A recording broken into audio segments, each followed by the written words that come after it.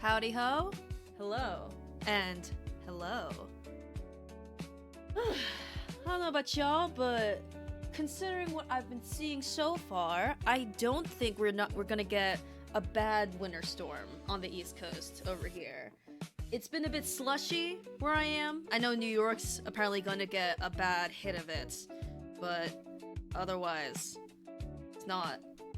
Doesn't look so bad, which is good because I really hope that there isn't any the less there is sticking to the ground, the better. I'm over it. Listen, even seeing snowfall is like, wow, the miracle of nature. Like that's kind of gone by this point. Like we're good. It's almost the end of February, y'all. Like we're good. God forbid if there's a single flake still stuck on the ground by March. Holy. Anyway, hello. Alright, I actually found a secret technique, which is actually quite obvious in retrospect, on how to get Gamer up without, having to deal with audio, and it's literally just pausing the emulation, which is something I could have done this entire time. So, everything's set up, and yeah, something interesting is happening in the server right now. Nothing like bad, but just, alright, well, I'm probably gonna hear about it when I get there, but it truly just doesn't matter. I could not care less. So let us exit out of this. Let me make sure as few software as possible is running. And let us enter the server. Also, hello everyone, if I may say. Hello. Hello. Welcome to the ocean. We are in Britain.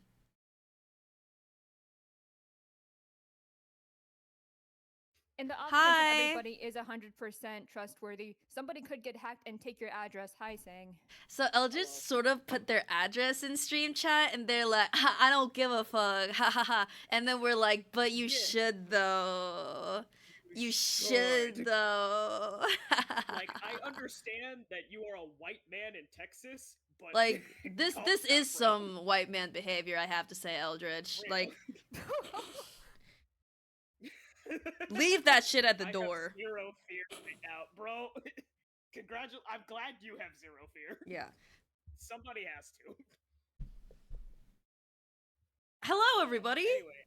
Hello. Hi, Sang. We just got snow too. Oh. It's here. I don't have work Is tomorrow. it like at all, Steffi? What? What's that? No work at all?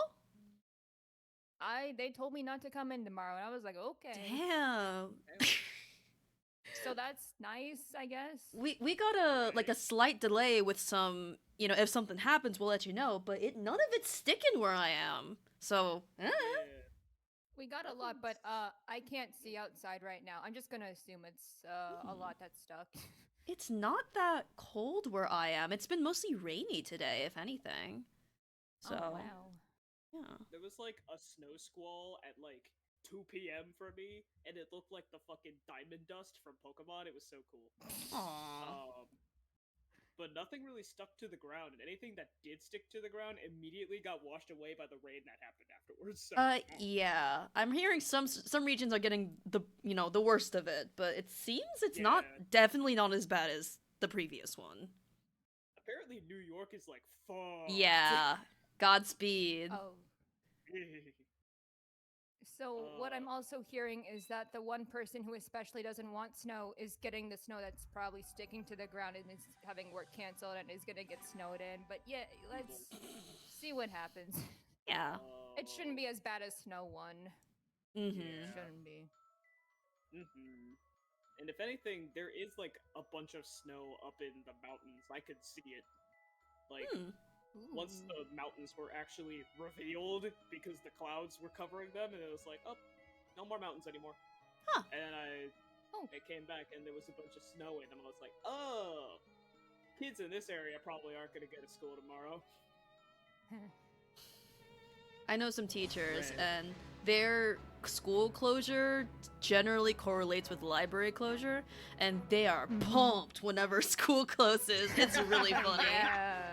We're like, let's go! Yeah, word for word, that's what they say to me. Perfect.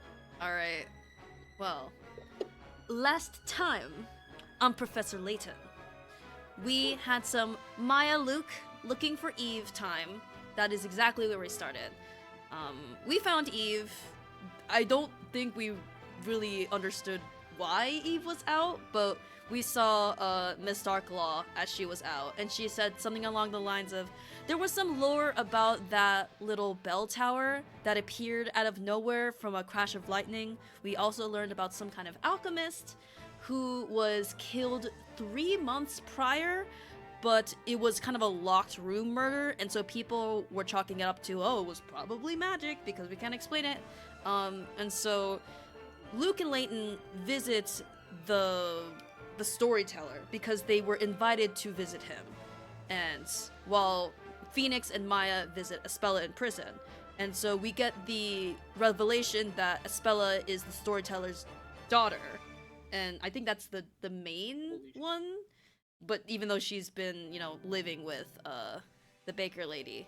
And meanwhile the storyteller is saying, I forget what exactly he said, but it was just kind of the vibe of like, you can't stop these things from happening, and just to mog in front of them, I guess. He was like, all right, well, another person's gonna go, and right in front of them saying, a man will succumb to a gold condition and a woman will weep, or something like that. And so Layton was immediately going, oh my god, Phoenix is in trouble. So Phoenix and Maya visit the alchemist's little cottage. We see the alchemist's assistant, forget his name, very anime. Jean Greyer. Oh yeah, Jean. It was Jean. Yeah. So he just seems to be maintaining things there. He left the crime scene perfectly untouched, which is so great for, you know, us. Phoenix went down to the basement and saw, for some reason this hasn't been addressed, there was like a whole golden goat down there, giving hints that maybe the alchemy has succeeded to a certain extent. But basically the way the guy... It was also that the goat, like, in that basement area, everything was, like, really clean and pristine, except the goat. The goat had a lot of dust. Ooh, good memory. Yeah, thanks for the reminder. I don't remember this goat at all. Like, like, I don't remember a statue of the Edgeworth downstairs. No, I'm kidding. Oh, like, I actually don't remember the goat at all. Wait. Actually, that was Wait, Shakespeare isn't dead? Hold on. Or she long. But yes. I just picked somebody we all like. But yeah. Yes. I mean, we all like them too, but Edgeworth is anyway. Safi is preaching to the choir of me right now, which I appreciate. Yes, I am. So yes, the scene of the previous crime was he was killed in his study. For some reason, there was green paint behind the painting or something that was hung up, and also Jean mentioned that he just painted the other room green. There's a weird connection there. Also, there's just a bunch of... They said it was like some medicinal powder scattered along the floor. So I think those are the main two details that we were able to pick up. So as Phoenix comes back up, a witch comes up from the little witch sigil that is on the grounds, attacks Layton in a way that turns him into gold, which we later find out is a specific witch spell. Just, you know, turn your target into gold.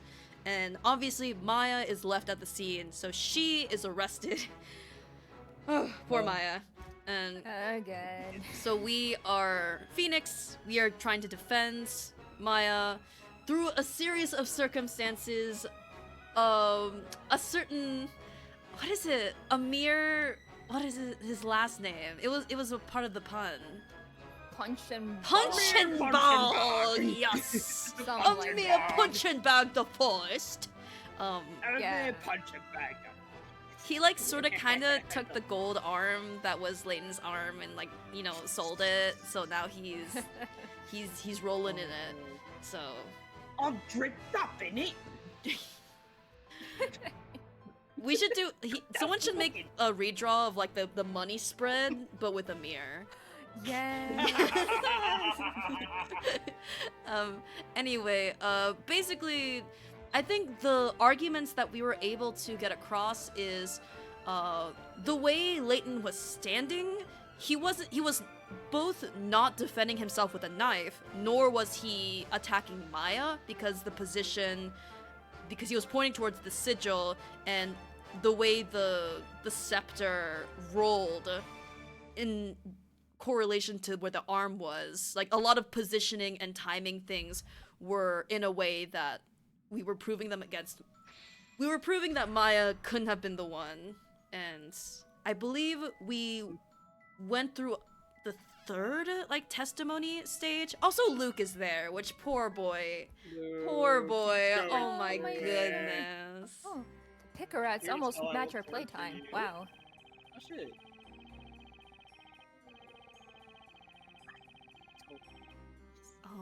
The recaps are usually Layton or Luke, and since Layton is compromised right now, Roy, you can take it. 3 months ago, the alchemist that lived in this house was murdered. Now, was a situation of our own. There on the floor, in front of a terrified Maya, was the professor, now completely made of gold. What the heck is going on? I thought the professor... Wait, no. Nope. That's Phoenix. Nope. What? Oh, Maybe Phoenix. Going on? Maybe that was Luke in the first part, and now Phoenix gets a little time to talk. well, it's still Royal. Yeah. What the heck is going on? I thought the professor was supposed to be meeting with the storyteller. To make matters worse, now Maya's accused of being a witch. Ugh. No! Oh. He's a baby! Alright. He's little! He doesn't deserve this. Oh. I was only focusing on the professor, so I don't remember much else. Luke. You said before that you heard the scepter fall to the floor. And that was after the professor fell over. Apprentice silence. I thought so. I mean, I thought so before, but now, the more I think about it, the less certain I am that I actually heard it. No! How could I have been paying attention to anything else when the professor was... when he was... No! He's sobbing! No! I'm killing everybody in this place, except for Luke. It'd be real funny if it just included Luke for no reason. No. My memories of everything else are too fuzzy. Guess Luke was too shocked to take in his surroundings and notice anything else. I doubt I'll get any more information out of him for now. Okay. I'm sorry, Luke. I understand how hard this is for you. Let's move on to the next witness. Not them both losing their mentors right in front of them. Hello, man. Oh no! I got that lass. So that thing was glinting and glittering away, so I couldn't see much else. And that thing would be... The arm of that shiny gent next to you, Bluey! Ugh. Poor Professor Layton. More valued now than ever before. Can you still read my mind when he's... I don't know. And you didn't notice the scepter on the floor? You know, I was looking at the floor. My eyes were kind of glued to my new source of income. If anything, I may have looked up at the ceiling, since that's where it was pointing. Huzzah! Finders keepers, eh? Into me pocket it went. Go, go, go. Someone arrest this guy. Please. Oh! Bewitched by love, or beloved by which, the poor cove knows not which is which. Would you mind translating your song into plain speech? I shall simplify it once more, just for you, esteemed knight of the court. First of all, let's talk about love. It's a pretty neat slant rhyme for cove. A cove is slang for chap, you see. brother. I'm gonna shoot this Why? guy. Why you got something to say about it? Oh, he's got to talk about love. Mr. Amir, you seem to be pondering something very deeply. Bah! You caught me unawares there, Bluey. Did something in Mr. Birdley's statement catch your attention just now? Nah, nothing in particular. Oh, something. By soul, I really kind of feel it in me heart. I appreciate your appreciation of my art. I appreciate your appreciation of my appreciation. I appreciate of your mine. appreciation of my appreciation of yours. I appreciate drinking. Why don't you become me? You can sing all about the heroic life of Amir Punching Bog the First. I could gladly sing of your adventures if it pleases you, kind sir. Yeah, that's exactly what I want.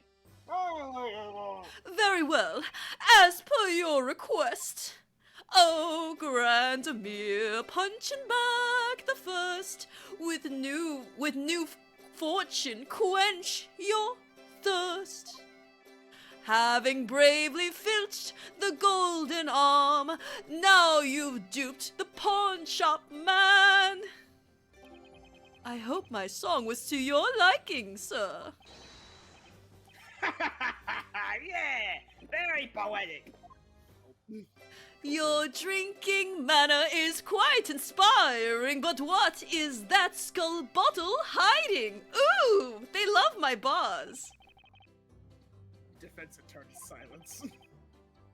So we've learned nothing useful at all. Instead of Amir's questionable taste in music. Sometimes it is best not to probe too deeply, Sir Blue Knight. But the dialogue was funny. Well then, let us just pretend we heard none of that and proceed with the interrogation. I was not expecting Birdley and Amir Yowie in my game. Oh, this is peak. Perfect. Oh, dearie me, I remember how obvious it seems now. The statue was dropped before the statue fell over. Hold on. But you haven't said anything about that until now. Well, that couldn't have been helped. How so? Now, everyone, listen well. Pencils in hand, be sure to take notes. Miss Brimstone's lesson number 4. Memories are not always pretty. Some things are better forgotten.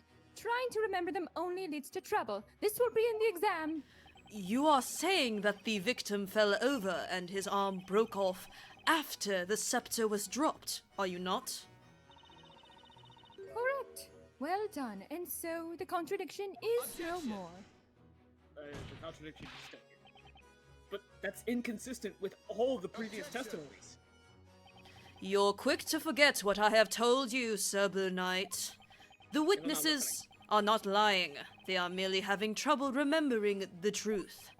We must do our utmost to find the truth within what they say. It's no use. These guys aren't making any sense. What Inquisitor Bonham said must be true. They've been confused by magic. Spella. We always try to make sense of what we see. So when what we see makes no sense, we lose track of what's real. I guess that makes cross-examination a little pointless. At least when everyone here believes it's so easy to get confused by magic. Well, we need to do something, or else Maya will be done for. Listen to the witnesses again and try to find something we can use. Good luck. Again, I guess. Again. Again. Oh wait, Again. I just realized. Oh. What? Do we present something or do we get dialogue we haven't gotten before? I don't think there was anything that was... Yeah. The only motherfucker who spoke up was Amir. How about? Yeah, and that was useless. Hmm. No, it wasn't. It was a wonderful Hold on. exchange. Let's look. Yes, of course. Oh Yeah, man. let's take a look at her. No. buddy. Reattached. Arm reattached. Slave. Magica, the four plant, yes. The main contradiction is how did that thing roll over when this hand was there before it rolled over? And they're saying, oh, well, it rolled over and then the hand dropped. That's their main point. That It's. would be useful I to get. guess the thing is, how could it have fallen over there if Maya wasn't over there to use the scepter and then turn Layton into gold?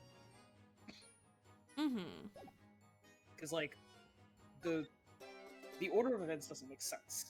He would need to be turned into gold first, and then the arm chipped off, and then the scepter rolled away, because you need the scepter to do magic.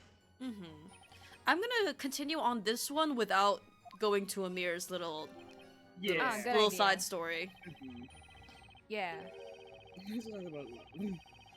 I can't skip this. They really want me to. Unskippable cutscene. Yeah. I actually thought she would speak up because his English is atrocious. But anyway. Yeah, that's what I Okay. thought. Then we have the word which, and it's homophone. Which. Right. Next, we have the delightful consonants of beloved and bewitched. It is ultimately a song about confusion. I'm confused. Ah! Stupid. To be honest, there's nothing more to it. It's merely an artistic expression of my feelings. So it's got nothing to do with this case, does it? I am a well of melodious words and poetic music. That is my only claim. An Ah! empty well. Ah! Oh, dearie! Dearie me! Nice parrot. Cracker! Animals! Cracker! Right! Right! Yo, this is crazy. Let's go! Wait, are we getting another parrot testimony? Oh my god. Let the parrot take the stand. Let the parrot take the stand. Let the We've done this joke. Take the Stand! Luke, would you like to say something? Apprentice silence. Oh, sorry. Guess I spaced out for a bit. What is it, Mr. Wright? You seem to be thinking pretty hard about something during Mr. Birdley's song, testimony just now. Is there something you would like to share with us? Apprentice silence. Well, I've been thinking about what Mr. Barnum said a while ago. What was that exactly? That humans who witness magic become confused and lose sight of what's real. And they end up not knowing what actually happened. Well, I was thinking Mr. Barnum might be right. He's And then- smiling. It occurred to me that there might be a way. I mean, we do have with us a witness who isn't human.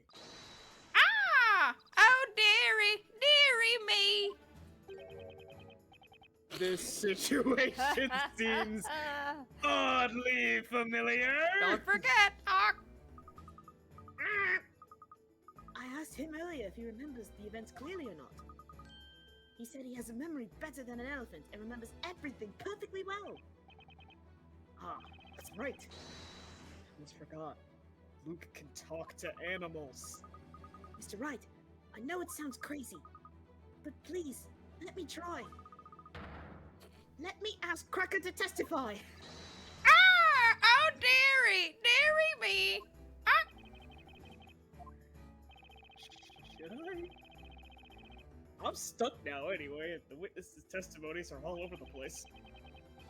Your testimony would be a wild card, but might be just the thing to turn this trial on its head. But it's a crazy idea, alright. It's worked before. If I make a mistake now, it'll put me in a tight spot. I can't pull this shit off twice. I can't. Defender, are you still with us? This is not the time nor place for daydreaming. What do you intend to do? It looks as if though you've exhausted all means for a counterattack, Sir Knight in Blue. Is it not time you drop your sword? If you have no further questions for the witnesses, defender, I will consider your interrogation finished. What will it be then? Are we finished here? I've got zero time to think it over. I'll make a choice now. Should I summon the parrot? That's even a question. There's hint coins Let's for this. hear That's it. crazy. Wow. Do it. Hint is Draw do a it. new order? The defense would like to summon a new witness. A new... Witness, you say? Who do you have in mind? It's a witness you all know by the name of Mr. Cracker. We were talking about white men earlier.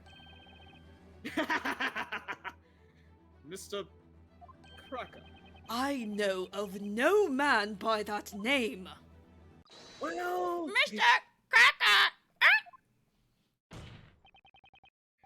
the defense summons its new witness, Mr. Cracker, the parrot. A parrot as a witness. It's never been done. This is the witch's court. Joking around will be considered contempt of the court. I'm not joking. Mr. Cracker witnessed the crime, he saw it happen, and he heard it too. I point at you. He's as valid a witness as the others. No, no, no! That bird is nothing but a pet animal. Referring to it as Mr. will not change that.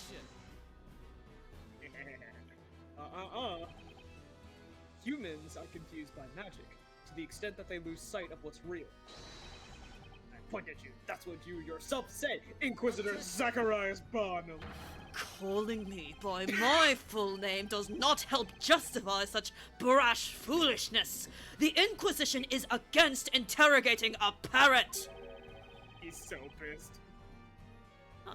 By the way, kind sirs. By the way, kind sirs, I suppose you should know that my dear companion never forgets a sound he hears.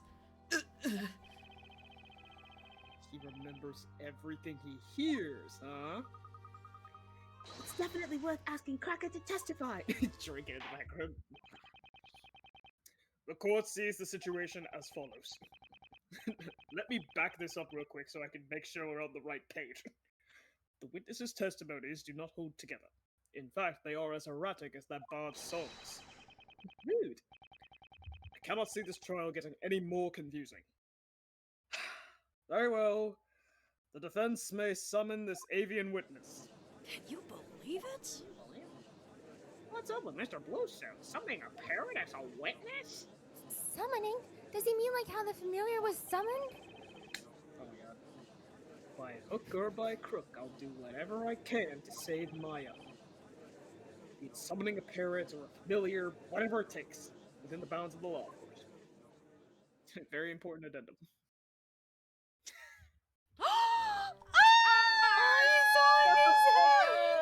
He's happy now! I've got a parrot on my head. This is Go a long! Oh, shit. Not so fast! I hardly even know where to begin, but first of all, what is the matter with that boy looking so pleased with himself? He looks like a cat that's got the cream.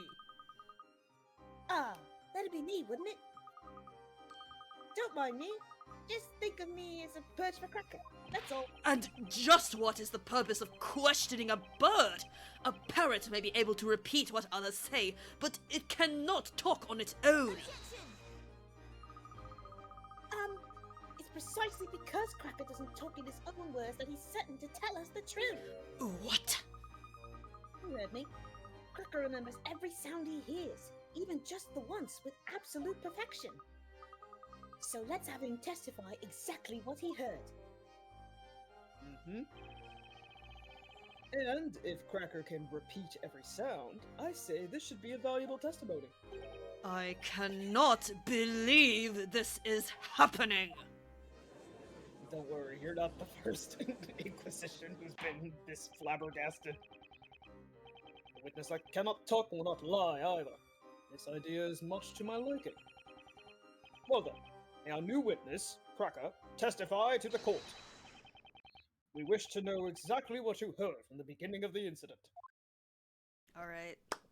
Lock in. Let's go. Oh, look at it! You get to The golden statue and the scepter. Me too. Oh!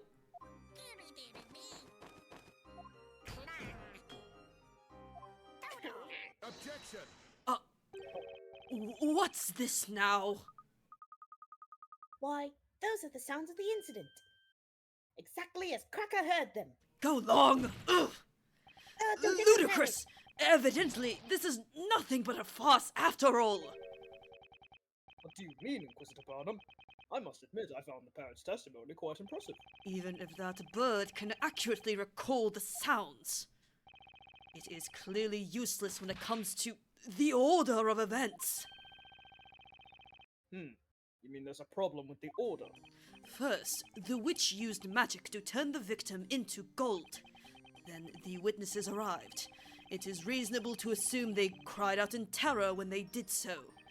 And yet, this testimony does not accurately convey such an order of events. It starts with a sudden scream, followed by the door abruptly opening,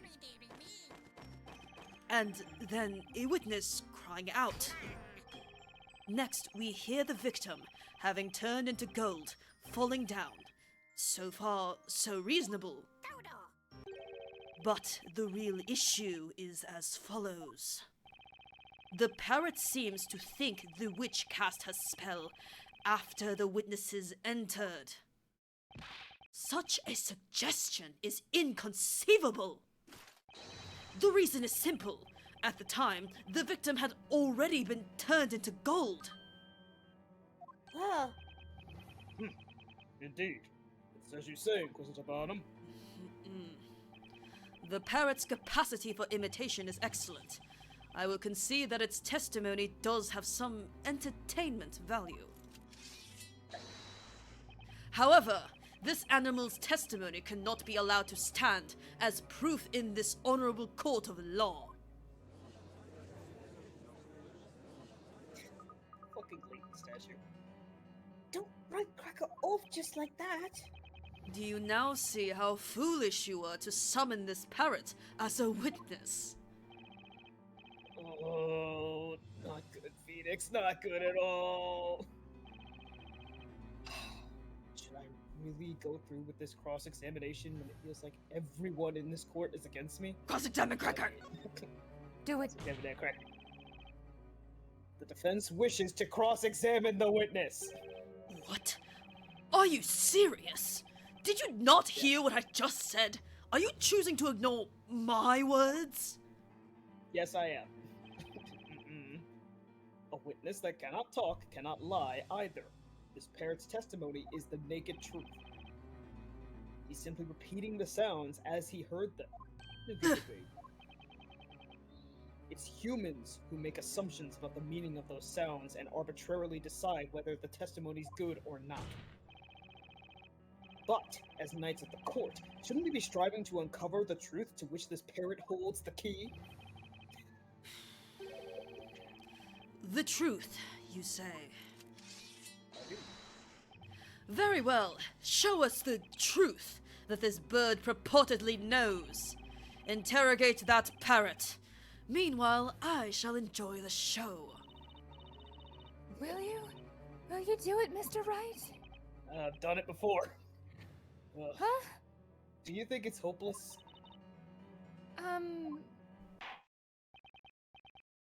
Defender, you may interrogate the witness. Hi, buddy. Hi, Mr. Quackle. That's my Cracker impression.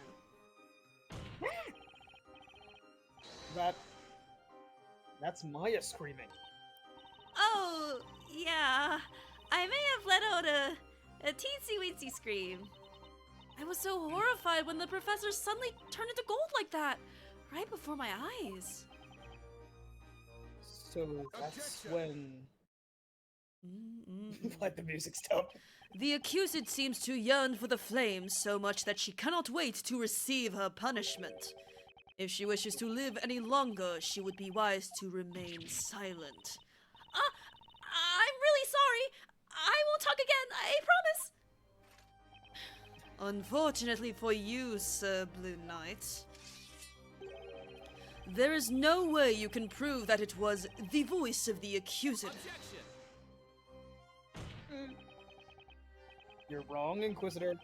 All we need to do is have her voice print analyzed, and we'll know straight What? Oh, wait. Analyze what? Voice print? Don't worry about it. It's nothing.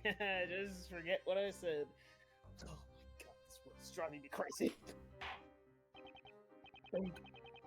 Well then, you may carry on with the interrogation. Whatever that was. Shalom! Hold it! Slam! It's a beauty! Was that the sound of a door being opened? Took it! Damn it! La la la la la la la. I love them communicating. Yeah. Excuse me, Mr. Birdley? How may I help you, sir? I've been meaning to ask this before, but why are you still on the witness stand? Are you suggesting I should leave my dear partner alone with strangers who cannot even sing? I can sing. Oh, yes, you. Huh? The very sight of Cracker causes the finest of songs to effortlessly form in my mind. Stilton, cheddar, or smoked cheese. I like my crackers with any of these. Ooh! That was the Cracker song. Is it not crisp and full of flavor? Right. Anyway, would you mind remaining quiet for the rest of Cracker's cross-examination? I suddenly got the munchies. Continue the interrogation. If only there was a medieval Reaches lunch under. lady in this universe. Alright. That'd be awesome. Yeah. Alright, let's do it again, except let's not be interrupted. I love that! So cute! Also, his voice is really low. Yes. It's like la la la la. Real, yeah. Holy. He seems to be saying, "Don't ask me, mate." Defense attorney silence. Defender, this is getting us nowhere. It would seem so, Your Honor. Yeah, I can see that myself. By the way, I was the one who opened the door. I was worried about the professor, so I barged right into the room. Poor Luke. Yes, oh Luke, indeed. Deary me. Hold it! I think we all can agree that this sounds like Miss Brimstone, right? Oh, When he he's gonna entered the interrupt. room, we all kind of reacted in surprise. La la la la la la la la la la la la la la la. Oh my god. Mr. Birdley, can I ask you something? So many questions for Birdley the Bard, but most of them I shall disregard. I have felt your keen gaze upon me for a while now. You can't help admiring me, can you? Sorry, man, you're not my type. The statement you heard earlier, was that anything you'd like to comment on? I wonder if there was. My peerless companion, what do you think? Hang on! Hang on! Oh, Mr. Wright, he's imitating you perfectly. How adorable. I can't say I share your love for the bird, Espella. Feels like it's mocking me. Carry on with the interrogation. Alright, round two. Again.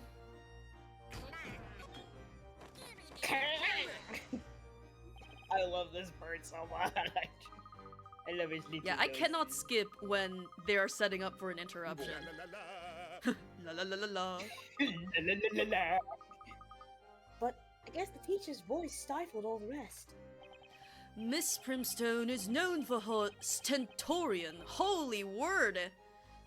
Whoa. I'm gonna look that up really quick. That's even Stentorian. impressive. What in the SAT? So, dictionary definition: loud and powerful of a person's voice. Wow, what a great word! The more you know. Miss Primstone is known for her stentorian voice of authority, allowing her to easily rise above the chatter of unruly children. Her voice would still be ringing in the pupils' ears long after her class had finished. Ah, that takes me back. If only Maya's scream was as easily recognizable. Right, let's move on to the next sound. Clang.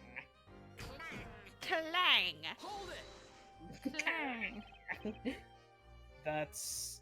That must be the sound of the professor falling over, I guess? Again, we keep La, having La to la hear la! I love For that. how long? Mr. Birdley, can I ask you something? So many questions for Birdley the Bard, but most of them I shall disregard. Same thing? Same shit. Alright, same thing. Oh. Huh. Same old song and dance. Anything you like to comment Hmm. on? I wonder if there was. My peerless companion. What do you think? Hang on. Aww. I'm Alright. being mocked by a bird. So he's just there to be an obstacle. Cool. Yeah, he did not say Goldor. He said Godor. Oh. Mhm. Better not pursue this one. Luke, you poor thing. Oh. Mm. Oh.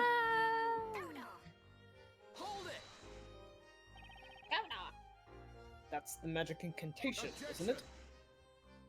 Preposterous! At this stage, the victim was already on the floor. The transmutation spell had to have been used much earlier than that. I wonder. Luke, what about you? Did you hear the incantation too? Come to silence. Oh. My lord. I'm sorry. I can't seem to remember. After I saw the professor in that state, my memory of what happened next just isn't clear. I'm sorry, Luke. I know this is very painful for you. Anyhow, the important thing is that incantation. Somehow, I get the feeling there's something odd about it. It just doesn't seem quite right. Ha. Do you think there's anything important in Mr. Cracker's testimony? There does seem to be a fundamental problem with what he repeated. Why would the incantation come after the professor was turned to gold? But Mr. Cracker can't tell lies, right? Yeah. He can only repeat the sounds he's heard. Maybe we're just misinterpreting Cracker's testimony? For the time being, let's have another look at the court record in the Grand Grimoire. Yes, of course. Thank you, Phoenix. And thank you, Cracker. Thank you, Cracker.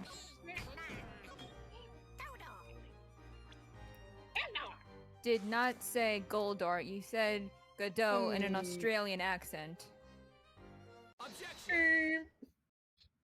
Godor. Oh, There is a critical Godor. contradiction in this testimony. Hodor. We are all aware of that, Sir Blue Knight. This contradiction is between your so-called desire to find the truth and the fact that you are interrogating a parrot. Okay, rude. But no. That's not what I'm talking about, Inquisitor. There is a contradiction here that makes one thing particularly clear. And I point at you. The fact that we have clearly all made a wrong assumption. How so? Luke, can you ask Cracker to repeat the incantation once more? Right you are! Hey, Cracker. Go-door! Go-door! Go-door? According to the Grand Grimoire, which I hold in my hand, the name of the gold transmutation spell is Gold Ore. Now, Inquisitor, it would seem to me that the spell we've just heard is in fact a different one entirely. Well, I never! Unbelievable! Goldor and Godor. This is ridiculous. That wretched bird must have misheard the incantation. Bars. Cracker is able to imitate sounds perfectly. The incantation was indeed misheard, but only by the people hearing it. The victim was found already in his golden state. Yeah. That is proof enough that the Goldor spell was used. Yeah, I'm not disputing that, but you're forgetting that Cracker heard this incantation after the spell had already taken place. Which makes it entirely possible that this Godor spell was used as well. Ours. In other words, another spell besides the gold transmutation magic must also have been used. Another spell? Haven't yet considered? Now, the next question that needs to be asked is... just what is this Godor spell? Utter foolishness. This is absurd. As convenient as it would be for you, there is no way that a spell by the name of Godor exists. Oh, Mr. Wright! I found the Godor spell! What is it? I found it. The page about the spell, Godor. Whoa.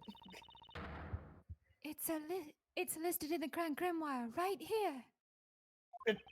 Exists? What? Look at him stand still. Look at Luke just. I find it. Order! Order! I demand order! Hell yeah. Just like I thought. Cracker remembered it exactly. But then, what kind of magic is this Godor? Well, my lord, the Grand Grimoire describes it in the following way. Godor creates a portal on two sides of green-colored walls. The portal will disappear after 5 minutes. Green wall. Creates a portal. On green-colored walls? Portal spell. Ooh. That's you, Aspella? Oh, I gotta get used to that. It's only for now until the professor I comes back. almost did it, don't worry, Yeah. I also forgot. Until he ungoldens, yes. Yeah.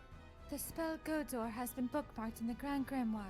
Creates Thank a you, portal Aspella. on Great. two sides of green-colored walls. The portal will disappear in 5 minutes. Go long! No, it's Godor. Aren't you a lucky man? It appears even the Grand Grimoire is on your side. However, there is a fatal flaw in your explanation. Huh? What flaw is that, Inquisitor? It is really quite simple. Think back to how the alchemist's study looked at the time of the incident. Do you remember any green walls? Because I do not. There were none. All the walls were coated with white plaster.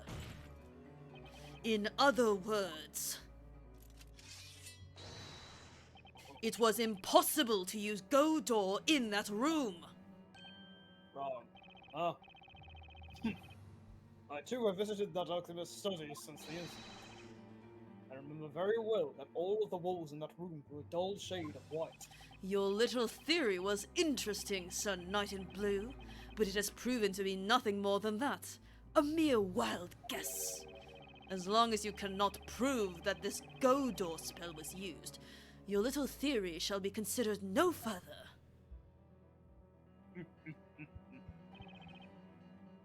In all honesty, I was very surprised to learn of such a spell's existence. However, as long as it was impossible to use this spell at the crime scene, the deduction leads us nowhere. So let me ask you now. Yes, Your Honor, do you, perchance, perhapsington, have any proof that you could show us? Can you prove that it was feasible for the witch to use Godot in that room? This is no coincidence. That spell must have been used at the crime scene. But do I have the proof that it was even possible to use Godot? Naturally, I have proof. Do not. It's been on my mind for a while. That inexplicable mark. It has to be the evidence that ties up all the loose ends. The defense wishes to present evidence. Impossible! The determination in your eyes made me think you would. Now then, we shall allow the defense to present its evidence to the court.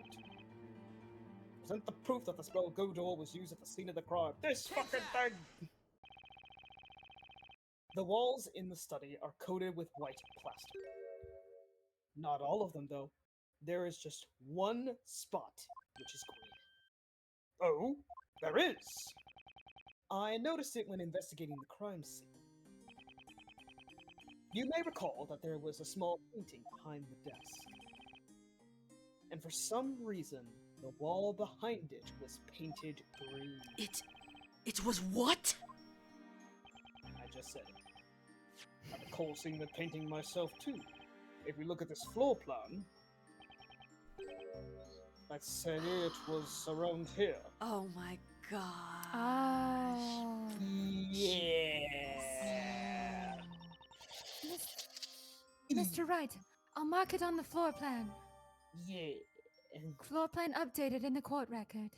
Thank you, Isabella. It's been bothering me since I saw it. But now it's clear what it was.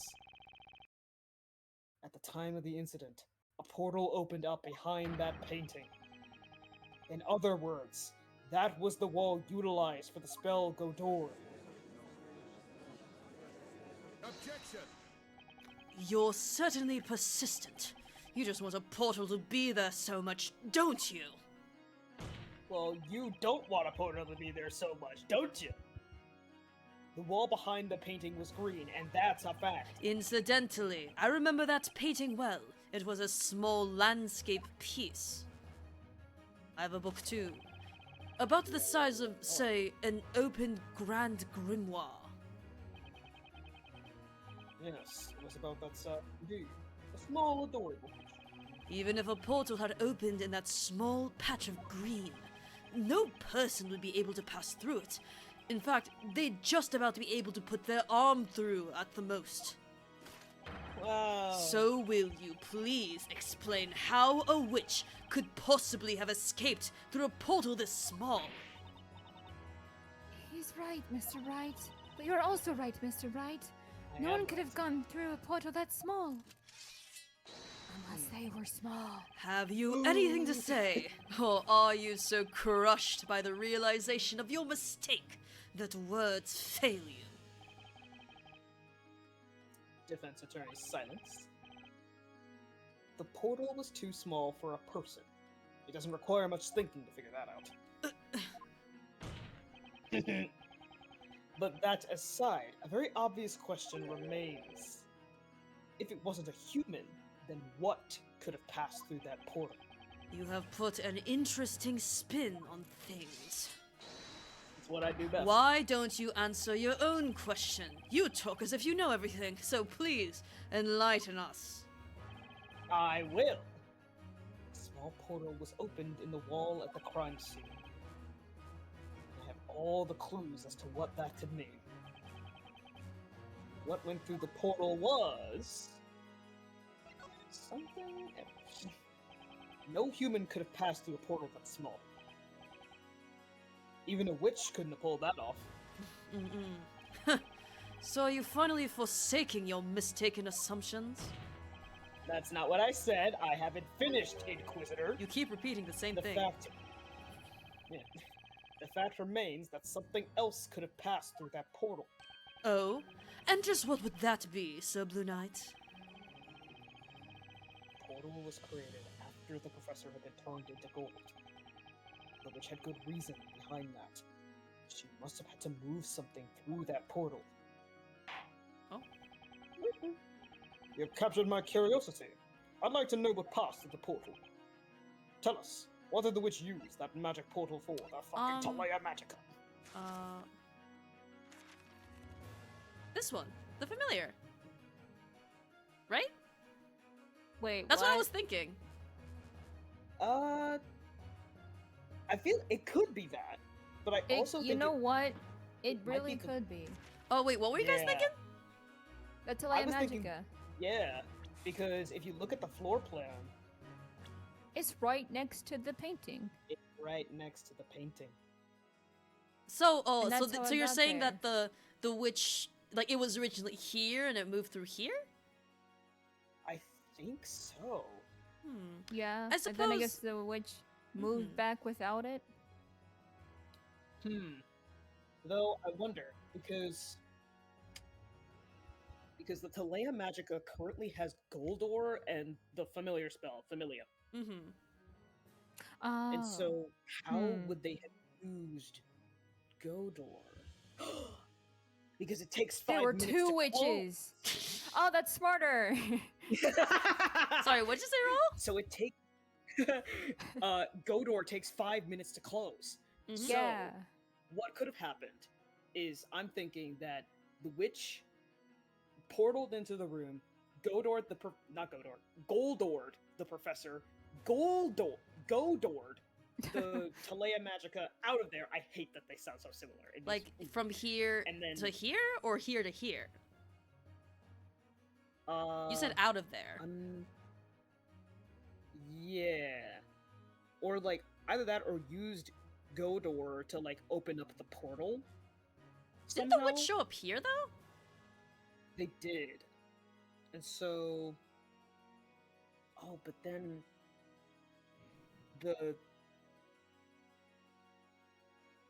cuz Godor happened after Godor happened after the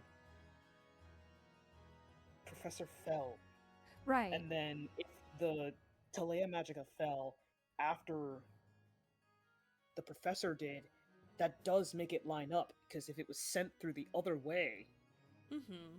like from the room into the study, then that makes sense. I feel like it's either the Talea Magica or a familiar. Alright, let's try this. Take that! Yeah. My brain! Yes! Considering the state of the crime scene, there is just one possible answer. And that is the Talea Magica. Damn, Birdly!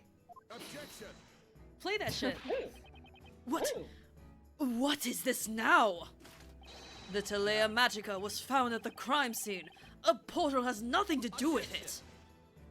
A portal has everything to do with it. Inquisitor Barnum, you're making the wrong assumption. Wrong assumption. Yeah, I don't know if they have the saying here, but you know, if you assume, it makes an ass out of you and me. Anyway, the witch wasn't trying to remove evidence from the crime scene. She wanted to plant it. She threw the witch's scepter into the room through that portal. Objection! Go long. Ugh. Uh-uh. You and your crazy theories. Do you even realize what you're saying? If she threw the staff into the room, that means... Exactly. She did it to deceive us. Her goal was to make us draw the wrong conclusions. When the incident took place, the witch herself wasn't in the room. She cast the spell from outside. What?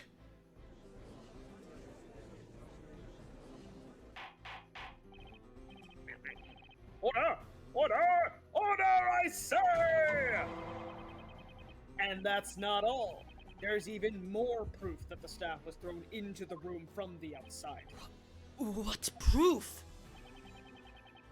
That proof is none other than Professor Layton's previously severed right arm. The victim's arm? How does that prove anything? None of the witnesses have testified they saw the witch's scepter. However, a few of them claimed to have heard it rattling across the floor. That's right. Please take a look at this floor plan. Since the arm was standing upright here, we know the defendant couldn't have been the one that dropped the scepter. Now, think about it. Where would you need to drop the scepter in order for it to end up here? Oh. Mm-hmm. That's right. The scepter could only have come from the small portal created by the spell Go Door. I gotcha. This is most unexpected. The witch wasn't in the room when the crime occurred. Or at least, that's the defense's claim. Mm-hmm. It's the only thing that explains all the contradictions we've walked into. Go long. Why don't you go long? Sir Blue Knight, your comments are quite witty today.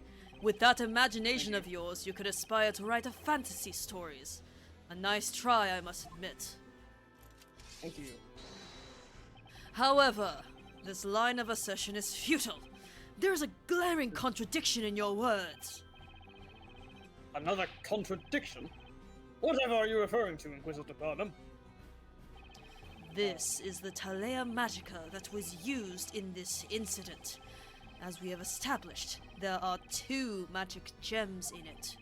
One for the gold transmutation spell, Goldor, and one for the Shadow Familiar spell, Familiar. A witch in possession of this staff would not have been able to cast Goldor. Defense attorney silence. Mm-hmm. Yes, you're absolutely right. Well, I'm right, you know. But you can't write off all the evidence supporting my theory as mere coincidence. Why must your agreement always be followed by a but? Because I have so many things to say. What I'm getting at is... this Talea Magica is not genuine. Oh, Alright, Phoenix! Whoa! not genuine. Mm-hmm. That's right.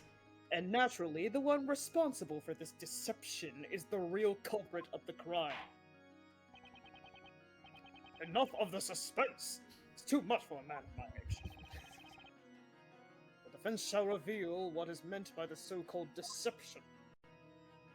Brother, I don't even know. Wait a second. Hold on. What is he cooking? What is I it know cooking? he's cooking something.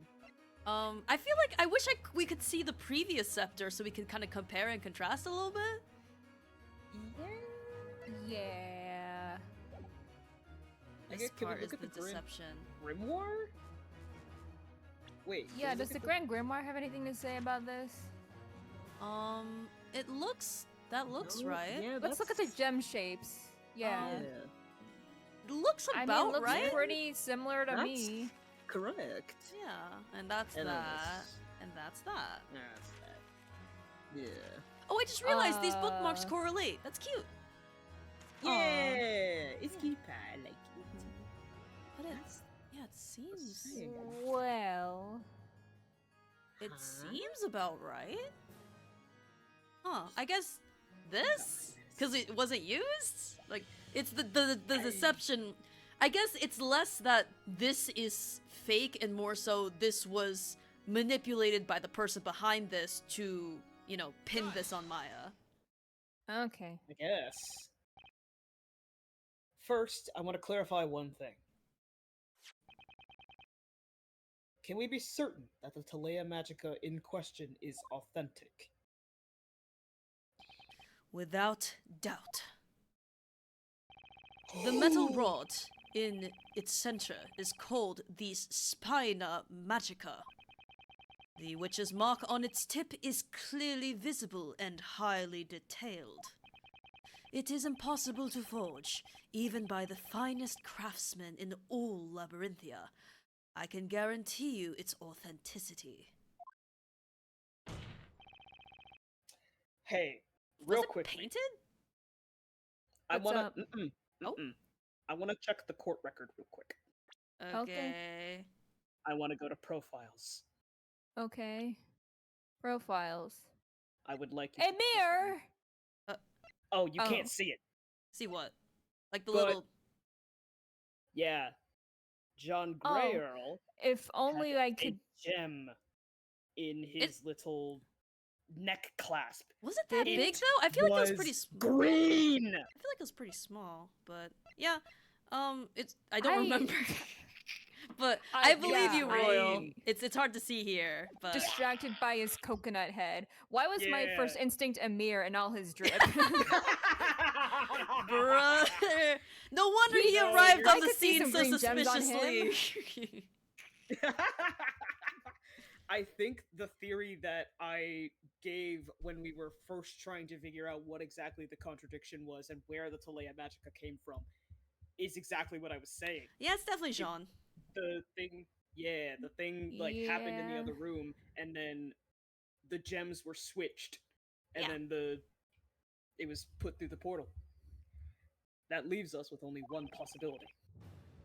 The forgery in question is the Familia magic gem. Guys, it's What? Somalia. Familia. A forged magic gem. Objection. Go long. That is an insult to our investigators. Objection. Only witches can use the power of these magic gems, can't they?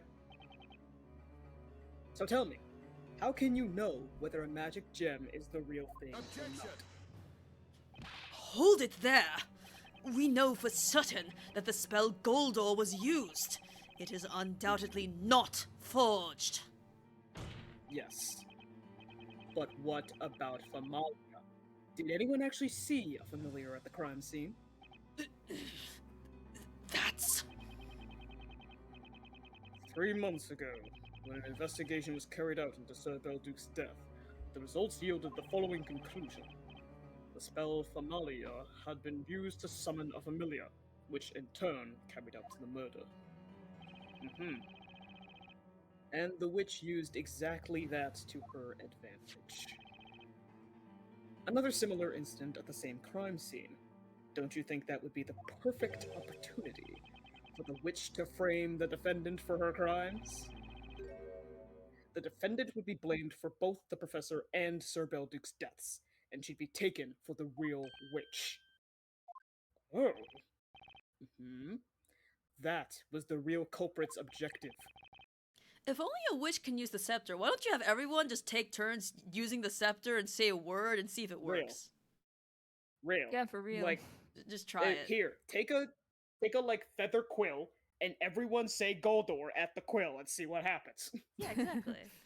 Anyway. Judicial silence. Collective Why is everyone silence. quiet? Courtroom silence. Did I say something weird? There's a chapter in Magic Archive, an old collection of tales of the occult. About the way to test whether or not magic gem is genuine. How can we test it, my lord? It is very simple. A genuine magic gem is composed of a mineral that with a density lower than that of pure water. All you need to do is see if the magic gem floats on water. That is simple indeed. All non-magical materials in our world, with the exception of sepiolite and a few other special kinds, sink in water. That won't be important for later, Nope. surely. Surely. These eerily sparkling magic gems, however, will never sink when put into water. Dunk. Bailiff, remove this magic gem for immediate examination. The magical gems are fake! What's up with this trial? This is not how it was supposed to be. It's alright, darling. It's alright, darling. Don't cry. You'll get to see a witch burning today. Sabana never disappoints. Hush now. They're there. But yeah! Barnum, woo! Defender! If your theory is correct, this could be the biggest occult crime in history. But another important question remains. I wonder if you can answer it. Who is the supposed real witch that threw the Telea Magica through the portal? Defense attorney silence. The real witch. There's only one person that comes to mind. Frankly, I still find it hard to believe, but it's the only possibility. Once I indict her, there'll be no turning back. Knowing the consequences, should I give them her name? Yes. Mr. Wright. Huh? In Labyrinthia, witches are punished by fire. I know you think that's going too far, but even in a world that seems so insane to you, those who take the lives of others must be punished. That's universal law, isn't it? The witch turned the professor into a golden statue. And that's not all. She took the life of an alchemist, too. And now she's trying to pin the whole thing on Maya. I can't just let her get away with that. Well then, defense, let us hear your theory. Who is this witch responsible for using Godor and then throwing the scepter through the resulting portal? Well, What if there's only all of one- these were magic gems? Holy, it was right in front of us all along! Wow. Well, there's only one who is a woman. Yeah, I did think you look very anime. But then, Do you think it's like a Sheena where the So- bob is a wig? It's always a bob. Yo. Take that! So, and instead of I- Jean, it's Jean, the feminine Like Joan pronunciation. of Arc, a little bit. That too. But yeah, Jean and Jean, Mm-hmm. famously unisex. Yes. That's Yeah. another reason for it. Yes, Mr. Or they Coconut Head. Let's see what's up. Nick's coconut head. When you've eliminated the impossible, whatever remains, however improbable, must be true. There's only one logical possibility.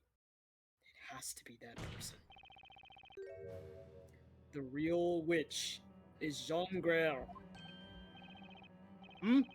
Grael? I've heard that name somewhere. Wait, isn't that the butler who serves Sir Belduc? Mm-hmm. That's correct. Objection! Psh! What's this about? You seem to love rolling out these ridiculous suggestions, but you ignore the obvious.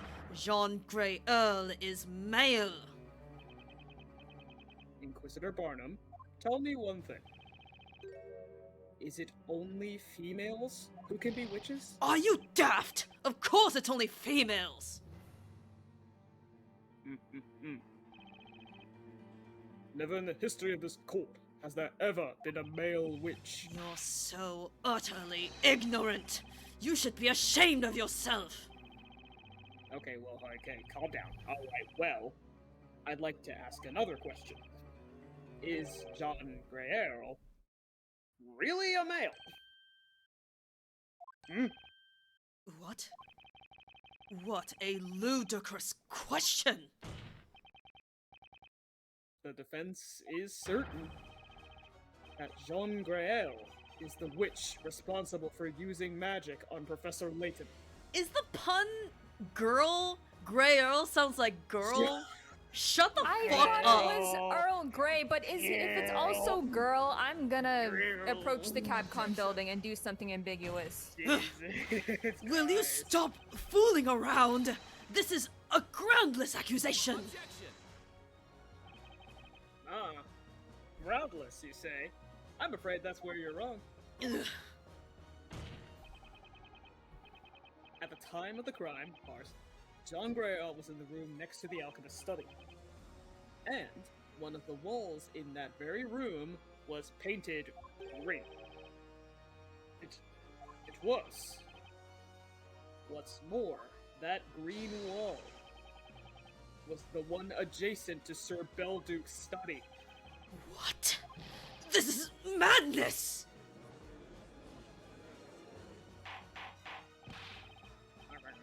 Inquisitor Barber, quickly, have the butler summoned to the court. Have Jean Grael brought here immediately. Certainly, my lord. It shall be done.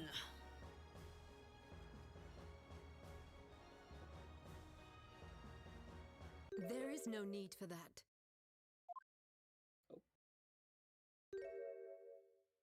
I am here. I shall come down right away. Ah, it's you. Well then, Mr. Wright, shall we begin? Jean Grael. It would seem this trial has turned in a new direction. I think we all need a bit of time to take it in. We shall take a brief intermission. Inquisitor, defense, sharpen your swords and wits to prepare yourselves for the next stage of this battle. Yes, Your Honor. It shall be done, my lord. By the time we resume, the examination into the magic gem should have ended as well. Now, the court is adjourned for a brief intermission. It's not recess. There are no monkey bars. I hope this game is normal about gender. Me too. I hope it's it's one of those typical, people wouldn't suspect me if I was just a dude, and it's that simple. I hope so. Here's hoping. Oh no! No! So, it's gotta be that, young butler? I know what you're thinking. I couldn't quite believe it at first either. But the evidence and circumstances all point to the butler. He, or she, I guess, has to be the witch. At least, it'll be certain if the magic gem turns out to be a fake. But if that's the case, then Balduke's murderer was also... Yeah, it would be Griero. No, it can't be true. He wouldn't have done that. Or Someone? they. I know, Jean. He had... Should I just they it up? Like, in the meantime, currently they are he, so... Yeah. Yeah. Okay. Alright, just making sure. He held Sir Balduke in the greatest of respect. Jean didn't kill him, I'm sure of it! Jean Grael, are you really what people think you are? There are still so many unknown factors to this trial. Oh, hi, little baby thing. Prentice silence. It's Luke!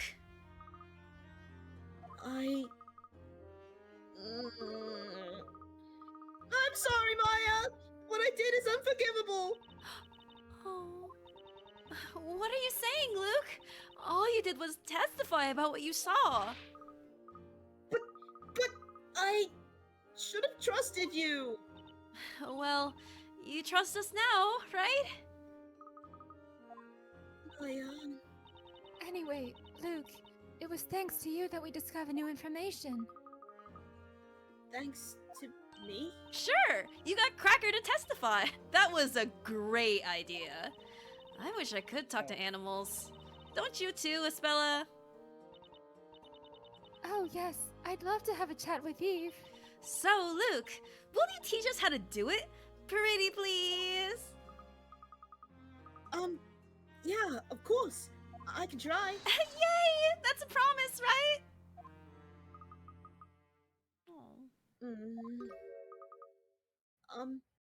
Mr. Wright? What is it, Luke? Do you mind if I join you from now on? Not at all, Luke. I realized during the trial that in this strange town, even what you see with your own eyes may not be real. That's why I'm not giving up yet. Professor, I know he'll return. We can't just give up hope. You know, that's what I've been thinking too. Really? I have a feeling he'll reappear again when we get in trouble and help us out. Wait, wasn't Jean the one who was like trying to find a way to de-gold someone? I wonder how that'll work out. Yeah. Because I mean, it's the professor we're talking about here. Right. And remember what he always says? Look forward to the future. Always look on the bright side. Don't think it was the professor who said that. Defender, accused and... The intermission's over. Return to the courtroom. Let's go. It's time to bring this trial to a close. Oh, I have something for you, Mr. Wright. Here, please take it. Maybe it'll come in handy in the trial. A letter, huh? Let's see who it's from. Wait! Newton Belduke? There are several sheets of parchment inside, but they're all blank. The professor and I got this when we went to see the storyteller. Thank you, Luke. The more info we have, the better. Right, I forgot about the magic marker letters. You're welcome. Blank letter added to the court record. Thank you, Miss Bella. Belduke to the storyteller. Oh, interesting. Huh. Interesting. I've got no proof that it was Jean Grael who turned the professor into gold. Even if the magic gem is fake, it's still not decisive evidence. I don't know what will happen next, but I do know this battle's far from over. My shoulder's itchy. Oh my Back in her cage. Oh, in my enclosure. We will now resume the trial of my affair. First things first, I'm the realist. The occult crime analysts have finished examining the evidence. Speaking of crackers. They have tested the 2 magic gems from the witch's scepter. Goldor floated on the surface of the water, whereas Famalia sank. They're both here! Yay! The bookies! It was said that genuine magic gems float in pure water, wasn't it? Thus, it has been established that the Famalia magic gem is a fake. It can barely fit over the He's bed. so little! He's so tiny. Get him a box. Order! Order! Order in the court! This does not prove that Goldor was used, of course. Nonetheless, the defense's theory does now seem more plausible. The court considers it worth looking into. You have no objection to that, do you, Inquisitor Barnum? No, my lord. Kalea Magica updated in the court record. The Thank you, Famalia Stella. is fake. Now then, bring in the witness! Hello, Jean. Hello, Jean. Jean. Witness, state your name and profession. My name is Jean Grael. I serve the late Master Belduke. Since his death, I have been tending to his dwelling and putting his research materials in order. I don't know what it is, but I feel like there's something a bit different about Grael today. Yeah. Witness, there's something we need to clarify first of all. As you are no doubt aware, you've been accused of being a witch. Therefore, it is vital that you tell us, are you a boy or a girl? Are you a boy or are you a girl, Professor Oak? Please hold on. What? What is it? Excuse my rudeness, my lord, but at this time, I do not intend to answer that question. Damn. All right, That's a power Vaseline. move. Yeah. Why do you refuse to answer, witness? I have been following this trial from the gallery and so I'm fully aware of the utterly absurd accusations made against me. Alchemy, the art pursued by Master Belduke, is concerned with the rules and logic that govern nature. As someone who had been helping Master Belduke for quite some time, I dare say your theory is both illogical and impossible. Objection! Hey, the witch's scepter was thrown into the crime scene through a portal created by the magical spell Godor. That portal could only have been opened from your room. And what's more, one of the walls in your room is painted green. I believe anyone is free to paint their walls in whichever color they please. Besides, your theory relies on one magic gem being a fake. While that may have been proven true, another question has arisen. Where could the genuine magic gem be? It must have been swapped with the fake one and discarded somewhere. I'm afraid that's impossible. Why? If we assume, as you have claimed, that the witch used the spell Godor, that would mean the magic gem must have been swapped after creating the portal. So tell me, when and where would the witch have disposed of the magic gem? I see your point. Several people paid witness to the incident, and the Knights of the Inquisition arrived at the scene immediately after. During that time, no one left the building, and the whole place was meticulously searched. Naturally, my room was searched as well, although there was not much to see, as I have few personal belongings. Despite our inspection, nothing resembling a magic gem was found. I assure you, we have not overlooked anything. I would swear it on my honor as a knight.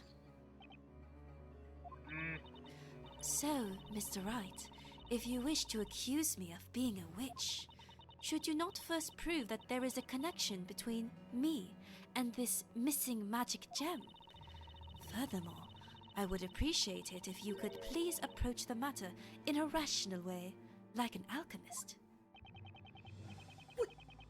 The house was searched very soon after the crime. The gem wasn't found. Then it means Grey Earl hid it somewhere.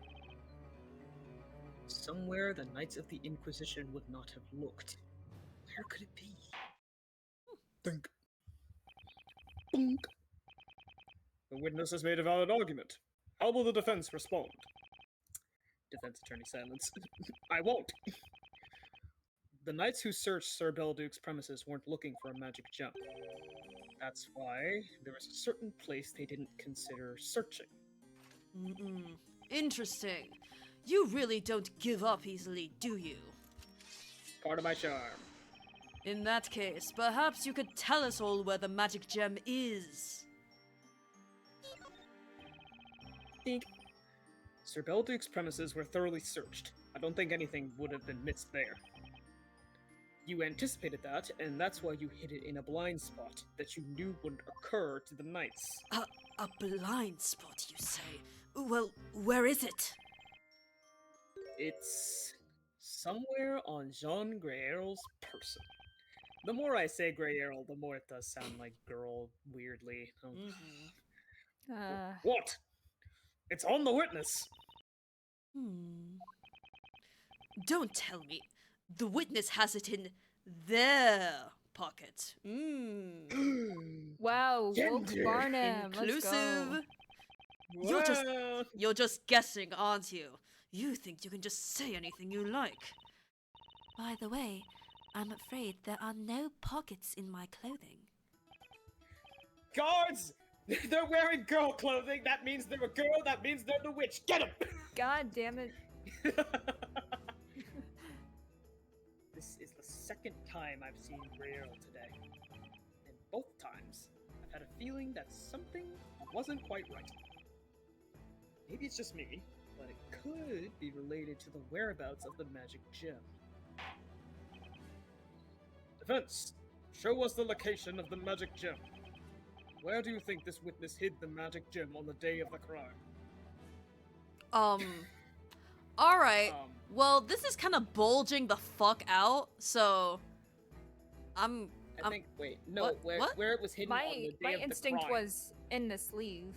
Big ass no, no, no. sleeve. It is very big. No. What you cooking?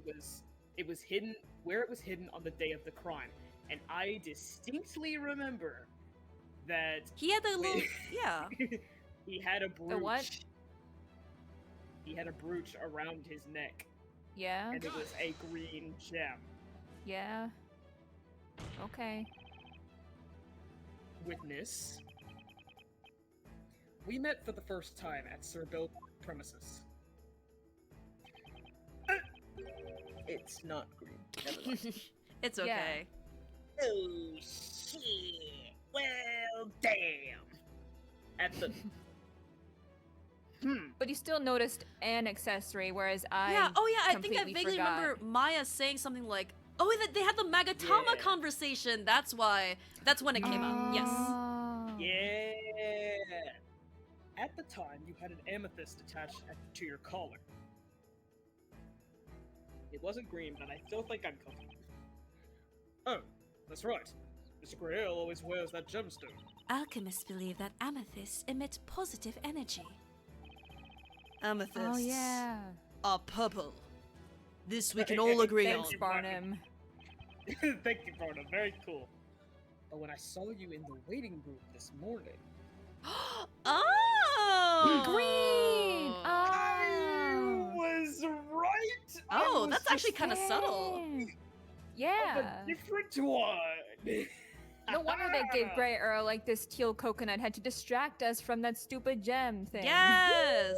If their hair was Yeah. anything besides this, I would have looked at it anywhere else. Same. Yeah. Woo! I cannot believe, because I was so certain. I was like, that shit was green at some point. When the fuck was it green? And hey, Why are you Hey. green? Shh, Why are you it's He's okay. green for an amazing reason. he's green for an awful reason, actually. I hate how my memory is like so cooked for some things, but like I can remember random details that were there for like 2 minutes. Equivalent exchange. Yeah. The gemstone you were wearing was green, not purple. And now it's not here. Interesting. So my question now is, where has it gone? Where is that amethyst that you supposedly always wear? Wait just a minute. The witness wears a purple gemstone. Yes, you just said that. Is something amiss, Inquisitor Barnum? No, I said amethysts are purple. Very different. When we first arrived at the crime scene, the witness came out to meet us. Oh. I recall the witness wearing a gemstone, but that gemstone was not amethyst purple, it was green! Oh. Green? Amethyst aren't green! Although amateurs sometimes mistake Preciolite for amethyst. Alright, King. But that's irrelevant now. He's a gemstone. Okay. Gemstone. Okay, king. Love that for him. mineralogist. Yeah. Witness. You've been trying to pin the blame on the defendant. In order to do that, you replaced the Godor magic gem with a regular gemstone. Interesting. We thought the witch who killed Sir Belduke had used the spell Famalia. You knew that if a witch's scepter with the Famalia and Goldor magic gems attached was discovered at the crime scene, the suspect would be accused of committing both crimes, and that's precisely what happened. The girl captured at the crime scene was accused of slaying both Sir Belduke and Sir Layton. That was your plan. You removed the Godor magic stone from the scepter and inserted your amethyst in its place. And then, You attached the Godor gem to your collar. That's why, when we saw you shortly after the incident, you were wearing a green gemstone. To think that it was in fact a magic gem! Order! Order! Oh. Witness, is that true? Who can say? This amounts to nothing more than conjecture. I do not believe you have any solid proof. However, I have to concede that you have surmised a logical connection between me and the missing magic gem. Consequently, I am prepared to answer your questions. Oh, thanks, man. Good. I will repeat what I asked you previously. Witness, state your name, profession, and finally, your gender. My name is Jean Grail. Jean? I have been studying Master Belduke. Jean, it's not even Grail, it's Grail. Almost like Braille. As you can see, Yeah. I wear a butler's outfit. But the truth is, as the defense claims, I am a girl. Alright. Not the. Not Have to do Oh! the voice change. Let your You hair sounded a bit loose, like queen! a girl, but oh, Okay, wait, Slay. yeah. A Honestly, girl? Unbelievable. What? Gender The butler fluid. is a girl? God, that's Gender so much fluid. better. sounded like a girl before the voice Yeah. change. You didn't have to. Yeah. Real. Order! Order in the court! That's 3. Yeah. Jean Grael, you declaring to this court that you are in fact female. Yes. They said I'm a girl, not female. But everyone in town was under the impression that you are a boy. Skill issue. Truly. Did you hear that? The butler's a girl! Doesn't that make him, a maid? I knew there was something suspicious about him. I mean, huh? You know why, right? Think about it. All that alchemy, that's mighty suspicious. Just listen to them. Listen to the wild gossip and accusations. Alchemists pursue knowledge of the rules that govern nature. But to the townspeople, alchemy is no different to magic. Had they known I was a girl, they would have taken me for a witch. That's what Master Belduke was worried about. He told me it was safer to pretend to be a boy. In other words, you disclose that you are female but deny that you are a witch? I would have thought that was obvious. She knew that once her gender came into question, she wouldn't have been able to conceal it. That's why she's made this public now. It was the most rational choice for her. Inquisitor Barnum, may I ask you one question? Has all the evidence in this Golden Gentleman case already been presented? Why do you ask? As it stands, you do not have a single piece of evidence proving that I am a witch. Given the lack of pertinent evidence against me, I would like to be permitted to return to my duties. Oh. What say you, Inquisitor Barnum? It has been proven that the two gems were swapped. However, it may also be possible for the accuser to have done so.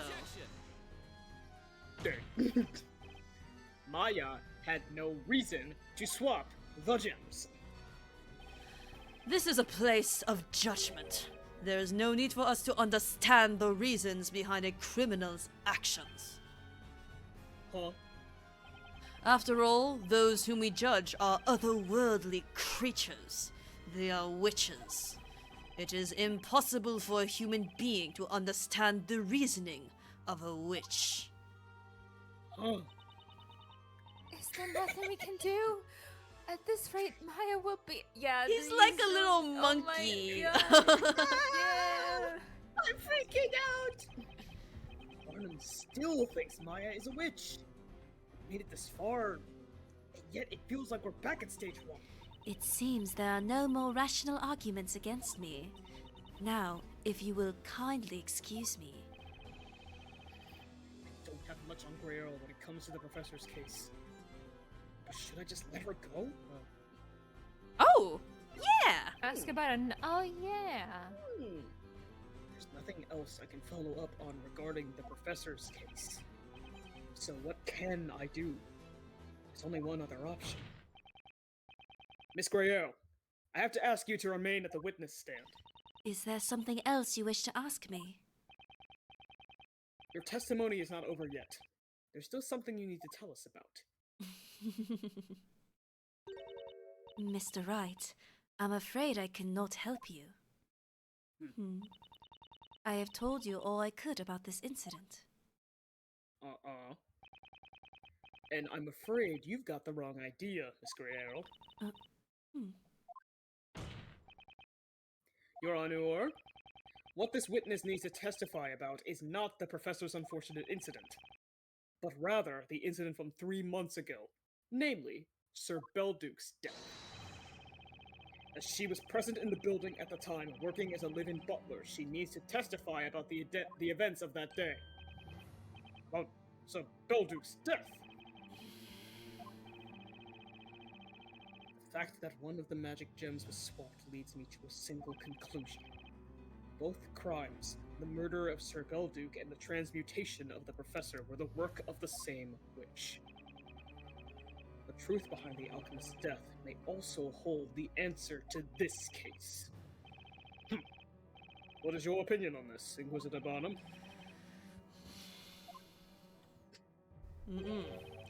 I'll allow you to have your way this time, Sir Blue Knight. The Inquisition has no objections. It's like Burger King, I have it my way. The King of Burgers. Intriguing. Inquisitor Zacharias Barnum. It seems you have lost that unyielding attitude so admired by the townspeople. Here you are now, letting a novice defender lead you by the nose. It is hard to believe you have been known as the unwavering sword of justice for your usually cool-headed judgment. She's calling you washed! You know little about me, witness. Do you think I care about defending my name? It is this town that I wish to defend. Okay, Slay. Sir Belduke's murder is the only case to have remained unsolved for so long. Jean Greyeul, you shall now testify about it. Get him, Craig. For a guy named Luke, he can't see shit. Luke, he's trying to Triton. Oh, I'm leaving. As demanded by both the defense and Inquisition, the witness will testify about Sir Belduke's death. Any questions? No, my lord. I must, however, mention one more thing before we begin. If it cannot be proven that Jean Greyeul is a witch, as claimed by the defense, the court will irrevocably consider Maya Fey to be the witch responsible for both crimes. Is that understood? Defense attorney silence.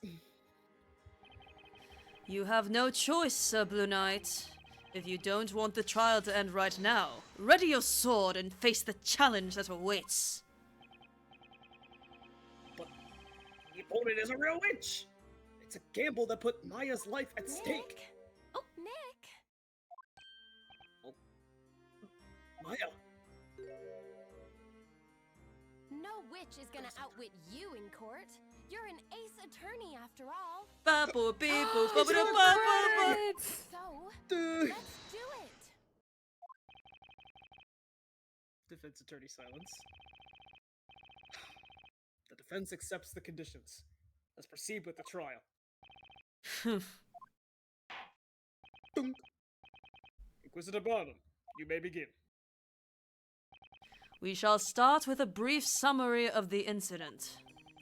About 3 months ago, in the dead of night, Sir Belduke, the alchemist, was murdered. The crime took place in his study, just as with this incident, The room had been locked from the inside. The victim was found still seated in the chair at his desk, so we can assume he was attacked while working. Wasn't he strangled or poisoned? Yeah. So you you see the could marks on his reach neck. out from there and leave no footprints. Ugh. Yup. Tiny hands. There were very clear strangulation marks visible on his neck. Oh. There's something trickling down from his mouth. Is that blood? Yes, most likely. The victim probably bit his tongue as he was struggling with his assailant. And you said earlier that some white powder was spilled all over the floor, correct? Yes, hence we expected to find the killer's footprints. However, there were none. The killer must have somehow approached the victim without stepping on the floor. After murdering Sir Belduke, the killer left the room without opening the door. Undoubtedly, the crime must have been committed with the use of witchcraft. The body was discovered the following morning by the butler, Miss Grayle. Body was found by Grayle, huh? Thank you, Inquisitor Barnum. Court illustrated sketches will be added to the evidence. Crime scene sketches added to the court record. Thank you, Espella. Now, witness, begin your testimony. Tell us about the events spanning the night of the crime, from the evening beforehand until you discover the body. The night of the crime. At around 1 o'clock at night, I excused myself and left Master Belduke in his study. When I called him for breakfast in the morning, he did not respond. The door to his study was locked. A neighbor had come for a visit just then, so we forced the door open together. All the potions and other concoctions from the study had been confiscated. I wonder if they're being properly stored. Girl, potions and concoctions were confiscated? The victim was an alchemist after all. We were hoping the items confiscated from his study could provide some clues. Besides, such things must not fall into the wrong hands. It may not be standard practice, but it was deemed necessary. The confiscated goods are stored in our secret vault. The only person with access to them is the High Inquisitor, Lady Darklaw. It has caused me great difficulty, as I have not been able to put Master's research materials in order as a result. The confiscated items shall be returned as soon as Sir Belduke's murder is resolved. I shall be looking forward to that. It may be happening sooner than you think. Defense, you may begin the interrogation.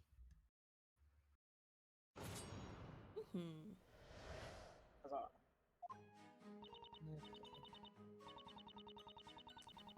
Let's save. Good Yes. idea. We haven't done that in a while. We haven't. Oh, in about, 40 minutes. Nice.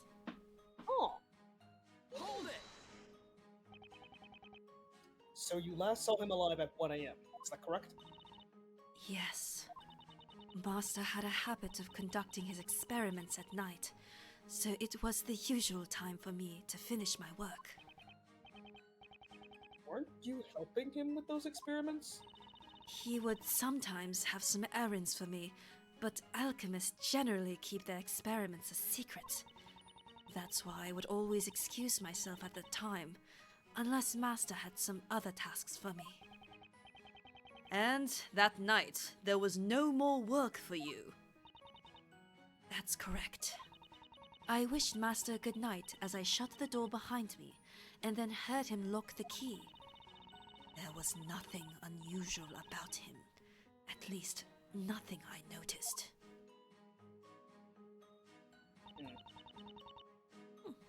Hold it! And what time was that? Master would always take his breakfast at 9 a.m., so it was around that time. So you didn't have the key to Sir Belduke's study, is that correct? Yes, there's only one key to that room, and Master always kept it with him. Master's research was a very delicate matter, you see.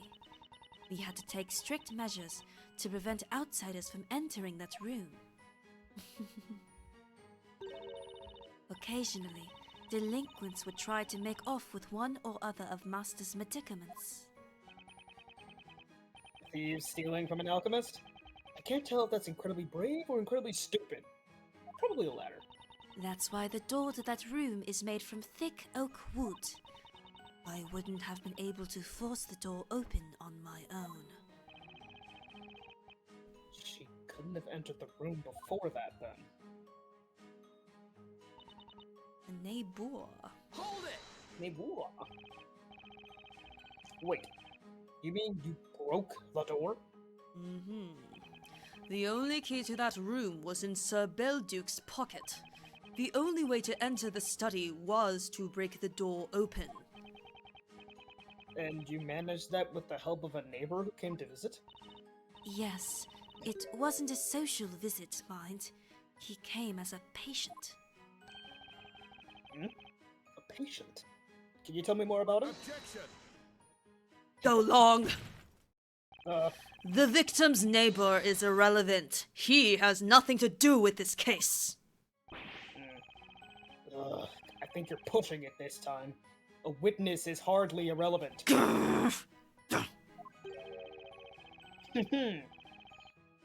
What's got him so shaken? He looks as if he just had a rush of blood to the head. Master Belduke had been making very potent medicines, among other things. We would get people coming from town at all hours of the day or night, asking for them. And yet, in return for all the help Master offered, people would gossip about him dabbling in witchcraft. So I'm thinking that either the person who broke down the door is either Emir or Barnum. Yeah. So you broke the door together with a neighbor? Yes, when I explained the situation to him, he brought over an axe. Then he proceeded to attack the door with great force, smashing it into splinters. Jesus, man. I see. By the way, about that neighbor. Hold it! Who was the... Amir the It's Goat! here! Time for Emir's grand entrance! Did you miss me, guys? He's like Wario. Yes.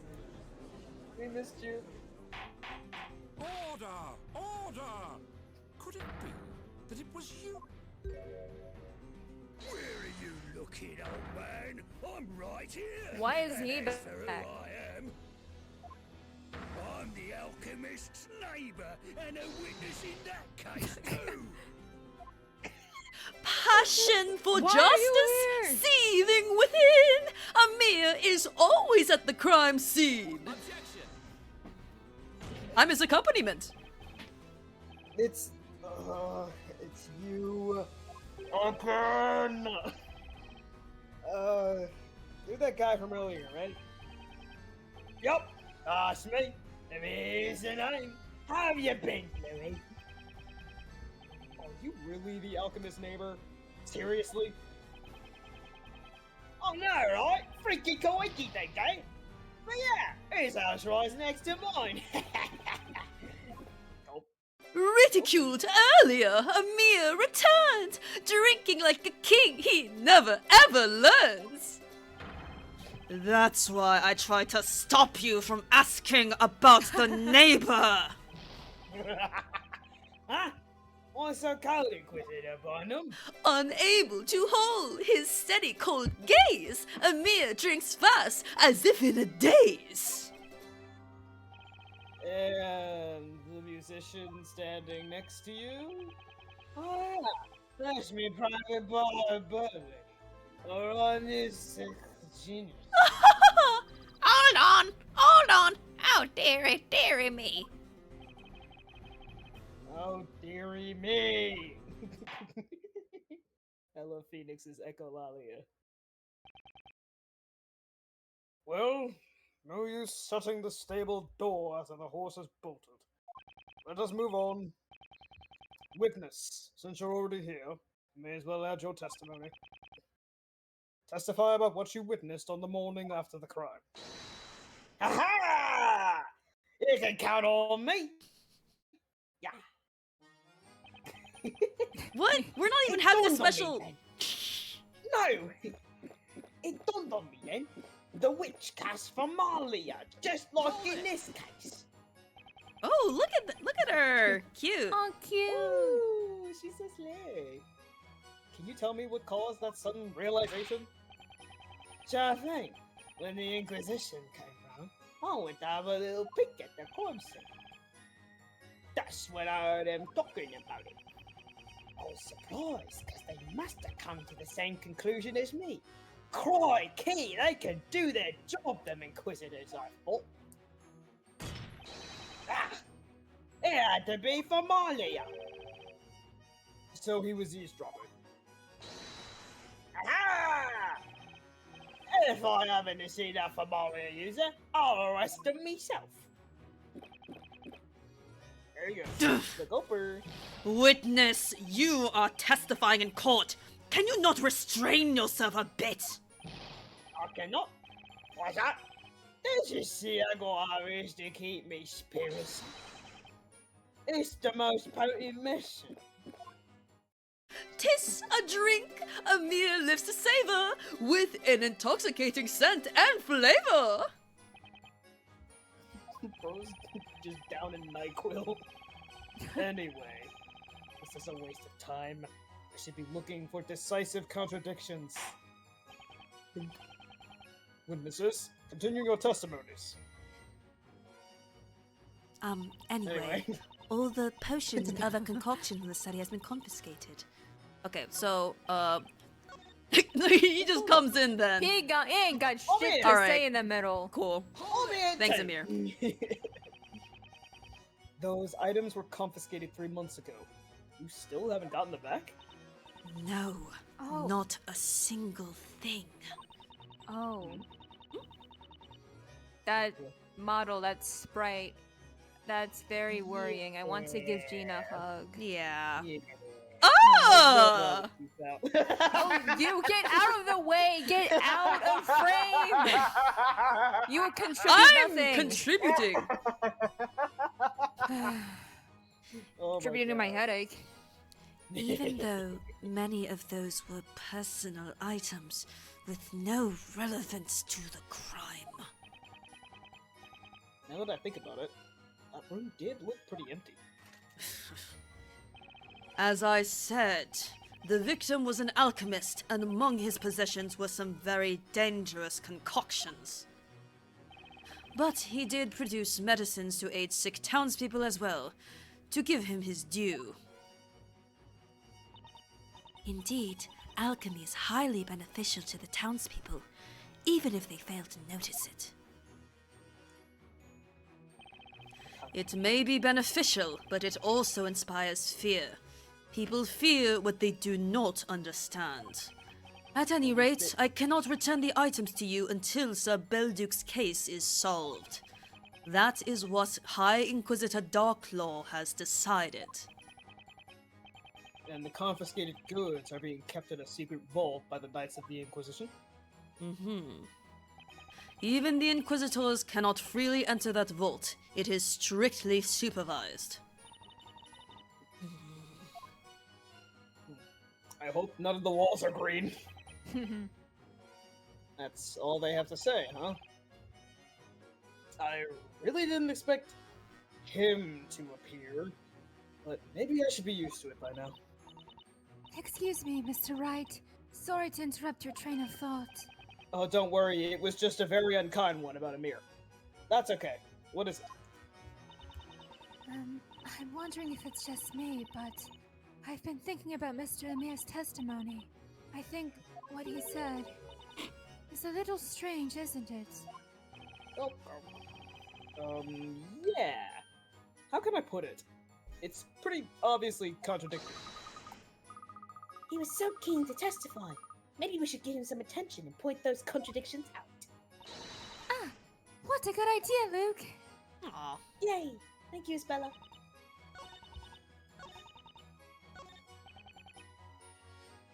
Just like in this case, buddy. Well, Bro. yeah, buddy. There's something you don't seem to understand here, Mr. Amir. The Famalia gem in the Witch's Scepter is a fake. The gem is useless. Just like this buffoon's testimony. Still! Ah! Be nice, mate. Therefore, your testimony doesn't hold water. Just like anything else he says. What? Ignored and scorned, without credibility, will majestic Amir now show humility? Punching ball silence. What? A fake! You should have listened to the trial more carefully!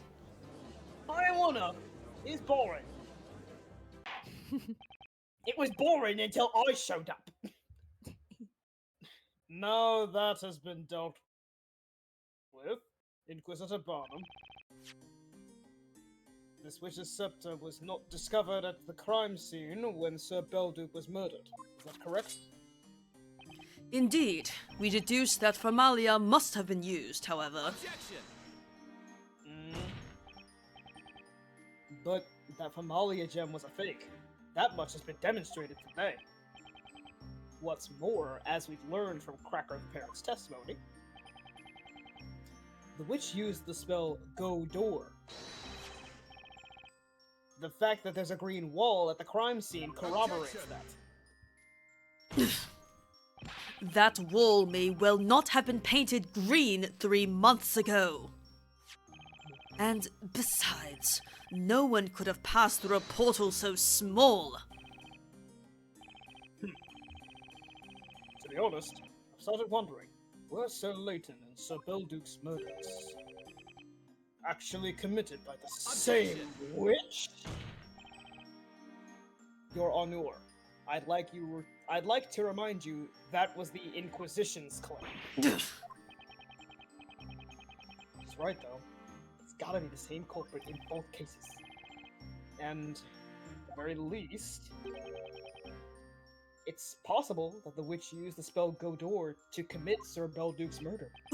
What? In that case, I'll ask the defense to show us proof. Do you have proof that the witch could have used Godor to kill Sir Belduke? It's the fact that there's no like footprints. Yeah, right? Yeah, it's also green. There's a little tint. Green. Yeah. What's this? I'd like you to take a look at these. Not those. The Court Illustrator's sketches. As you can see from this sketch, the victim was seated at his desk when he was murdered. And what can you see right behind the victim? A small landscape painting. Yeah, huh? Thank you, Inquisitor. Very good. But there's one more point of note. Look closely at the painting. Do you notice anything behind it? Oh, I see it! The wall behind it had already been painted green! Which means the witch could have used the portal spell there 3 months ago. One moment, my lord. Consider how small that portal would have been. Could a witch have passed through it? I think not. Of course, the witch would not have been able to go right through it. However, if you look at the distance between the portal and the victim, you'll notice that the victim, Sir Belduke, was sitting just an arm's length from where the portal would have been. The witch did not have to enter the room at all. All she had to do was reach through with her arms in order to strangle Sir Belduke, who was sitting right under the painting.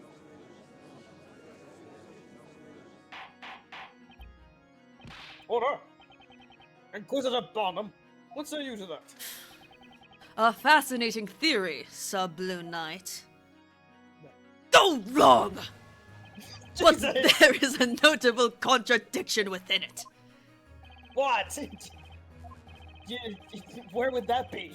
Tell me, why do you think we concluded that Famalia had to have been used? We had a certain reason for it, of course. What was that reason exactly? I've totally been paying attention. The crime scene has been tampered with. How so? Imagine the circumstances of Sir Belduke's death, and it should become obvious even to you. The victim was choked to death. And yet there were no signs of a struggle. Highly improbable, don't you think? What are you getting at? Think about it. Can you imagine anyone just sitting back and letting themselves be strangled? Clearly there should be evidence of a struggle. And since we haven't found any, that must mean the killer erased all traces of a fight from the crime scene. Indeed. That would be the logical conclusion. Now, surely it would be impossible to do any such thing had the witch only reached inside through a portal. In order to cover up the evidence she left behind, the witch had to have used a familiar. Without doing so, there would have been no point in her using the spell Godor. Objection! Miss Grielle could have done it. She might have been able to tamper with the crime scene. What are you talking about? The morning of the crime. From the time Miss Grielle and that guy entered the study, until the arrival of the Knights of the Inquisition, there was a window of time in which she had the opportunity to do so. We need to look into what happened in that window. It seems we may be in need of another testimony. Witnesses, testify about what happened in the time between the body being found and the Knights of the Inquisition arriving. Sure thing. Ask me anything. I'll tell you all you need to know. Oh, glorious Samir, tell us more. Maybe you won't be laughed at as before.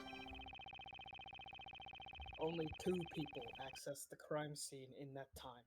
Grielle and Amir. Believe it or not, Amir is the key witness in this case. Help Crazy. us. That's right, it's me. It would also discovering the body. It would also explain why he suddenly appeared in that cutscene as they were running to Layton. Yeah. Because he lives nearby. Hello? I broke down the door and saw the alchemist slumped in his chair. Gave me a joke. The brother hurried to call the Knights of the Inquisition. He never entered the study. What did I do then? Yeah, I was asked to keep an eye on things. So I went in to have a look at it. Oh, that made me pretty drowsy.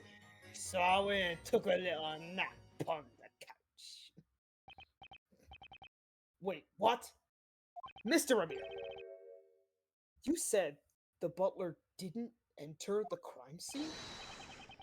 Yup, he never set foot in it. The moment he saw Balduke, he stood there standing guard till the Knights of the Inquisition arrived. And then off he went. What a resourceful apprentice, that alchemist, I sort of thought to myself. I almost feel sorry for you, Sir Blue Knight. After all, your suspects couldn't have tampered with the crime scene. Defense attorney silence. That can't be true. Defense, please proceed with the interrogation. Yes, Your Honor.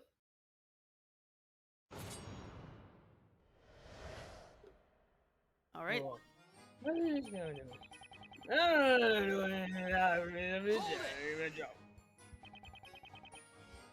Before you smashed the door, did you check that it was really locked? Course I did!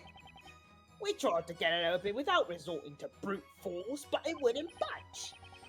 Someone went to fetch me lovely little axe. It would an enemy to stall and still, yet Amir sprang forth. It was overkill. Did you think I lied about the door being locked?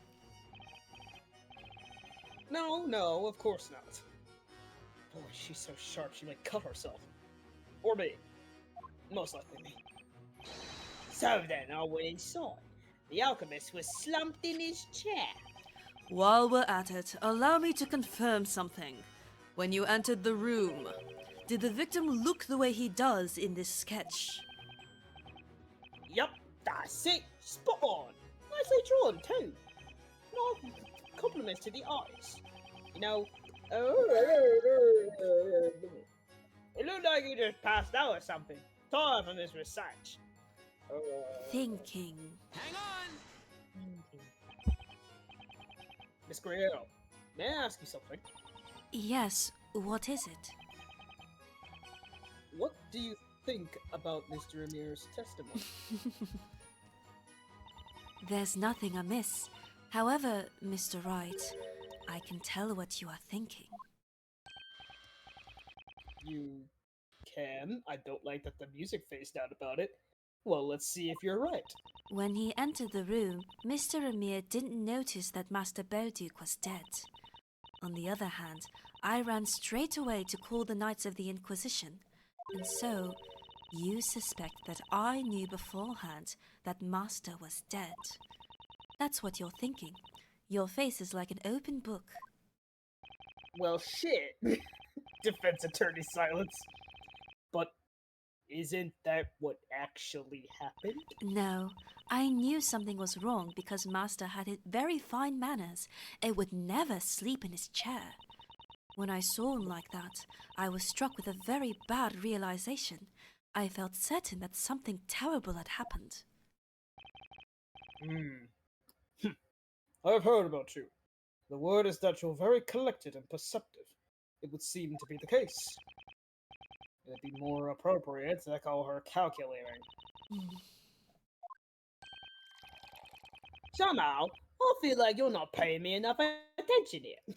I am upset when we are not about me. That matters not, witness. Let us proceed with the cross-examination. Matters not, eh? No need to be so rude about it.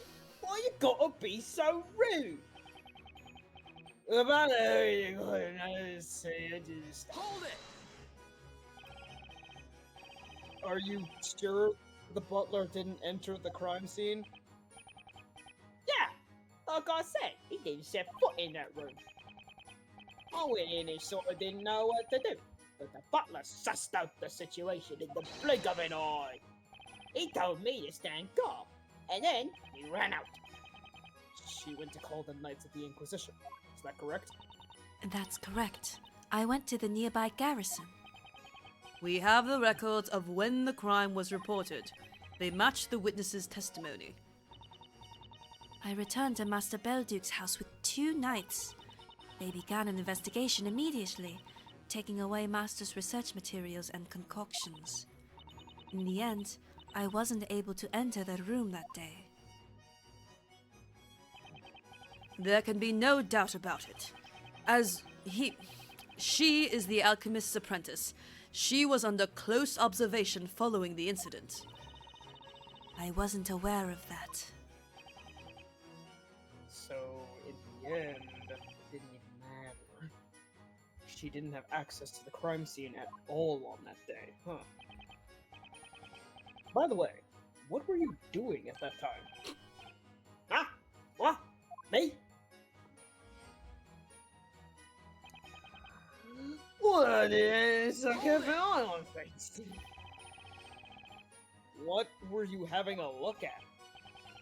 Oh well, I was asked to take care of the crime scene. Make sure everything was in order. I mean, you know, it's not like I went wild with excitement after being left in a real alchemist room full of mysterious stuff. I'm sure you didn't, Mr. Sticky Fingers. And besides, Besides? they're doing that too. I like how he oscillates between pronouns. Very cool. Thank you, Woking. He, she, Jean Greyarrow. Mm-hmm. Miss Greyarrow, you look lost in thought. Hmm. Gender fluid. Oh, were you talking to me? It's a surprise, Friday, Kitty. Even she can be caught off guard, if I choose the right moment. You have been listening to Mr. Ramirez's testimony, haven't you? Yes, I have. He was asked to look for something. It was you who asked him, I assume. What did you tell him to look for? I think you're mistaken. I don't remember making any request of that sort. Huh? Gaslight Gatekeep Girl Boss! Mm-hmm.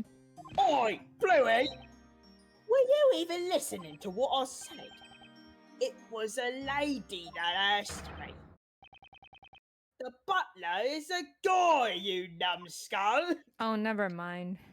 Oh, buddy. Oh, brother. You don't know. Oh, he doesn't know. You don't know a damn thing.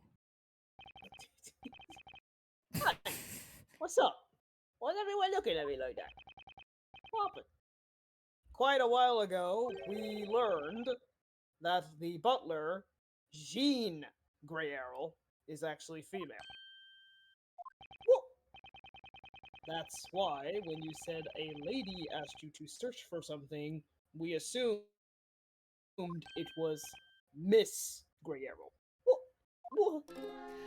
Daydreaming, listening, but not hearing. That look of shock is almost endearing. What the? Why didn't anyone tell me before? Do you require personal notification? You should have been listening to the trial. Knights of the court, squabbling with a witness is most unseemly. What I would like to know now is this. Who was the lady that made the request of Amir? Oh yeah, that was actually... Yeah, the mailer! Oh, she's so cute! Cutie! You are? Her name is Letty! Letty Mailer! Letty Miller! Stop! I love her! Miss Letty? Who are you precisely? Me? Who am I? I'm Letty Mailer. I'm the courier. I love her so dearly. The courier? A courier is a person who collects and delivers letters or packages. I know. Thanks anyway, Stella. I wish she'd stop misreading my mind. Hold on, Miss Mailer. Do you mean it was you who irresponsibly made such a request to that troublemaker? Me? Maybe. Yes, I guess so. I asked him to help me find something. Outrageous! Why was I not informed of this? I guess no one told you. Maybe because you didn't ask? Yes, ass. I love her. Seems we'll need to ask you to testify, Miss Mailer. Explain to us how you were involved in this case. Frankly, I wouldn't say I was involved in anything. Now I'm in a tight spot, but it's because that guy said something weird about me. Ease up on me, lady. Like the saying goes, if I'm going down, I'm taking you with me. Beast being in a pickle on your own, eh? Now then, Miss Letty Mailer, testify about that day. She's so cute! I love her. That's attorney silent. Oh. Did you hear the feedback sound? Yes! Yeah. That was That's yeah, that was hilarious. in game. That's funny. Wow. That voice could make windows shatter. I Hater. need ear protection. Sir Belduke said he'd have a letter to send, so I came by to pick it up. Oh, the letters! Oh. You mean to came to... Whoa. Had a stroke. Sorry, my ears are still ringing from that. You mean you came to pick up a letter from Sir Belduke? Yes, I was told by Sir Belduke that it'd be ready in the morning. What's more, he said it was extremely important. I felt a sense of duty surging within me. Ooh. Hang on! Yeah. Miss Guerrero, I have a question. Yes? What is it? Did anything catch your attention during Miss Mailer's statement? Nothing in particular. At any rate, to begin with, I was not aware of the fact that the courier visited us that day. Ah, that's right. You weren't there when I arrived. And once I found the letter, I left immediately. Did you know about this letter, witness? I would never pry into Master's personal matters, such as his correspondence. Defense attorney silence. Well, that should conclude the testimony.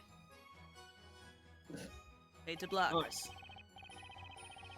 So now we know there was a third witness. But Miss Mailer only came to pick up a letter. That doesn't help much, does it? Well, perhaps there's more to it than meets the eye.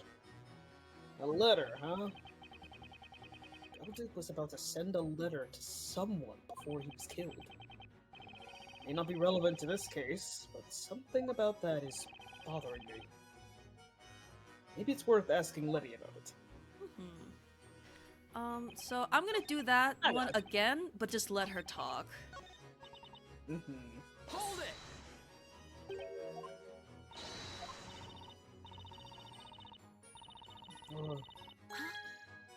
Yep. Mm-hmm. And so, you visited Sir Belduke's dwelling the morning after he was murdered. I got a start when I arrived. The door was smashed in, and that man was walking around with an axe, rummaging around. As for Sir Belduke, he was slumped in his chair, and the butler was nowhere to be found. Ah, that brute's gone too far, I thought to myself. You can see why, right? Of course. Naturally. In your place, I'd have thought so myself. Hey, that's me. Anyway, I spoke with him, and he told me what happened. So that's when I asked him to help me. You asked him to look for something? Yes, the letter. I asked him to search for the letter. But in the end, the guy passed out on the couch. I found the letter myself, then I delivered it. Because I'm the deliverer. You actually delivered the letter? That's commitment, alright. About that letter, who in the name of the noble author was it addressed to? Sir? I can't tell you that. Sorry. Couriers can't disclose that sort of info. Queen? Couriers have a confidentiality obligation. No one wants to have the addresses of their letters made public, after all. I have personally never sent a letter that I would need to keep secret from the public. Judicial silence. Well, good for you. Don't look at me like that. I was talking about public opinion on the matter, not my own. Alright. Anyway, Bill. Oh! Oh, okay. Hello? Sure. Alright, cool. I guess Belduke was about to send a letter. the hint was to Is that talk to window Letty open? more, so I guess we actually had to do that. Huh. Yeah. It's just a hunch, and it might not have anything to do with this case, but I need to make sure. I need to know more about Belduke's letter. Witness. Huh? May, what's up? The letter Sir Belduke asked you to deliver on that day. Take that! Was it this, perhaps? Perchancington? The letter you found that morning. Was it, by any chance, this one here? Ah! Yes, that's the one. But wait, how did you get it? You're a piece of work, all right? Go long. Hold it! Sir Blue Knight. How did you come by that letter? It just sort of fell into my lap, so to speak. It was the professor who found it, but he doesn't need to know that. Defender! What in the world are the contents of that letter? Well, the letter's blank. What? All this fuss over a blank letter.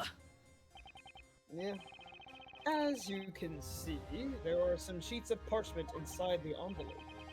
Indeed, there's not a trace of ink on them. What's the meaning of this? Don't forget that Sir Belduke was an alchemist. He may have used some kind of invisible ink to write that letter. Indeed. That would make sense. About that, it doesn't make sense to me. What? Miss Mailer? The thing is, when I saw that letter, all the pages were full of writing, so, you know. Hold it! Witness! You saw the contents of Sir Belduke's letter? I didn't read it, it's just that, you see... Witness, this is an important matter. You will need to testify about it. Tell us what you know about this letter. Stumbling around the side of the screen. Sir Belduke's letter. That night, probably about 1 a.m., I made a delivery to Sir Belduke. He was writing a letter at the time. It'll be ready soon, so come pick it up tomorrow morning. That's what he said. I left his study and wished the butler a good night. Then I went home. I went there again the next morning, as promised. Sir Belduke was, well, anyway, I looked for the letter. Then that guy went out like a light on the couch. Got a little scared, so I left as soon as I found the letter. I see. So you witnessed the victim write the letter? I wouldn't say witness. That sounds so legal. The sheets of parchment were on his desk, though. I saw that. And they were covered in writing, margin to margin. But you don't know what the letter was about. Telling you would be a breach of our privacy policy. I can't reveal its contents, or who would it was addressed to. Oh, of course. I understand. Frankly, I didn't get close enough to Sir Belduke's desk, I mean, so I couldn't make out what he was writing.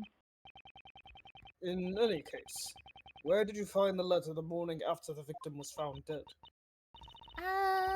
On a shelf next to his desk, in a small letter box. Ah, yes, right there, next to his head. I was a teensy little bit scared, though, coming so close to a dead man. So that's where she took the letter from.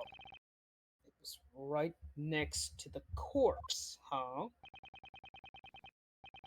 Now that the circumstances are clear, we shall proceed to the cross-examination. Girl, you're cute, but do you float over there? What the hell? Hold it! Yeah, that is the thing. That's pretty late to be making a delivery. Look, he's an alchemist. He gets loads of strange packages, that's why. He often orders various implements from the glass craftsman, or have someone gather wild herbs for him. He usually carried out his experiments at night, so yeah, he often needed items delivered in the middle of the night. Did Sir Belduke seem at all different than normal when you saw him that night? Different? Let me think. Actually, yes. Huh? I think it was about 3 days before Sir Belduke's death, I mean, that lightning strike. The interruptions haven't been too used. Is it okay if I do the interruptions first and then go proceed? As our just general playthrough? Yeah, technique? it's fine. Yeah, gotcha. Yeah. Excuse me, Miss Guerrero. Oh, what is it? Did anything in Miss Mailer's statement catch your attention? Well, just the lightning strike. Master Belduke did certainly change following that event. I wonder why it affected him so much. An alchemist and the sudden appearance of an old bell tower. Could there be some sort of a connection between them? Anyway, looks like Guerrero isn't as much as the dark about this as I am. By the way, that strange lightning strike was not the result of witchcraft. Dude, how? That's like the only thing that probably could have been a result of witchcraft. I see. Well then, let's just carry on. Right, thank you.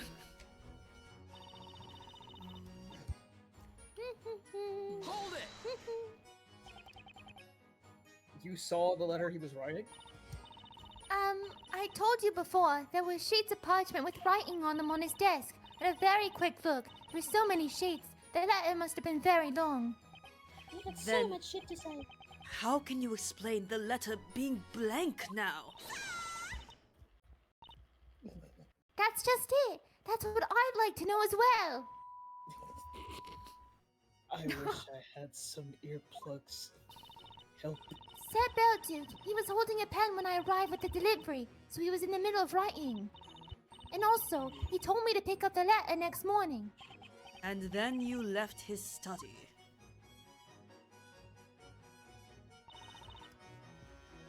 Hold it!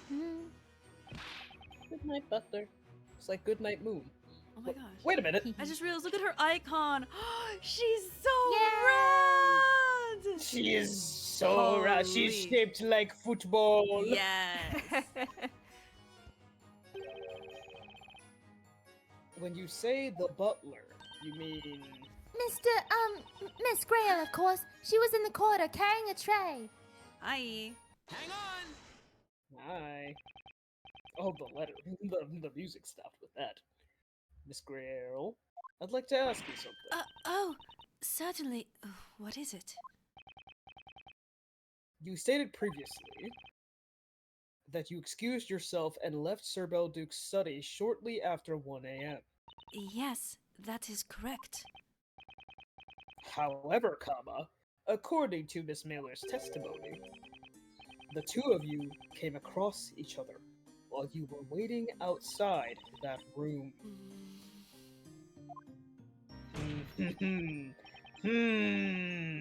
I know what happened. Why didn't you mention that until now? That's because... I apologize. I'm afraid I completely forgot to mention it. You forgot. Miss Mailer very often comes with deliveries during the night. I did see her that night as well, but I didn't think much of it, as it's nothing unusual. I had no reason to hide that from you. Please, forgive me for that confusion.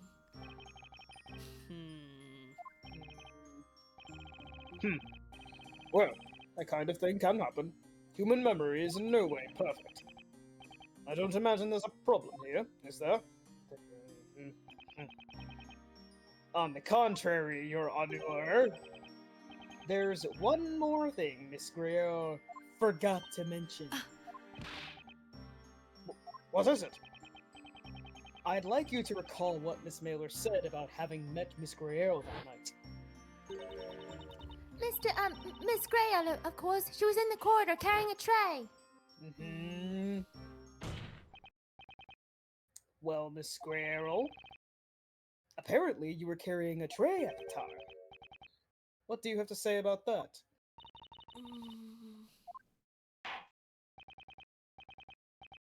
Jean Grail, I believe you should add that to your testimony. As you wish, my lord. It's unlikely she really forgot about it. The fact she tried to hide it must mean something. Miss Mailer left just as I was bringing Master his usual drink. Hold it! Poison, just like what Emil Usual is drinking. What? Don't worry What about do it. you mean by usual drink? When Master's experiments continued into late hours, he would always have some juice to ward off sleepiness. What a goddamn mood. What kind of juice? Tomato juice. Oh. Oh, Okay, fuck fine. yeah, dude. Oh, fuck no. yeah, dude. Oh, Get over here. Here he comes. Here he comes. Excuse me, mister. Drinking Silence. Mister! Ah! Oh, no, nothing about it. Nothing at all. The drink is red. Defense attorney silence. Judicial silence. Go long. Witness, what have you done this time? Don't give me that scary look, Inquisitor Barnum. It was only just a little bit. Seriously, hardly anything at all. What are you talking about? Huh? What do you think I'm talking about? The juice. A tomato juice, of course. Tomato juice, actually. The tomato juice. Oh, you didn't. Surely even you wouldn't. Oh, it's nasty! Well, like I told you before. When I woke up, my head was pounding. That's why I went to see the alchemist. And when I was left alone, it was the alchemist study. It kind of caught me eye. The bottle, I mean. The tomato juice. I thought it might make Daddy go away, you know. So you drank it? The juice found at the crime scene? Well, I should not. It's a drink, ain't it? What else would you do with a drink? You drink it, right? Right? And can you tell us where that bottle is now? Come to think of it, I don't remember seeing it at the crime scene. It has been confiscated. Confiscated? As I mentioned previously, the occult crime analysts confiscated all the Master's personal belongings from the crime scene. The Oka. Is that so? Well, I believe we should take note of the bottle and add it to the court record. Tomato juice bottle added to the court record. Thank you, Isabella. What's about to before his death, and here drank some of the juice the following And day. then he got knocked the fuck out, so yeah, that's some special Yeah, and then he knocked out, didn't he? Yeah, so there I was, having a bit of juice, when that girl came. Hello. To tell you the truth.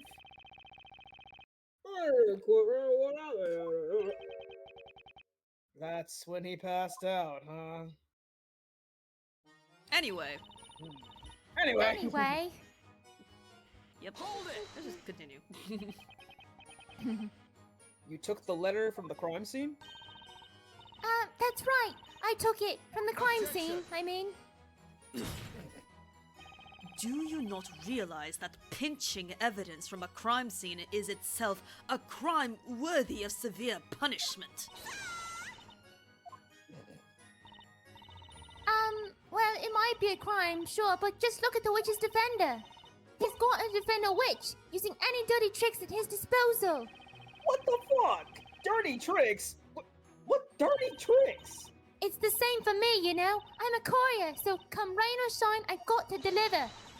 Where there's mail, there's mailer.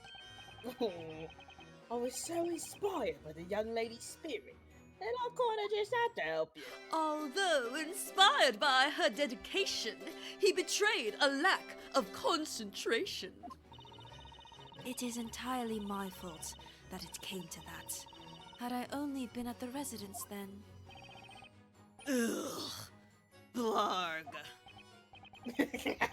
Blarg. Yes. Blarg. Grey Earl was out notifying the knights at the time. Yeah, just move on from my crime, exactly, yes. Yep. Oh, I thought the last one was the last one. Oh yeah, wait, is there something new? Is this new? No, that's No, similar. that's Okay. the same. Yeah, that's from there. He went out like a light. Like a light. He was helping me look for the letter. And then it happened, out of the blue. He just passed out. The rascal. Get crunk. He collapsed, and his eyes rolled back. He wouldn't move.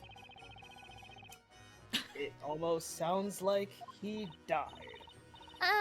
No such luck, unfortunately. Damn! What I say fuck me for? horrible sound. It was grating his teeth. I thought my ears would explode. Not sure what came over it.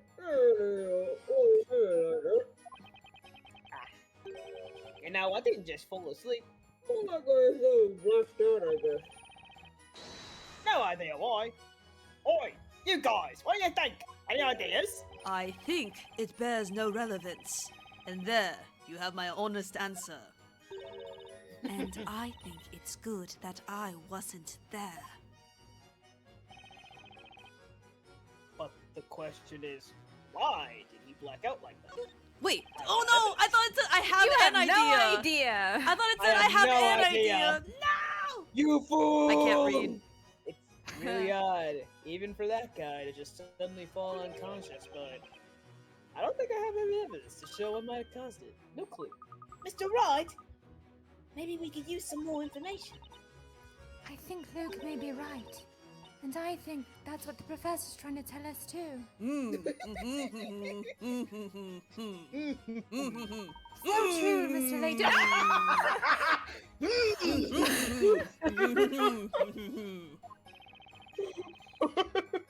To me, it looks like he's demanding I find the answers right this second. I'm terrified. For now, it's probably best to gather some more info, like Luke said. That's God, crazy. stop looking at me like that, Professor. That's a clip. Oh, that courier sure is committed to her work. Or maybe just plain crazy. Mr. Wright, his testimony raises more questions than it answers, doesn't it? Sir Belduke wrote that letter the night before his death, and yet now it's blank. That's a mystery, alright. There's something else unusual in what she said.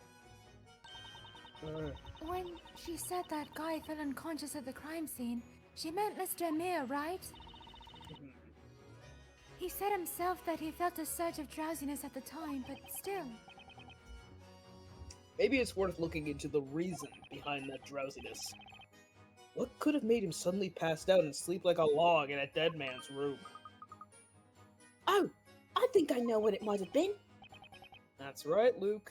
There's a certain piece of evidence that might be related here. I suppose I should present that evidence and test out my little theory. Let's try it, Mr. Wright. There we I go. wonder if instead of I'm able to present and skip that little sub tree. But just in case, I'm gonna try to look for that sub tree again. Okay. Like he died. Crazy. Oh, they die. Damn. Oh, God, Your Honor, I might have a clue as to why this witness suddenly lost consciousness. You do? I do. Really? You work it out, Bluey? That is the case. And the defense presents some evidence. Which piece of evidence shows why this man fell unconscious at the bottom? The tomato juice. Yeah. Take that! Mister, I believe the reason you might have lost consciousness at the crime scene is tied to a certain piece of evidence. But wasn't it just because, you know, I had a bit too much fun the night before? No, it was because of this. The tomato juice. You passed out right after drinking this juice. Therefore, it's not unreasonable to assume that there's a direct connection between the two. Tomato juice does not make people fall unconscious, Sir Blue Knight. Well, yeah, but tempered tomato juice does! Exactly. That's why something must have been added to the contents of that bottle. Something like a soporific. A soporific. Okay, lawyer. Soporific. Okay, lawyer knowing crime terms. Okay. Okay. I feel like almost like because it's Professor Layton, we're using bigger words than we would in Ace Attorney because they We're here take to things learn, a little bit more kids. seriously. Real. You mean sleep medicine? And if a soporific was mixed in with the tomato juice, that means Sir Belduke would have been unconscious at the time he was assailed. Oh. Whoa! The sketch! Have another look! The red liquid trickling down from the victim's mouth is proof that Sir Belduke must have drank the tomato juice. I had failed to consider this. Inquisitor Barnum, I bet you remember saying this to the court. Can you imagine anyone just sitting back and letting themselves be strangled? Clearly, that should be evidence of a struggle. And since we haven't found any, that must mean the killer erased all traces of a fight from the crime scene. Good impression, you think? However... No. Damn it! I won't quit my day job then. If the victim was unconscious when his assailant was strangling him, I put it to you, then the killer could have committed the crime through a small portal, big enough to put their arms through after all. That may be so, but tell me this. How would the culprit have managed to obtain such a strong soporific? Yeah, you're thinking about it now. It was very shrinkable, and I think you've realized why. From the alchemist. That's right. An alchemist would no doubt have a wide variety of various medicaments in their possession. And an apprentice would have little trouble stealing some from them from their study. Some of them from their study. Isn't that right, Miss Greyerl? Don't look demure. How should I respond to that? I'm sorry to disappoint you. May perhaps be the best way to put it. What do you mean? Even though that juice bottle has been safely stored for the past 3 months, I'm positive it would be impossible to find any traces of that soporific now. You wicked! This is unbelievable. Was it really the butler who did it? The butler did it? But everything she says holds true. She was pretending to be a boy. That's mighty suspicious to start with. I'm the boomer here. Oh, witch!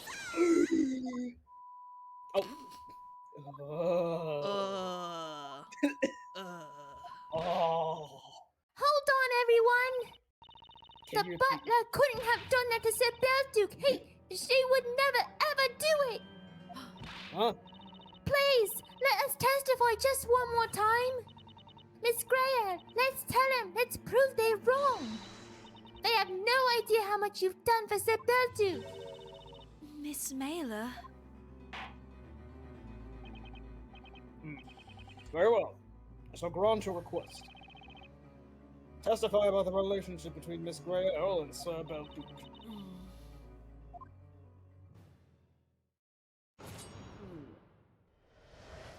The alchemist and his butler. Master took me in, a complete stranger. I will forever be indebted to him. That's why I could never make an attempt on his life, through magic or otherwise. Sir Belduke was a wonderful man. He's the one who recommended this line of work to me. And he's the one who told me about it. The confidentiality obligation, I mean. I've never once broken it. Damn. It's true that Sir Belduke evoked fear due to him being an alchemist. However, he was also a man of admirable character, who supported the townsfolk through his research. Why would anyone want to kill such a man? This question keeps haunting me, however much I think about it. Witches need no reason behind their evil. That is what makes... You know, I just realized, he's totally the inspiration behind Van Zieks, because replace witches with Japanese people. That's it. Oh my god. That's it. Yeah. I was like, this is such a specific, familiar line of, like, personality. Yeah. Gotta go through that arc, bestie. Wee! Yeah. Become less racist. Now! Now, defense may begin its interrogation.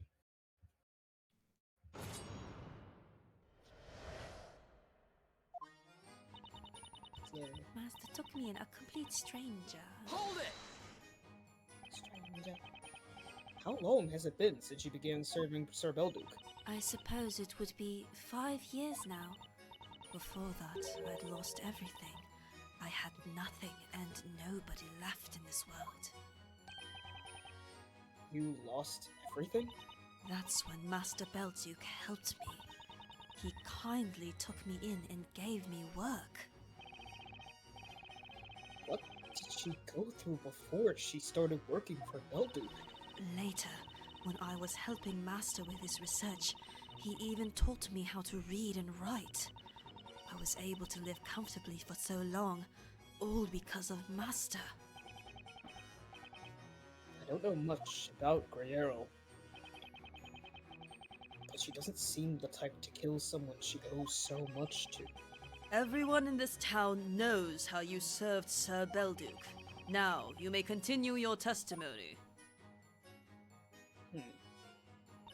That's why I could never make an attempt on his life through magic or other. Hold it! You're claiming you had no reason to kill Sir Belduke. Yes, you can ask whomever you wish, and I'm sure they will say the same. That is so. It is widely known that Jean Greyerl was devoted to serving Sir Belduke. It's difficult to imagine that she could brutally murder her respected master. Indeed. I'm of the same opinion. I visited Sir Belduke on several occasions to inquire about this piece of evidence or that. And I must say, I felt there was a strong bond of trust between him and Miss Greyerl. Do you still think you can come up with a motive? A motive? Jean Greyerl's motive for murder. Greyerl risked a lot to conjure up a small portal in the wall.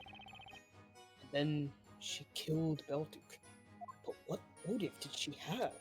Let's leave it for now. We still have some testimony. Yeah. I can't come up with any reason why Greyerl would want to kill Belduke.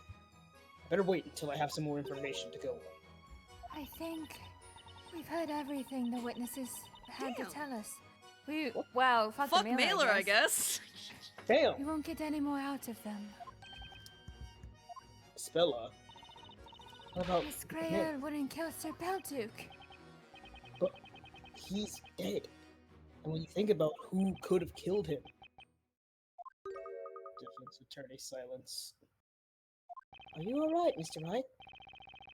The murder happened. Nothing's going to change that, but... Was murder really the culprit's primary objective? What are you thinking about, Mr. Wright? I can't read your mind. I think I may need to consider some other possibilities after all. Rather than try to get any more info, maybe I'll be better off changing my perspective. Well, I've been thinking, maybe we've been making the wrong assumptions. What if Greyerl's aim wasn't to get Belduke out of the picture? Anyway, let's get to you. Oh, yay! Hooray! Very important. You mean you became a courier because of Sir Belduke? That's right. I was also what do you call it? An orphan, yes. No! I'd been stealing bread or apples and such from stalls and shops to survive. I was known far and wide among the traders in the shopping area. I was famous, or rather infamous. Was she stealing from Mrs. Clare too? And His one baker day, Miss side Greyerl took me there. To Sir Belduke's residence, I mean. Sir Belduke helped me. He helped me to find a suitable job. And so you became a courier? Yes. See, I only have one real skill. I'm light-footed. At first, I didn't take it seriously. The job, I mean. I didn't care about work. But then I realized it. That it's not so bad to be useful, you know, to other people. So I owe him a lot too, you see. Sir Belduke, I mean. What a heartwarming story. That's important. I think the judge just wiped away a tear with the rim of his hood. The more you hear about Sir Belduke, the more obvious it will become that no one had any reason to want to kill him. It sure does seem that way. More! It's so More important. mailer lore, yes. It's so important! The confidentiality obligation is a rule held among couriers, is that right?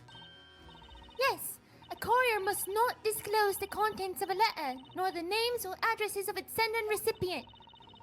But I'll tell you confidentially that, I love gossiping, bad-mouthing people especially. So I wasn't confident I could keep it. Confidentiality obligation, I mean. I was tempted to talk about this and that. To think that Belduke trusted her. But then, Sir Belduke spoke to me. He told me this. Think about how you'd feel in that person's place. And that got me thinking. I really, really like to gossip. But when it comes to being gossiped about, people's messages are their secrets. And secrets must be kept. Indeed. No one would want their letters to be publicly known. She's certainly determined when it comes to confidentiality. That's why she doesn't want to disclose the addressee of Belduke's letter. I'm not gonna get it out of her. I promised Sir Belduke, and I'm going to keep it no matter what. The promise, I mean. It's something I can pride myself on. Right? Oh, that was important. It was so important! End of the road for testimony. Everyone knows that Miss Greyler is respected Sir Belduke. That's why it seems so inconceivable that she could be the killer. She doesn't have any motive. But that crime did take place. At this point, what we probably need to do is look at this case from a different angle. Change this perspective, so to speak. We just need to look at it from another angle. I wonder. I feel we're getting close to the truth here. Now I just need to follow it through.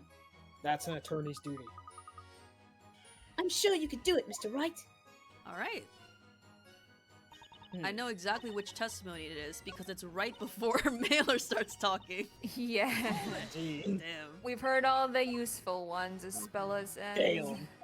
Evil. I love that she has such a lush background though. That's so surprising. Yeah. Good design, good personality, good. Oh man.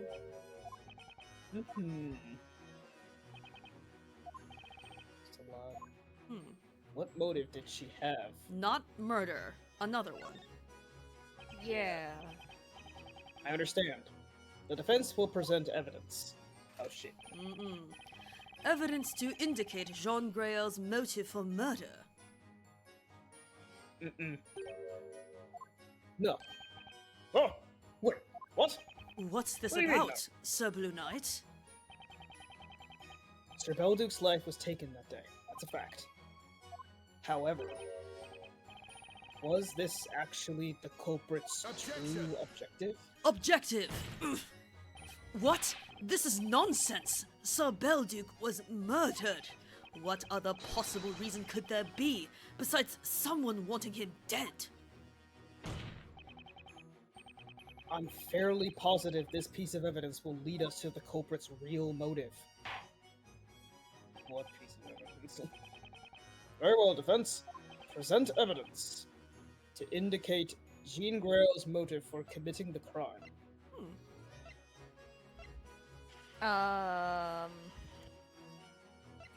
I wonder if it was,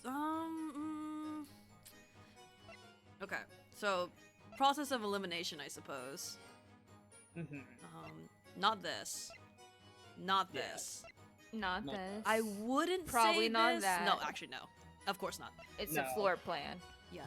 No. No, that's a tool, if anything.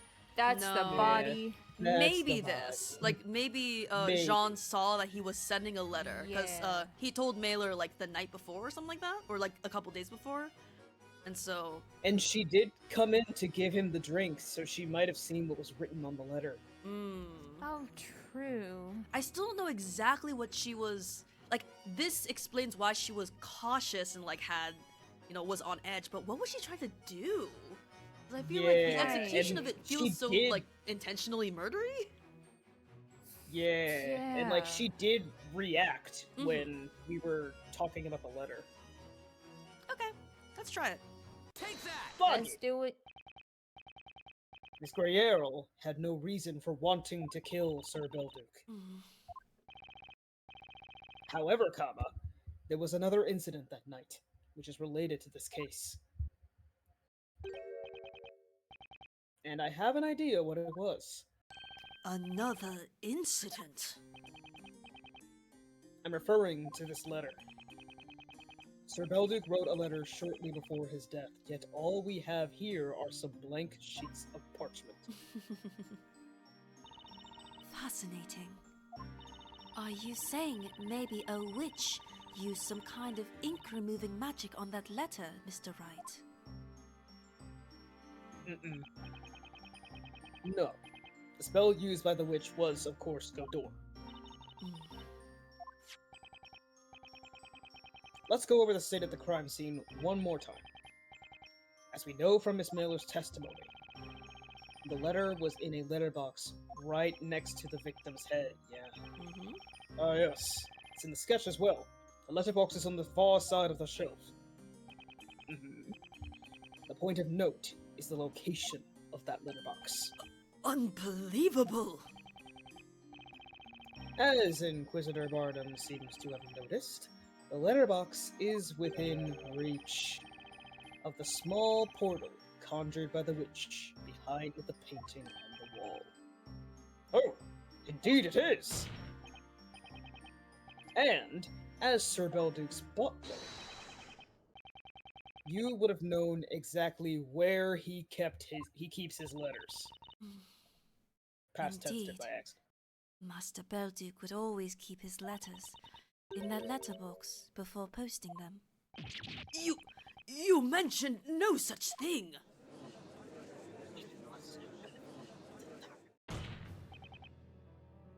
Miss Greyerl, you created a portal with Godor, not with the intention of killing Sir Belduke. You were after this letter, weren't you? That's merely wild conjecture.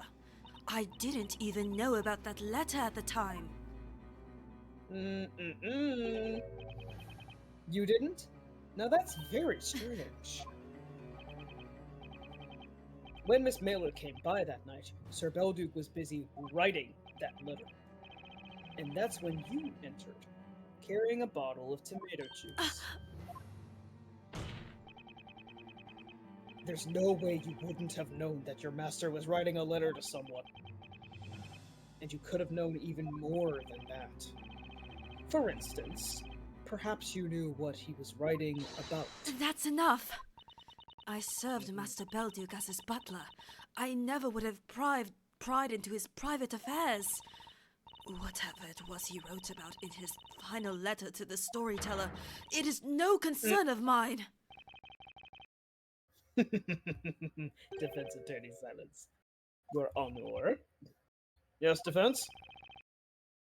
I'd like Miss Greyerl's last statement to be added to her testimony. Any objections, Inquisitor Bottom? No, my lord. Very well. Witness, include what you just told us in your testimony. As you wish, my lord. I will repeat my mistake again. I had no reason to take his life nor steal his letter to the storyteller. Hold it! Let me get this straight. You didn't know anything about the victim's letter. That's right. I believe I have said as much already. Then how did you know? How did you know it was addressed to the storyteller? Oh, indeed. Why don't you answer his question, witness?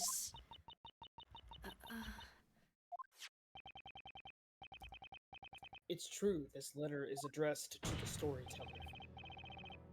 But when did you find out about it?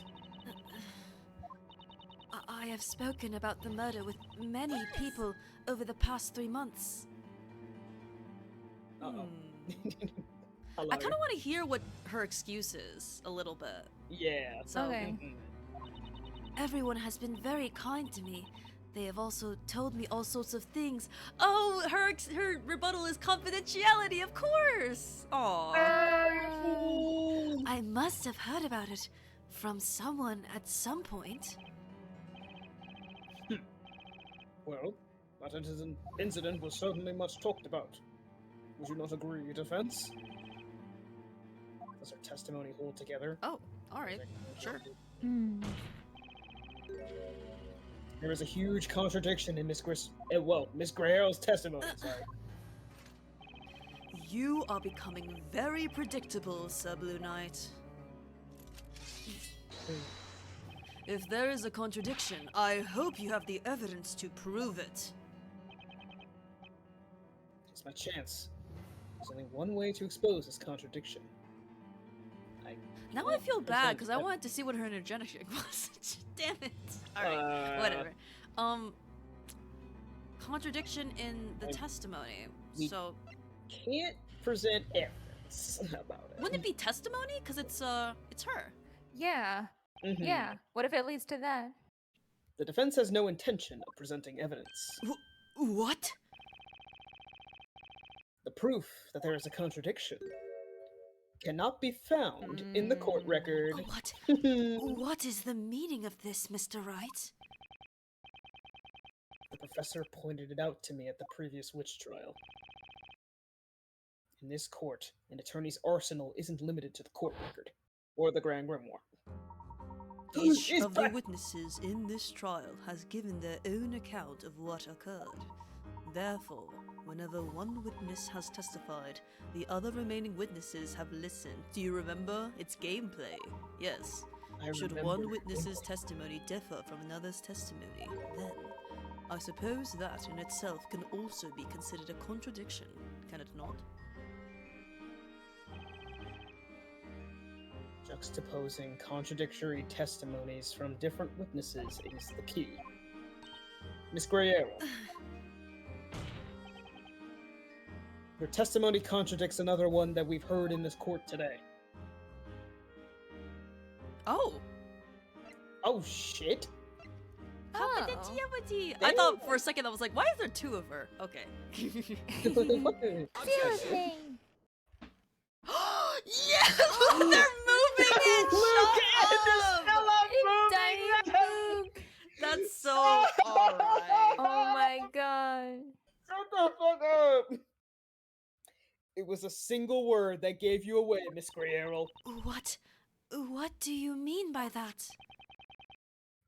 The name of the recipient. There were only a few people who knew the intended recipient of that letter. 4 people, to be precise. Only 4 people. First was Sir Belduke, the author of the letter. Then there was his mailer, who delivered it. And of course, the storyteller, his recipient. As well as one more person. The one who stole the letter, using a portal spell and swapped it with the blank sheets of parchment.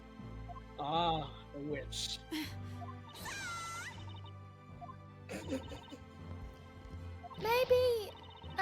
Maybe I did.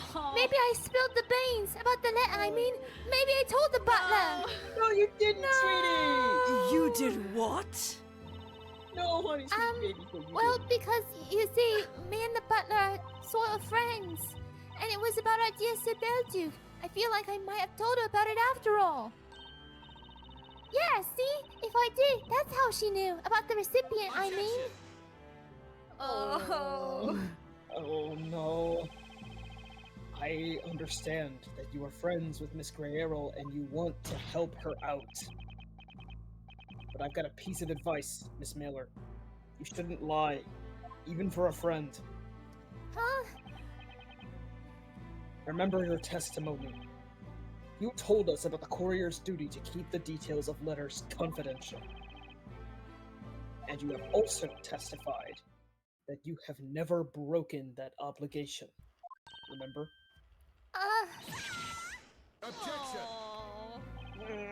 But hold on just a minute. As the victim's butler, Jean Grael might have had a chance to catch a glimpse of the envelope. Mm-mm. Mm-mm. No, she didn't. Ugh. When Miss Baylor came with the delivery, Sir Belduke was still writing that letter. In fact, he was in the middle of it. At that time, the letter had not been addressed yet. And the next morning, when the body was discovered, that letter was already in the letterbox. Keep in mind that Miss Guerrero would have had no opportunity to see it then either. Is that so? She went to report the crime without even setting foot in the study. And then Miss Mailer appeared and retrieved the letter. Needless to say, Miss Guerrero couldn't have learned of the letter's recipient afterwards. Or maybe you have a good explanation, Miss Guerrero? I'd very much like to hear one. Can you please tell the court how you found out the recipient's name? Interesting. Mr. Wright. That's my name. Yes? Do you remember what I said when I was called to the witness stand? Yes. At the heart of alchemy lies the pursuit of the rules and logic that govern nature. You have demonstrated the power of your own logic. Miss Guerrero. Oh, are you saying... Yes, I confess. The abhorrent witch who used the spell Godor to swap the contents of that letter, and who took the life of Master Belduke. It was none other than I.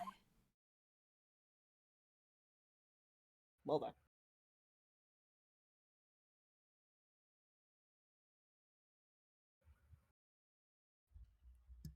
Oh. Can't get over Luke. I was an only child, born to a poor family. I've been a witch since I was very little. When did I become aware of it? I don't remember. Although I was but a young child, I knew that being a witch was a crime. That's why I hid my witch's scepter and wouldn't use magic at all.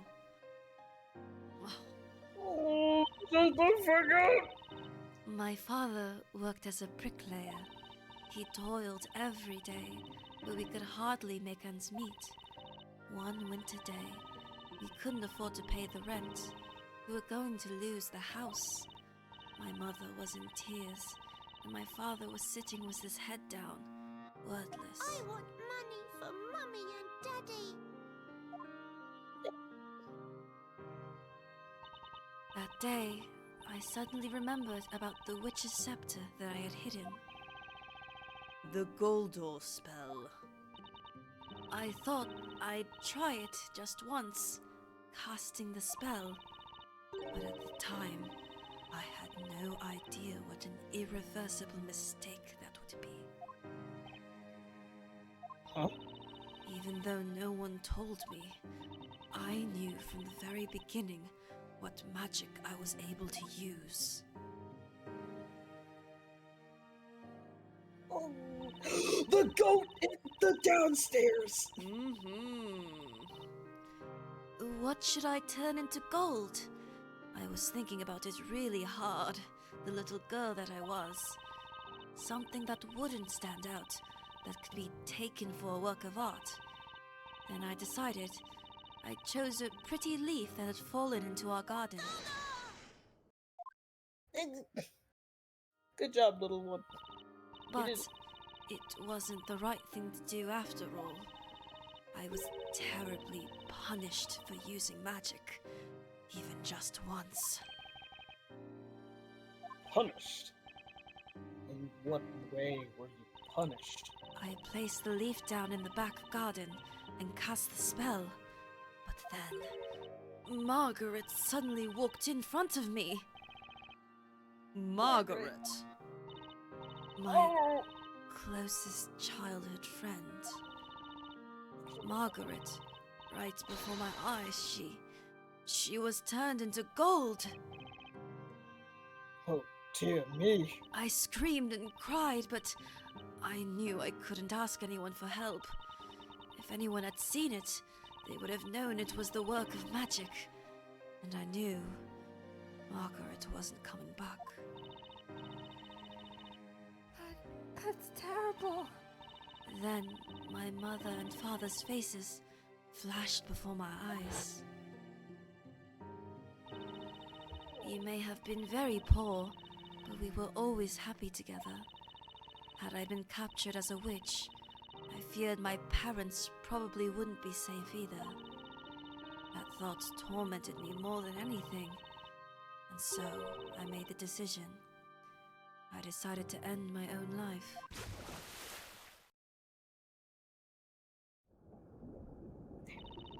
I threw myself into the river near the town. It was winter, and the water was cold as ice. Oh yeah, Eldritch mentioned earlier the way they would test witches is they would throw them into the water and see if they would float. So, yeah, how fitting. I couldn't even move. It was painful. My consciousness started drifting away.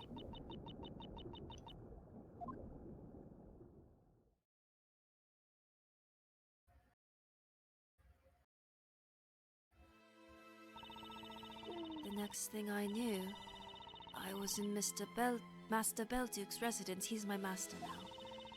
He risked his own life jumping into the freezing river to save me. I burst into tears and told him everything. I didn't want to go back home. I would only end up causing my parents grief. Master Belduke listened to me without interrupting. Then he told me this. You can stay here, but from now on, you must live as a boy.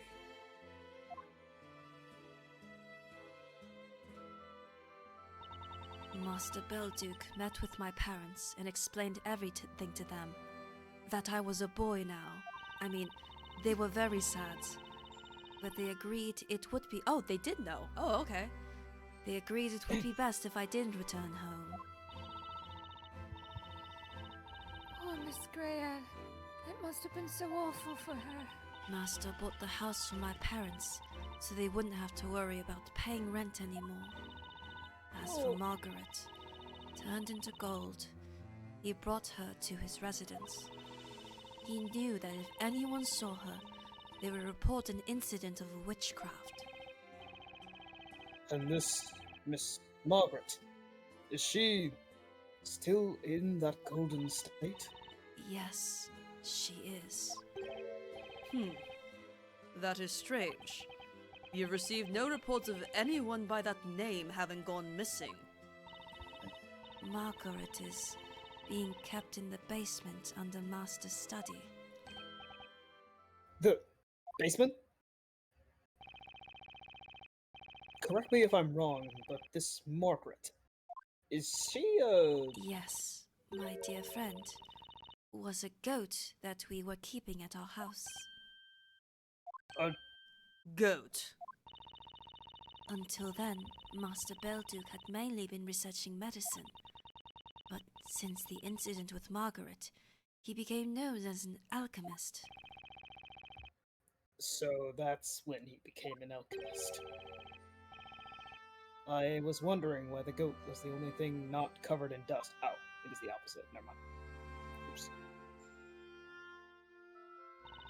That's how I started a new life as Master Belduke's butler. So Belduke would sometimes work as a physician, curing the townspeople of their illnesses.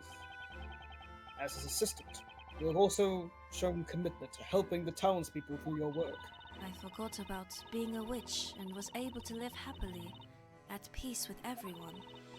I thought it could stay like that forever. But those peaceful days came to an abrupt end. Tell us, what in the world was the cause? Even I am not quite sure what led to this. However, it all started 3 months ago with that lightning strike.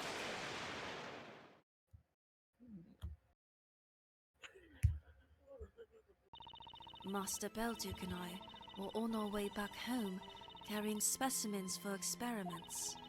An old bell tower appeared in the flames. Everyone who saw it was stupefied.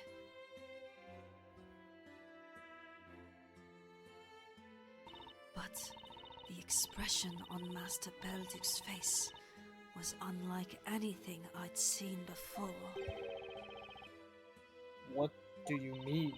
His face went pale and twisted in sheer terror. He was shaking violently. It wasn't just astonishment at an unusual phenomenon. It seemed as if he was afraid of something more concrete. Perhaps Sir Belduke saw something that others couldn't. He cancelled his experiments for that night and began writing a letter to someone. A letter?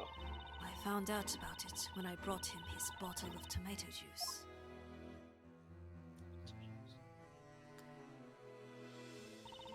He was writing feverishly, as if he were possessed. I saw some things, a few words in that letter. Expose everything. Cannot keep this secret any longer. The truth about the witch. Oh no.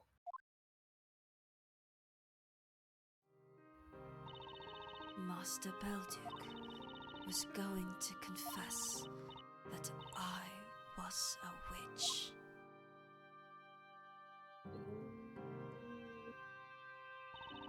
Everything went black in front of my eyes. I will never forget the feeling that overwhelmed me at that moment. Is that when you decided to commit the crime? What I did first was accidentally singe a part of the wall in my room. It was an excuse to repaint that section of the wall green. Then, you also painted the wall behind that painting in Sir Belduke's study. And when that fateful night came,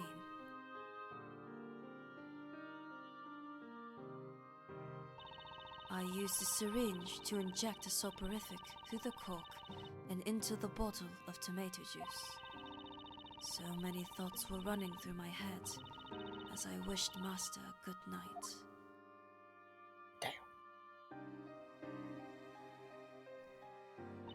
I opened the portal behind him.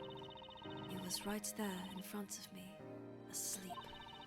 I reached for the letter in the letterbox, taking care not to wake him. And then I happened to notice the name on the envelope. Storyteller. When I read that name, the world all around me turned black once more. It's impossible to avoid what is written by the storyteller. It seemed as if I could hear the doors to all escape routes shutting closed.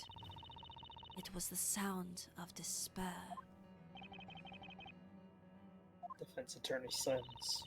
I would like you to believe me that the thought of taking Master Belduke's life never once occurred to me. I only planned to steal that letter and then disappear. But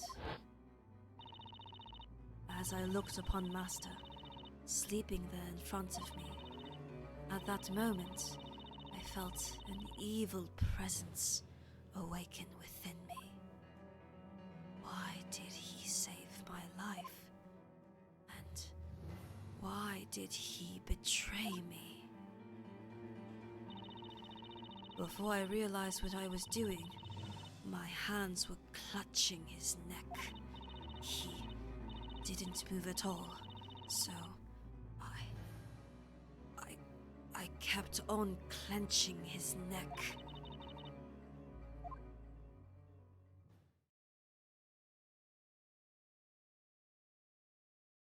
That's it. That's the truth about what happened 3 months ago.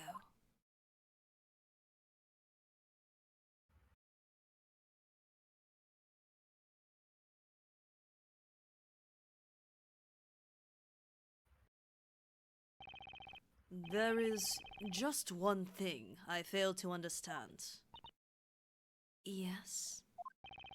You said you wanted to run away once you had stolen the letter. Yet, despite that, you continue to live in Sir Belduc's residence. And now, here you stand. Why did you not run away? My life had been thrown into disarray due to the absurdity of magic.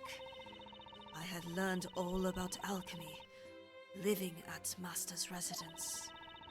Alchemy is concerned with the logic that governs the world. I wanted to believe that there truly was such a thing. So I stayed in that place hoping to one day see the irrational nature of magic overcome by the power of reason. Magic being overcome by reason. That night, I swapped the letter with blank sheets of parchment and waited for the sun to rise. I resolved to wait for the day when my true identity could be exposed through reason and logic. Master's death remained a mystery for 3 months, and people started to lose interest. And then you appeared, Mr. Wright. Oh. On the day you visited the residence, I was listening to your conversation from the other room. As the time finally came for me, my heart was racing with anticipation. Then, a few minutes after everyone entered that room, an unbelievable incident took place. That incident. A witch appeared in Master's study. What? I wanted to get a look at the witch, so I created a portal in the wall behind the painting. Precisely at that moment, Goldor. The witch used one of the very spells that I can use too. When I heard those words, a single thought flashed through my mind. This was my chance. I could dispose of my witch's scepter. Oh. I knew at the time what kind of a witch the Inquisition would be looking for. A witch that can use Amalia and Goldor.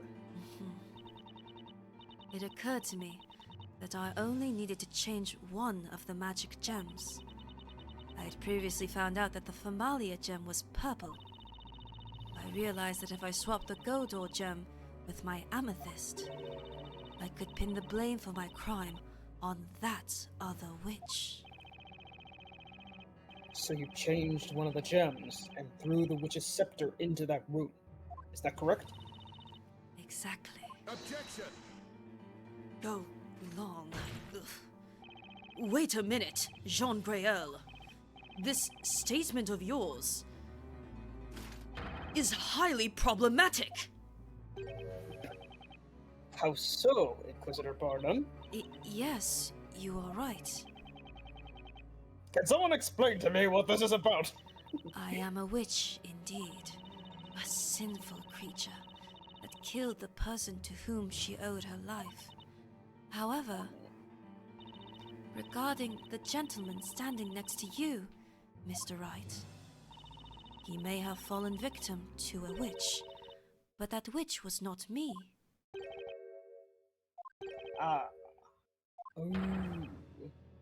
Wait, what? There's another one! Order! Order! Order in the court! What in the... What is the meaning of this? Jean Grael admits killing Sir Belduc, but not to turning Sir Layton into gold. That is the gist of it, my lord. But lying about it is meaningless. Lying?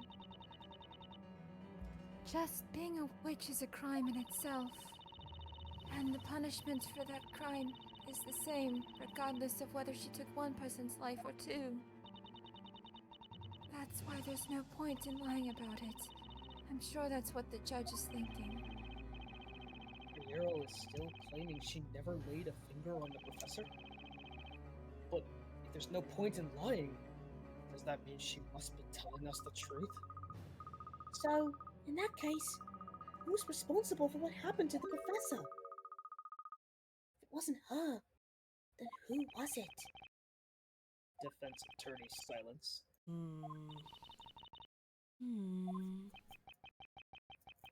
Collective silence. Never mind. Sorry, the estrogen. Mind if I say something? I thought as Yes. the only other witness I could say something, but never mind. No.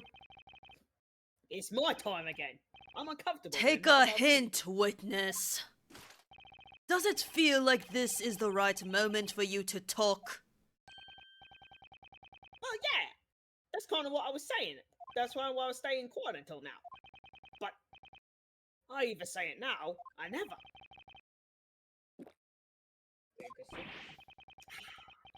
Don't simply fall silent after saying that, it only makes it weigh on my mind more. Speak up, man. Whatever did you want to say? Oi, yes? I need to make sure about something.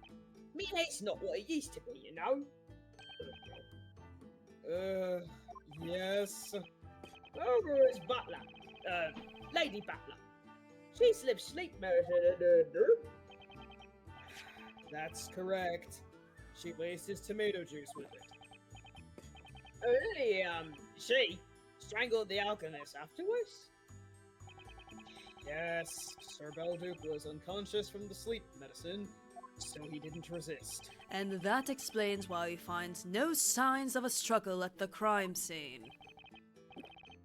Yeah, about that. I let it slip earlier about what I did the crime scene, right? I know that, had a few sips of that juice. And the sleep medicine mixed in made you sleep like a log. Yes, we remember. Yeah, well, here's the thing. Oh no. This is just between us, okay? You see, when I appropriated that juice, the juice bottle was, well, still unopened. Hey, dude! It was unopened? Ah, ha, ha! Me throat was parted and all was thinking straight. That brand new bottle was just there, waiting for me with a corkscrew conveniently laid next to it. I couldn't just let that go to waste. I swiftly pulled out the cork and got to drinking. What? So, in case you don't get what I'm getting at, the alchemist, aha! Didn't have a single drop of the juice with the sleep medicine. What? This is blowing my mind. Yeah. What the fuck? Yeah, huh? Witness, you went to the trouble of opening a bottle found at a crime scene just to drink its suspicious contents. That's what I do. That's what I've been telling you. I was dying of thirst.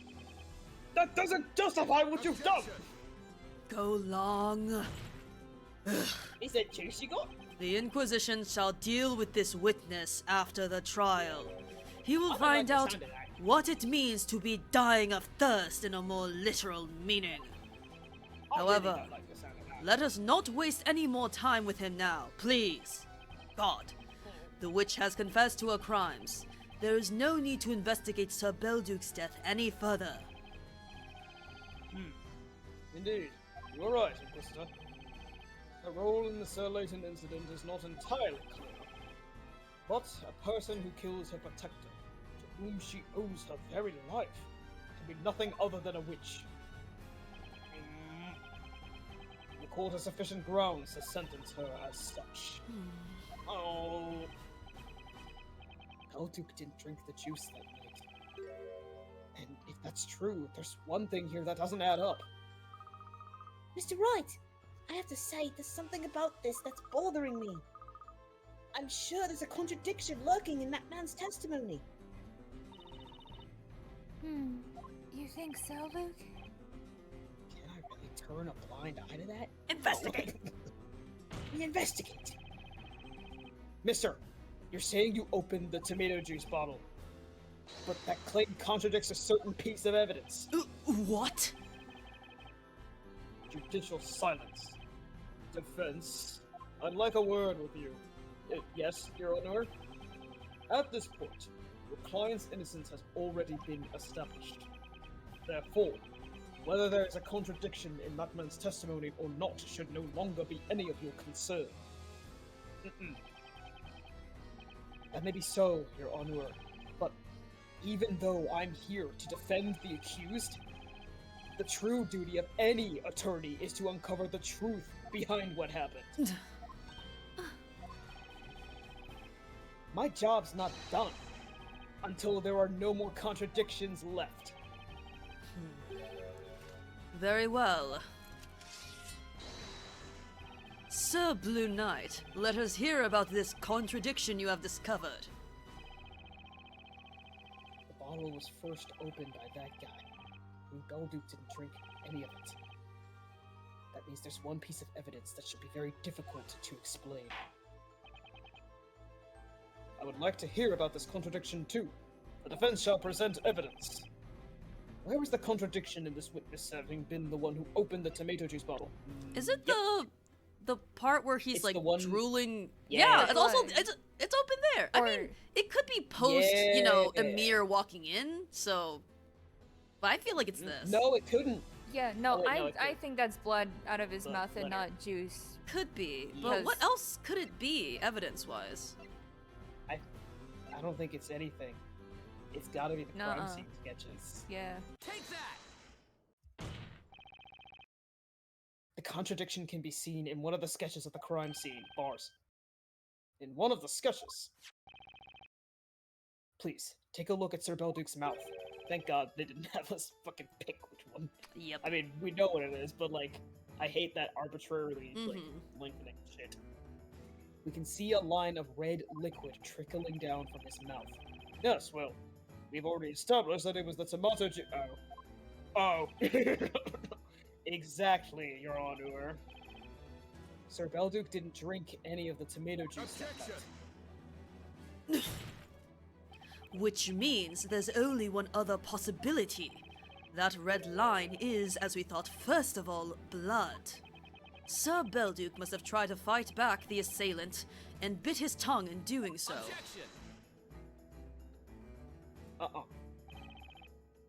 Unfortunately, that would only bring us back to the problem we encountered earlier. Earlier? If the victim had put up a fight, then there should have been traces of a struggle at the crime scene, and yet no such traces were found. That's what made you assume the witch must have used Himalaya. Yes, that is so. As I explained before, Master Belduke didn't struggle at all at the time. But when I think about it now, in light of the new information, it was very unnatural. The victim didn't drink the soporific, yet didn't struggle. But what does this mean? If it's not tomato juice, nor blood brought about through a struggle with the murderer, then what else could it be? Defense attorney silenced. Since it's not tomato juice, we have to assume it's blood after all. Yeah, right? It's gotta be that. We have ruled out the possibility that the victim bit his tongue while struggling with the attacker. Indeed. Then there's gotta be a different reason for that blood being there. He must have suffered internal bleeding that was somehow connected to his death. But what could have caused it? Your Honor, if I may ask one question. A question? To whom?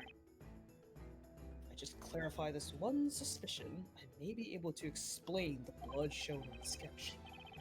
That's why I need to question one person in particular. Oh, Hey, Amir! Hell yeah! Hey, There's no Amir. health Hi, bars. Let's go Amir. for it. The thing is, that's correct. Ah, shit. Yeah. Well, whatever. Mister, can I ask you something? Yeah? Don't give me that scary look, Bluey. Oh, no, nothing. Nothing at all. I've got nothing to tell. Emir's as innocent as a little lamb, but is his confidence more than a sham? Spear? Defense attorney silence. He'd be better off without that board. You drank the tomato juice that was at the crime scene, right? Don't keep asking me about that over and over again. So what if I did? Then I have another question for you. Did anything else disappear from the crime scene that day? Punching bag silence. I'm thirsty. Hey, look at the thing he's got that pours out red.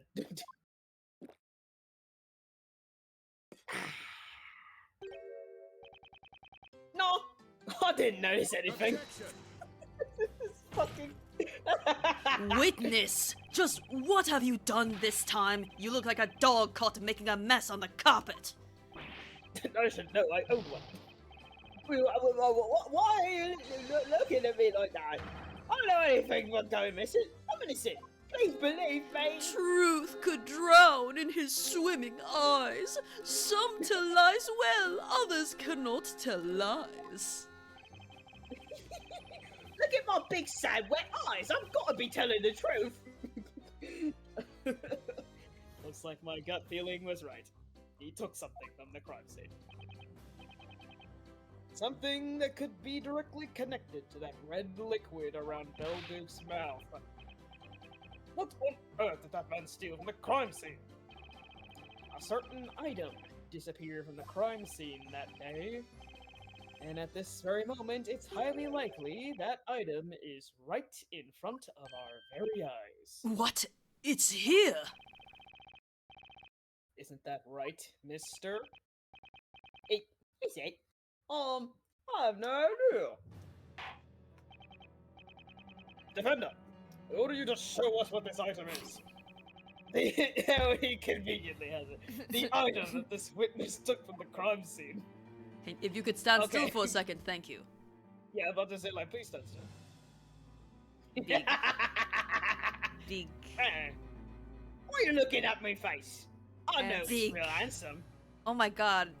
What a shape. Red as a tomato. Dear God. Bro looks like a fucking Christmas tree here. He has disappeared. Anyway, let's go. I'm gone. God, you can't see me. Is he using it just as a cup, basically? That's crazy. I don't know, man. It's this bottle. Bro's been microdosing on poison.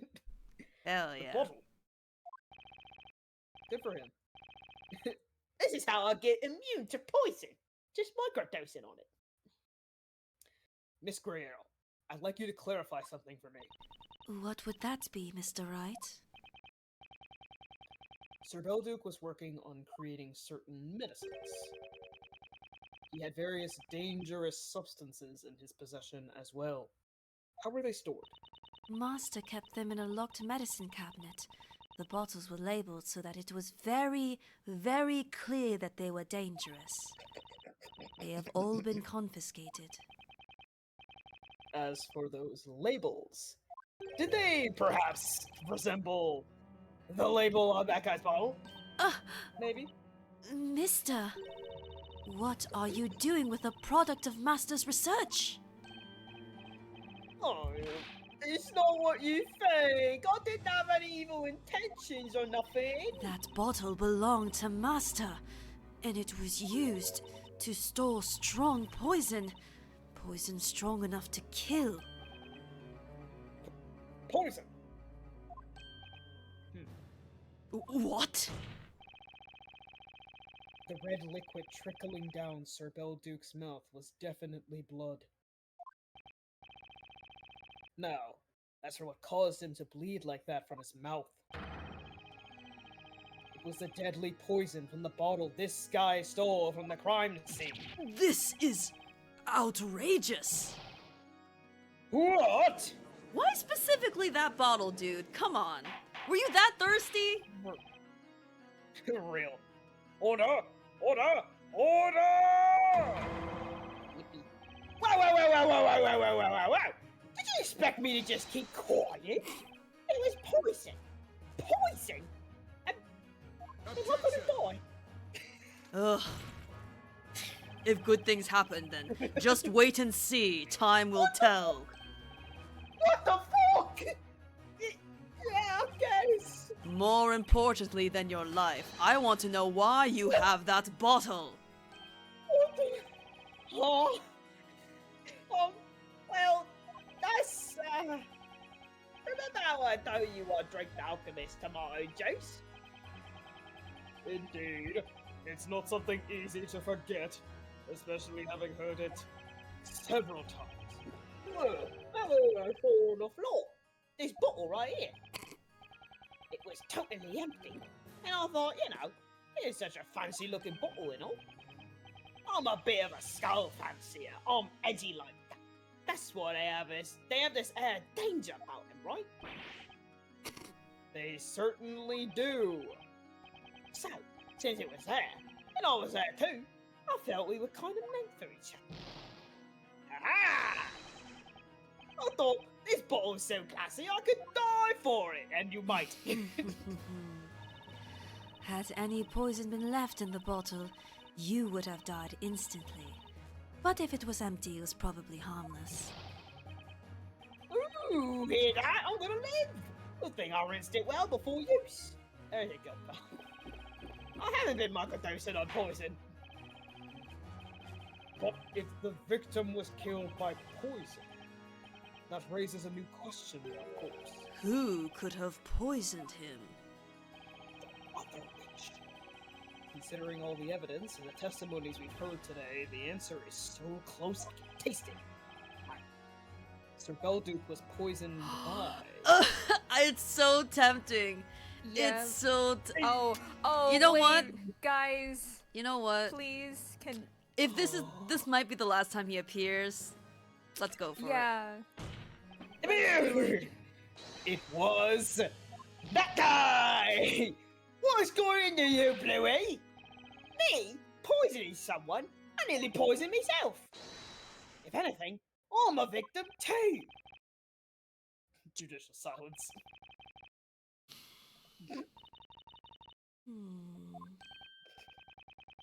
Well, we're not quite on the same level as the Alchemist, but still! Anyway, how do you think someone like poor old me could have poisoned it? Easy, Phoenix. You sure didn't think that one through properly. Keep pointing that finger at others without solid reasoning, Defender. You may just get your fingers burnt.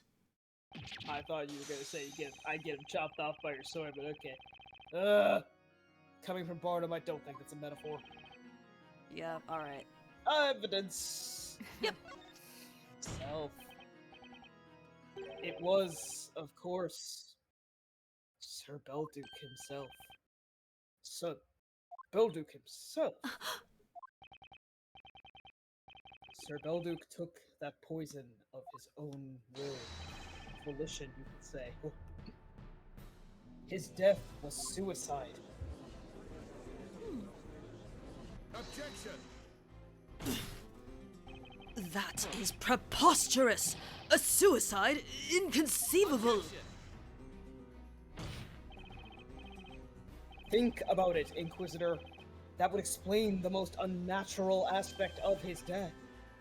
The most unnatural aspect. Miss Grey Arrow, when you were strangling Sir Belduke, he put up no fight whatsoever. Is that correct? Yes, it is. Until today, I was convinced it was due to the sleep medicine. It wasn't, because he didn't take any. The truth is, when you gripped his throat, Sir Belduke was already dead. He had poisoned himself. That's rough. Damn. But why, dude? But the poison have caused him to bleed from his mouth? I personally know of no poison that works instantly and causes such symptoms. Oh, you don't? I can't just tell them that it happens on TV all the time. There are certain plants in this area that contain a highly poisonous substance. In the course of his research, Master Belduke found a way to extract that poison. What am I hearing? Is there really such a dangerous plant in Labyrinthia? The poison is very bitter to taste, so it would be impossible to secretly slip it into someone's food or drink. And it would cause internal damage. It is a very powerful poison. Drinking it would induce a most painful death. Damn, dude. And to think Sir Belduke would. But did Sir Belduke really choose such an agonizing death for himself? It doesn't seem like he suffered that much. I would like to know that too. Miss Guerrero. You mean to say Master killed himself after exposing me as a witch? I cannot believe it. He wouldn't just commit suicide. Indeed, we cannot take such a theory at face value. Had he committed suicide, I dare say he would have left a suicide note. Oh, it's almost like he was writing a letter. Defense attorney silence. I can't say why Sir Belduke committed suicide, but I think there's a piece of evidence that can confirm his suicide was a possibility. There is a piece of evidence like that.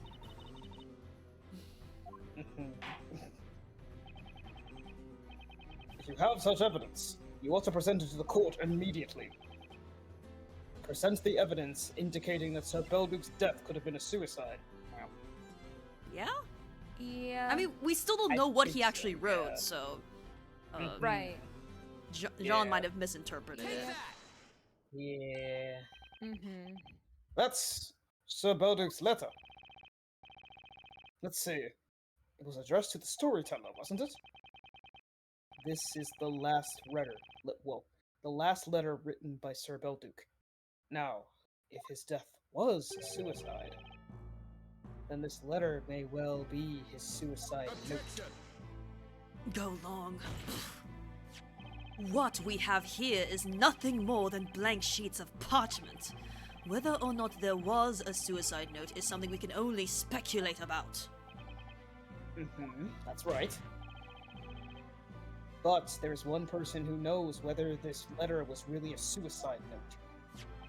You mean the person who swapped its contents?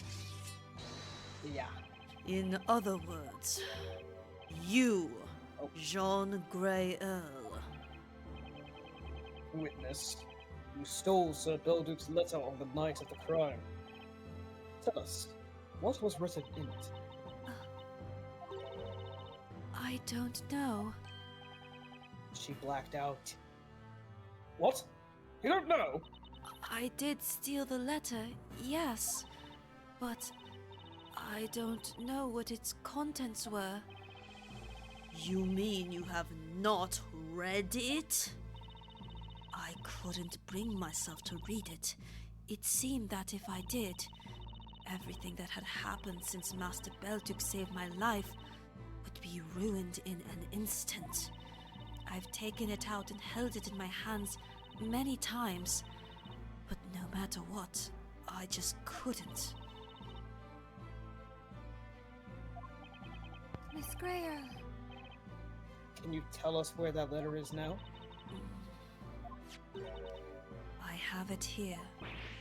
Oh, how convenient. Oh! You're carrying it around with you? If you were sourced, you would have been done for! That night, having killed Master Belduke, I decided to stay in his residence. I knew my identity would be revealed sooner or later, and I was ready for it. So, until that time, I decided to always keep the letter with me. My lord, Yes, witness. if you don't mind, could you please read it aloud? Huh? Now that I'm here, in this place of judgment, I think I'm finally ready to hear what Master wrote. Hold it! Mm. Miss Greer, I think you should be the one to read it. Me? Sir Belduke wrote this letter to the storyteller as he was preparing to die. I think it's only right his last words should be read by you. Yes, you're right. I see. I understand. Please allow me to read the letter aloud.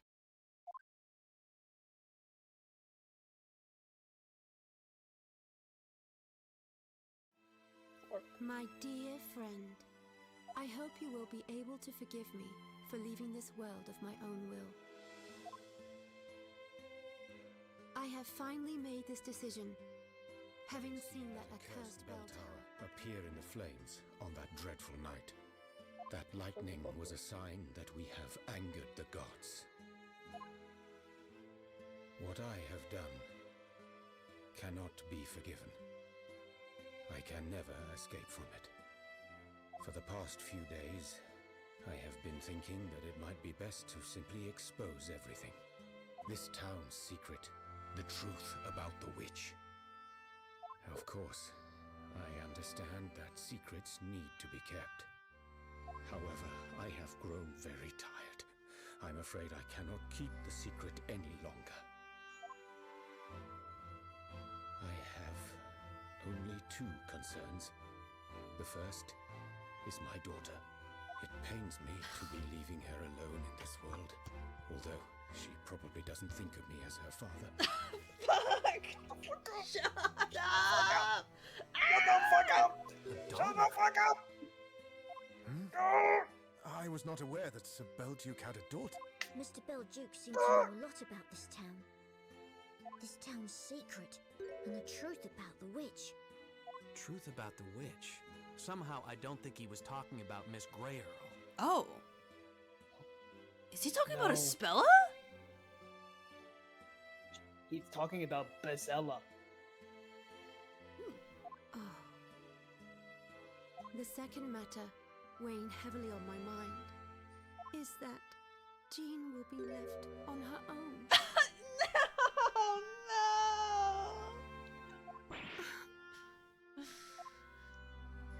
Seeing her growing up, so strong and righteous, in defiance of her fate, had given me hope. A short while ago, she brought me my usual, and what will be my last, drink. There are so many things I wanted to tell her, but I could only manage a thank you. Fuck. Oh. She is a very sharp child. Had I said any more, she would have caught on. You could call me a selfish man, but I didn't wish my last memory of her to be a sad one. Master Belduke. If the fate handed to her by this town has made her life an ordeal until now, I hope from the bottom of my heart that a wonderful story awaits her next. I intend Hey, to this leave was my a great. I'm residence killing to her, myself tomorrow. and I would like you to look out for her. Alas, it is time for me to put my pen down. My dear friend, what I truly wish to express to you is too complicated for words.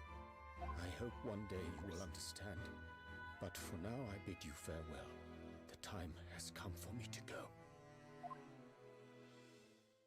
Not the light going up. Fuck off. Fuck off. Fuck off. Shut the fuck up.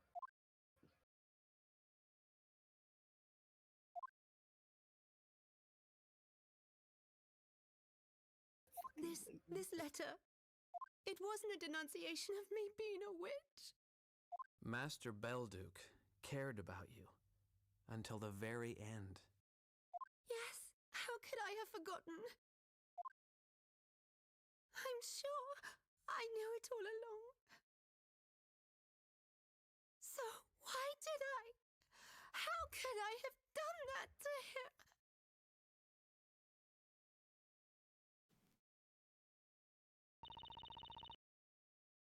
Miss Greer. My lord, What is it, Inquisitor Barnum? I think it is about time Damn. for the guilty verdict. Guilty? Can you give us a minute? The Inquisition withdraws the charges against Maya Fey and charges Jean Grael with being a witch. Bitch. Oh, the evidence corroborates this accusation, and she even admits her guilt. Hence, the Inquisition asks that the witch be found guilty and punished immediately. Objection! Not so fast, Inquisitor Barnum. What do you want now, Sir Blue Knight? Admittedly, Miss Grail did attempt to strangle Sir Belduke, but he consumed a deadly poison and was already dead at the time. Therefore, she is not guilty of murder. She was guilty of a greater crime. And one more thing. It also wasn't Miss Grail who turned Professor Layton into gold. There was another witch present at the crime scene. The defendant, Maya, saw her too. I sure did. Yeah, get him, Maya. To put it shrimply, Miss Grail didn't kill anyone. Yeah, she didn't kill anyone! And yet, you still want to burn her? Maya! Do you All right, even you're know not. how it feels to be put in this freaking cage? It's like everyone's against you, and it's super frightening. I'm not a witch, but I've been thrown into this cage and almost sentenced for something I didn't do. And now you're about to do the same to another person? It's just not right. Is that all you have to say? Huh? The one who's in the wrong is not me, but you, Sir Blue Knight. Whether the witch committed a crime or not is completely irrelevant. This is the witches' court. All witches must be punished by fire. But that's crazy! Why, Barnum?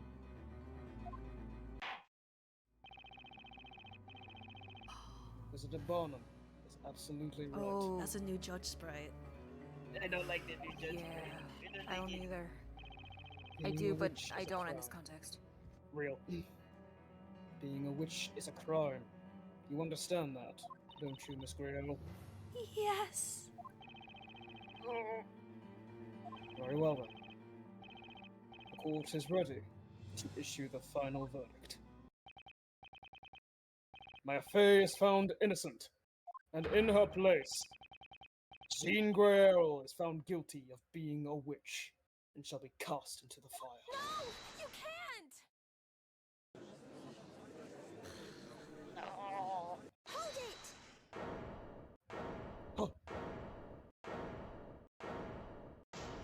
Please, hold the verdict! Espella? What is it now, Espella Cantabella? There is nothing else we can do.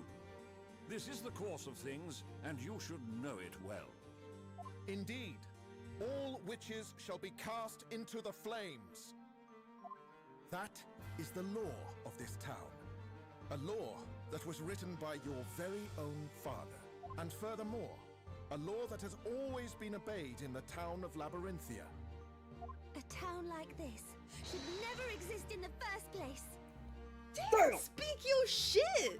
What? Such insolence! Yeah, critique the system, not the individual. That's my goal.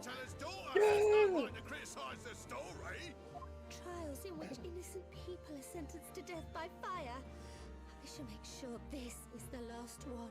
What do you mean, Isabella? Since you're also keen on the rules created by the storyteller, you should know exactly what I mean. The stipulation for ending the witch trials. Once the Great Witch Bazella is burned, the witch trials will end. At present, I am under suspicion. You know very well why that is, don't you? You? But you don't mean that you're, I am guilty. I am the Great Witch Bazella. What? Now, cast me into the flames and let Miss Grayle free. Miss Cantabella. This shall be the last of the witch trials. No one else need be burned hereafter. Estella, just what are you saying? I can't let you do that. Please, Mr. Wright, let me do as I wish. I'm sorry, but this is a problem concerning the people of Labyrinthia. No! Please don't do it! There must be another way! You don't need to do this! It's all right. Luke, Maya, Mr. Wright, and Mr. Layton. I truly appreciate all you have done for me. This can't be happening. Miss Cantabella, your confession will have very serious, or rather, fatal consequences for you. May we assume that you fully understand those consequences and are willing to accept them? I am Espella Cantabella, the storyteller's daughter. But I also have another name. I am the Great Witch Bazella. I have lived hidden in the dark pages of my father's story, deceiving all of you.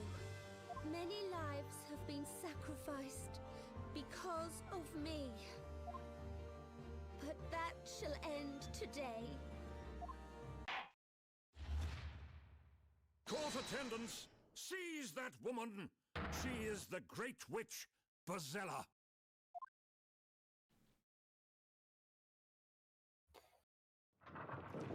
Oh. Okay. Intrigued to see what'll be going on. Hey, Maya. Hey, Maya. Oh, that's how they get the minute out. Bella.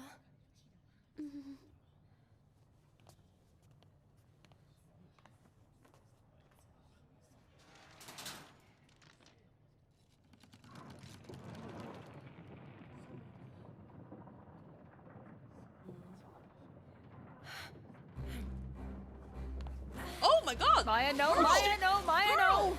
Maya, calm down. Espella, this just isn't right. Let's go. Nick, give me a hand. Alright. Damn. Okay, damn. Damn! Damn! Jump over there. But hurry. Get back, get back. We're coming. Damn! The jumper? Damn. Alright, you're back in the cage. Oh, Maya. Ow. Wait. Uh-oh. Uh-oh. Uh-oh. Uh-oh. Hey! Help me, Nick! Espella! Quick, in here! Oh, alright. I found the cubbyhole! No! Hey, what the fuck? Girl! Get her the fuck out! Stop! You've got to stop! Oh. Oh, Phoenix! What the fuck? God damn. Maya face. What in the fucking hell? Dead? I can't believe from Hello? once we start the Apollo Justice games, Maya Faye is just always dead. No wonder we had to play this before playing those. Jesus fucking Christ!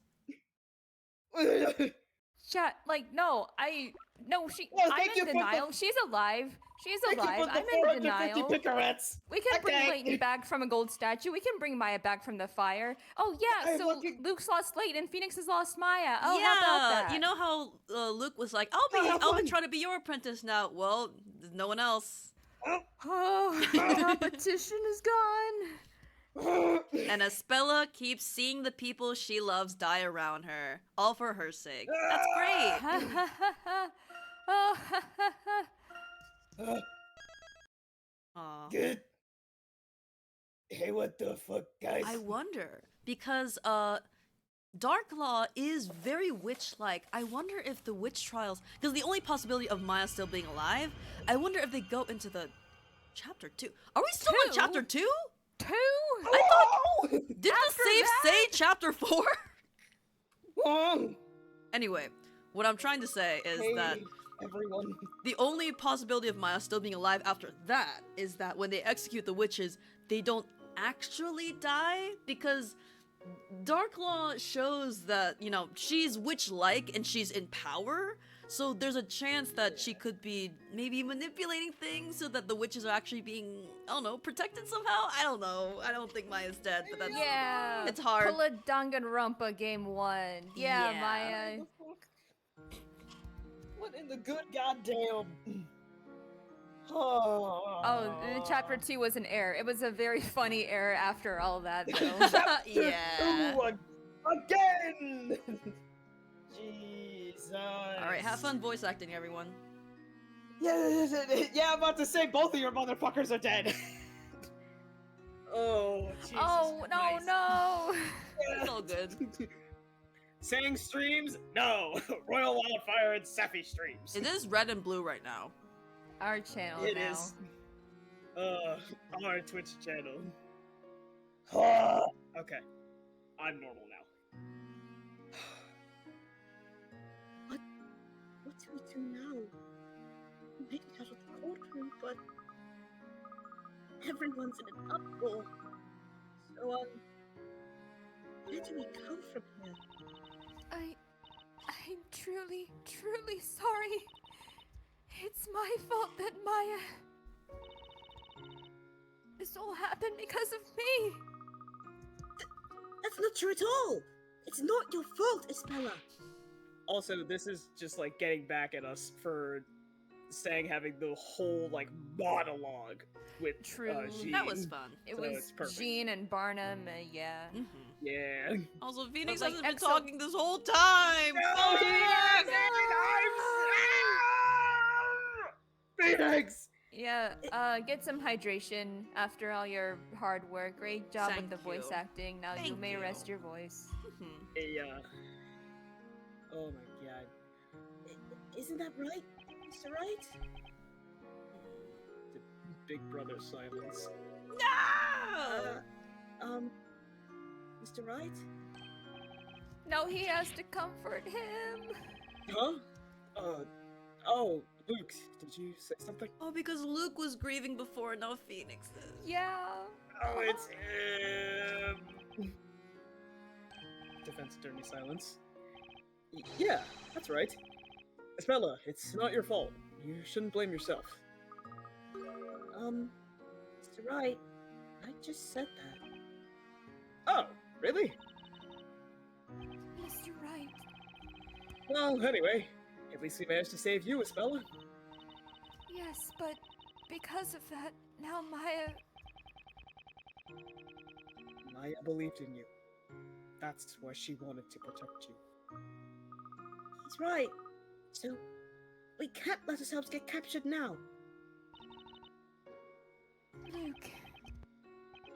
That settles that then. Okay, let's get moving. We're bound to get caught if we stick around here any longer. But where should we go?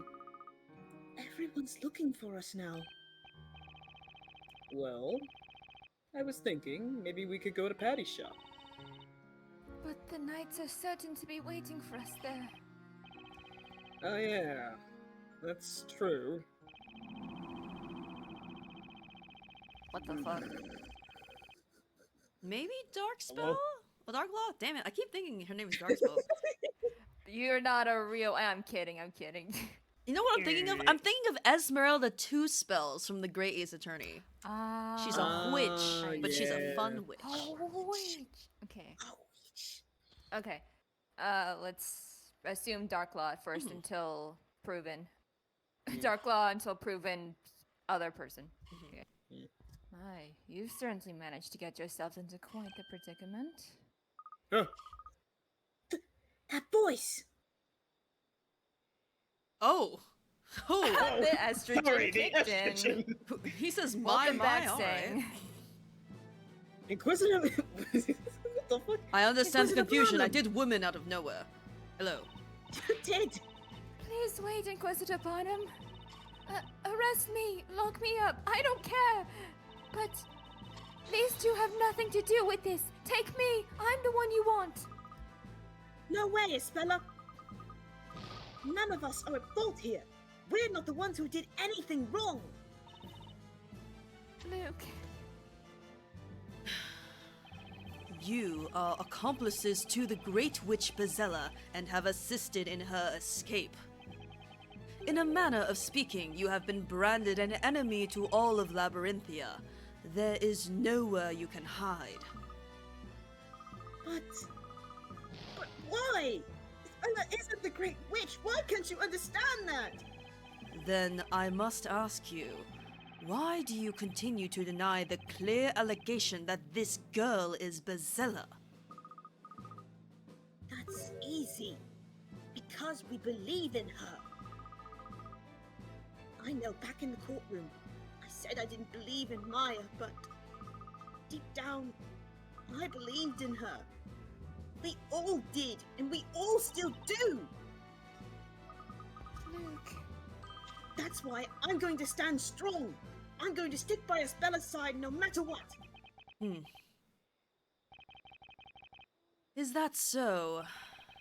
By the way, Sir Blue Knight. Phoenix! Big brother silence. He's not paying attention. He's grieving. The loss of Maya Fey is unfortunate. More big brother silence. You have my deepest sympathies. Even more big brother silence.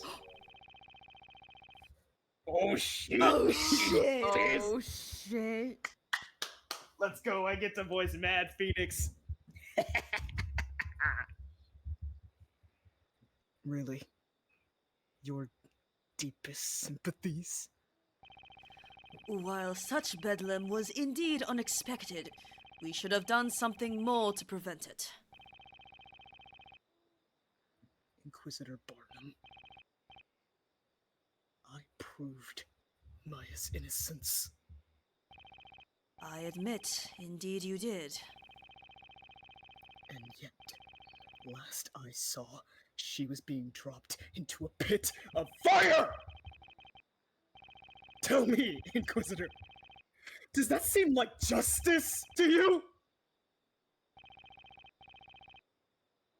All witches are to be cast into the flames. That's the law of the land around here, right? But Maya wasn't a witch! How do you explain that, Inquisitor Barnum? It is truly regrettable. What occurs in the courtroom is my responsibility and mine alone. Responsibility. Oh, Fine! Then take some responsibility right now! Magic exists here, right? Well then, use some magic and bring Maya back! Cast whatever spell you need to cast and bring her back! There exists no such magic. I cannot undo her death.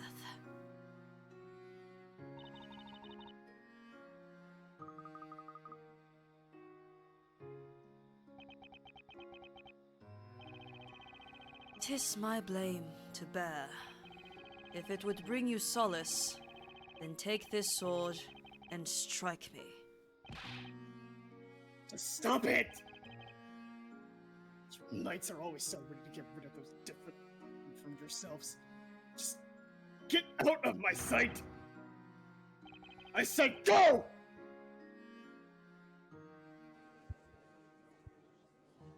What was that? I think I heard something coming from the main gate. Guards, come take a look at this. What? Mr. Wright, those voices are getting closer. At this rate, we're... Exit through the main gate and head east through the forest. You should be able to escape along a small path there. Huh? On the outskirts of the city, you will find Rouge's Tavern. You should be safe there. Why are you helping me? Go! Now! You will be caught if you stay here, and this will all be for naught! Luke, Mr. Wright, let's go! Yeah, right. Mr. Wright? Are you coming?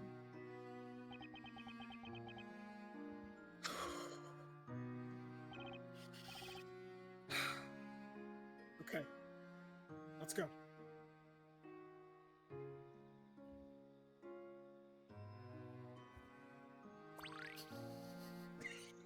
Does anyone... Whoa, what? You're still here? What the fuck? Why are you That sure ruins a moment. Alright. Look at the three of them! Hi. Firstly, what a deeply justified crash out. Love that for you, Phoenix. Truly. God. Yeah. Good for him.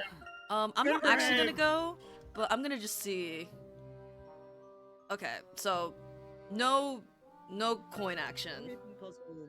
Yeah. How about How can we look for coins at a time like this? the There are houses in that direction too. Well, there's time for flavor Let's text. go away. Away! Away from the town! This place Sir Barnum told us to go to is some distance away from the shopping district. All right, we let's didn't just talk to him realize. and Yes. let that be it. Hey man. Get out! Rouge's Tavern is it's literally, I just told you it's over there. Go, why are you still standing here? It's the only haven you have right now. You should be well hidden there.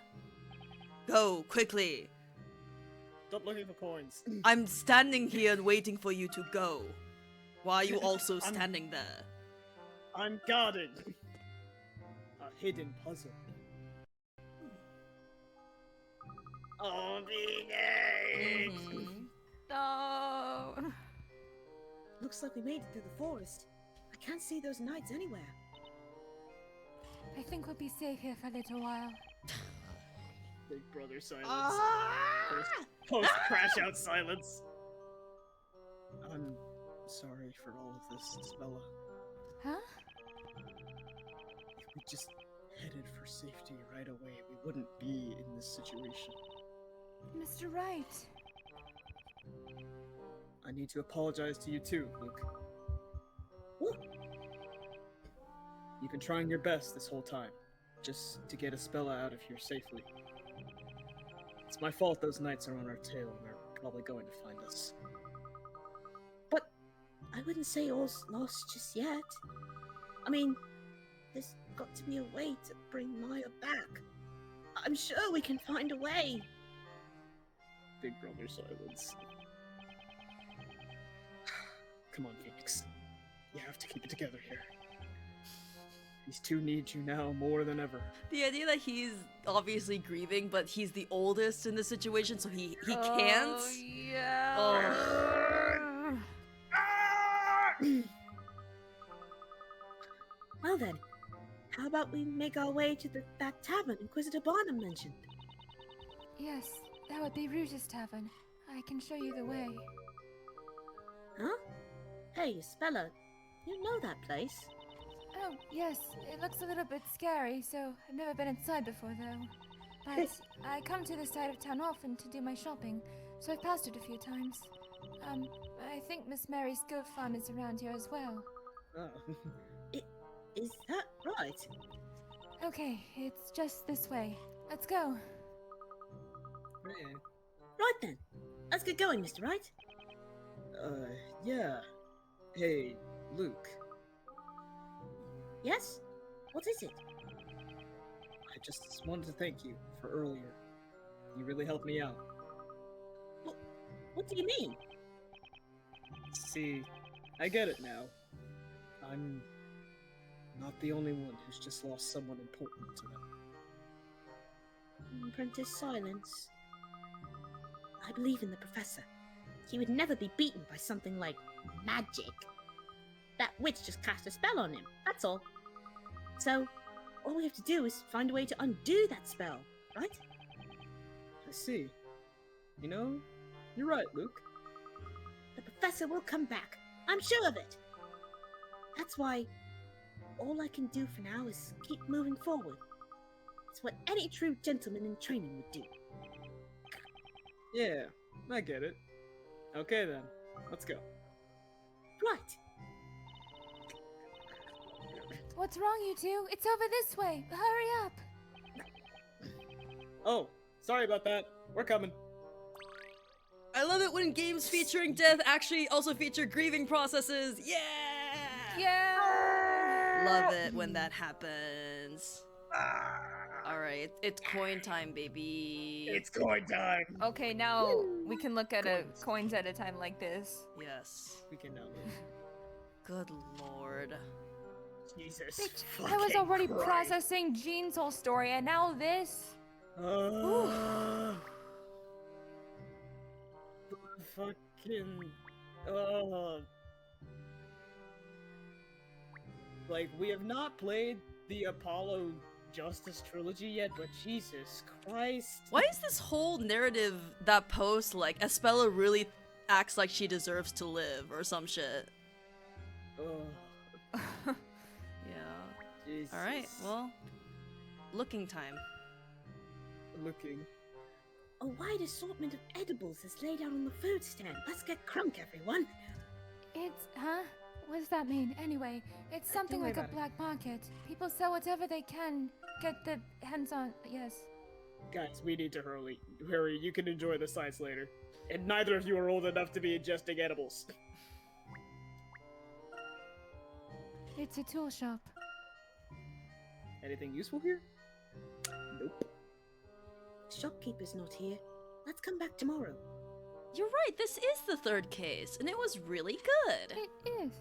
But the third case in Investigations 2 is also very That's good. true. With Judy. That's true. Never before did house lights look so warm and welcoming. I miss Aunt Patty. Dave, what are they doing right now? It's time for dinner. You can't help feeling hungry, even when you're depressed. Yeah. Alright. God. Hidden puzzle, yippee. Oh yeah, perfect time for puzzles. Whoa! Freaking beautiful. Holy. Oh damn. Yeah. Luke, what's wrong? Sorry about that, Espella. I just tripped a little, that's all.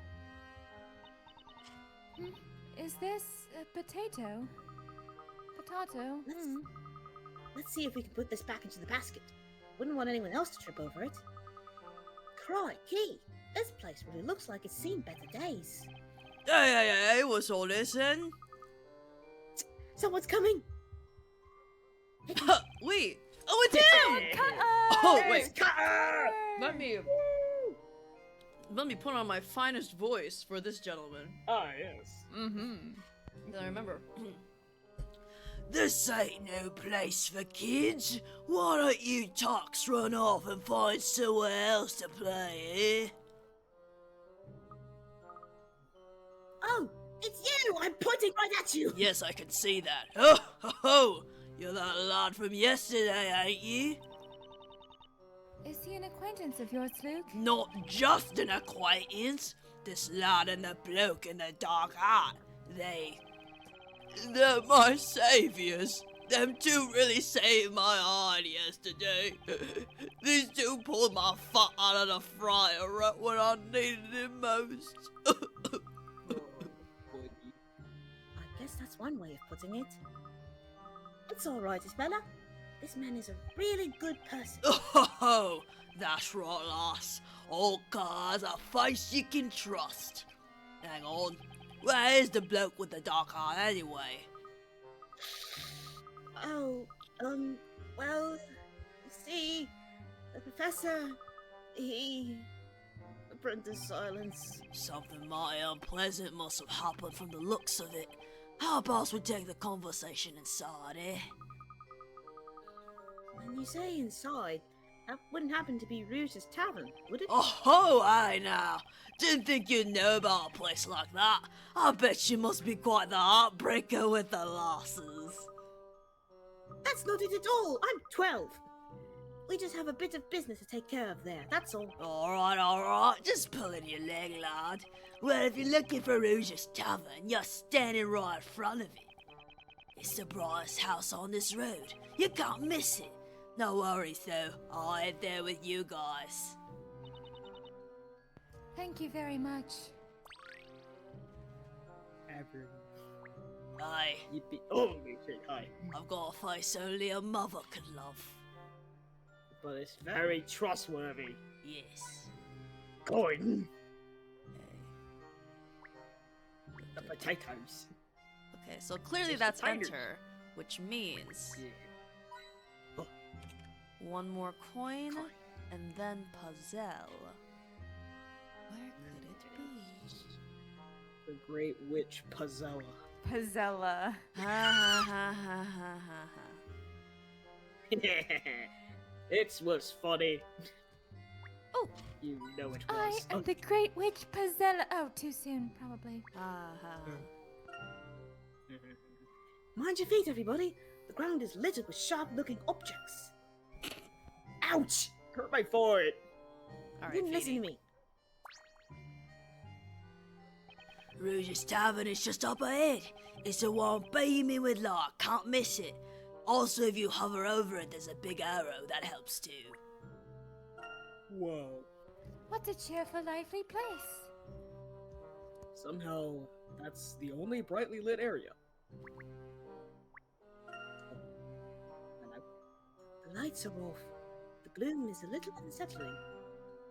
I miss the comfort of light too. Darkness makes me uneasy. No, there's secrets. For him. I know it. Secrets, where are you? Secrets, come. Come to light. Reveal yourself! Potato! Potatoes! We gotta put the potatoes back! Hey, what's that there? Mr. Wright, that's a hidden puzzle. Not to worry, just leave it to me. Oh yeah, hidden puzzles aren't native to the world of Ace Attorney. Ooh. Right. 41. Alley allowance. You found a secret alley hidden in the town. The road here is paved with tiles etched with various symbols. The 4 coins in your possession will allow you to make one type of tiles that disappear, allowing you to proceed walking. Use the coins to remove tiles and cross the alley. You only have 4 coins, so use them wisely. Wait, so... Girl, is this Candy Crush? So, are we supposed to get rid of... If we get rid of a tile, then we can walk on it? Is that the situation? Every time Luke steps on a tile, all tiles of that type will be removed. Removing a new type of tile will use up 1 Oh. Oh, so basically, we can only remove 4 types to get to the other side. Mm-hmm. Yes. 4 types max, at the very least. Okay, well, hi Luke. Hello. Wait, where are you facing? Oh, I see there's a hair sticking out. For some reason, it looks like the model hasn't changed, so it's like you're crab walking backwards as Where well. are you going? Okay. How long? So.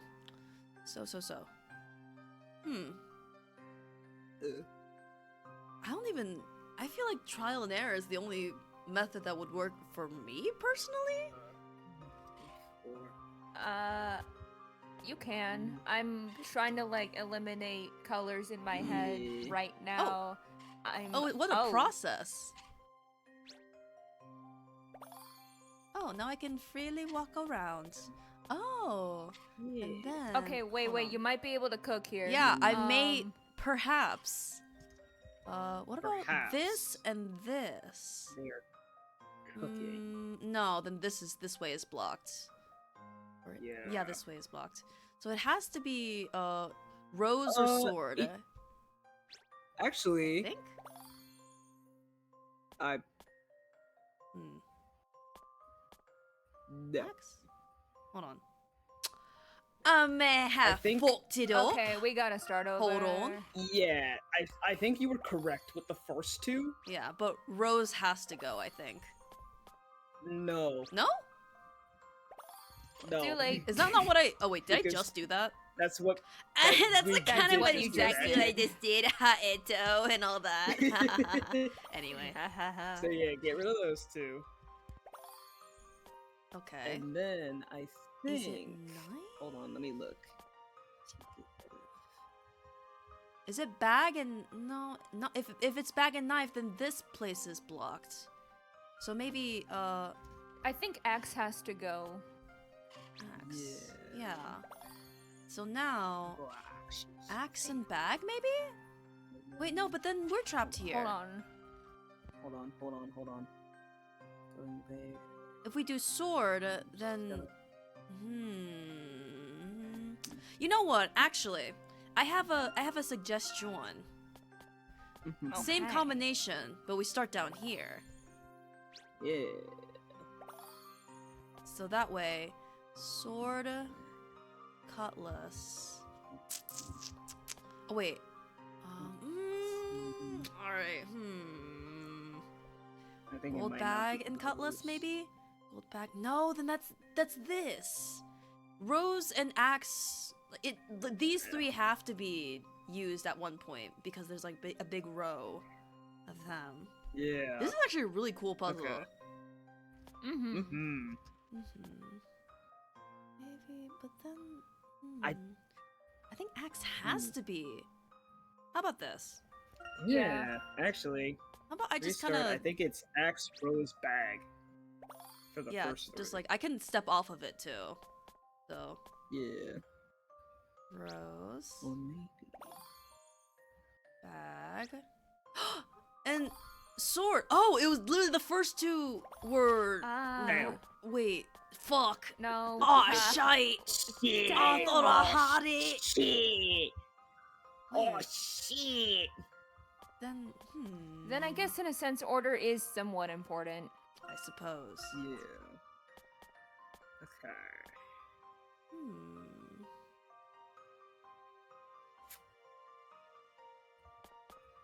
What if it's Axe Rose Snake Bag? Maybe?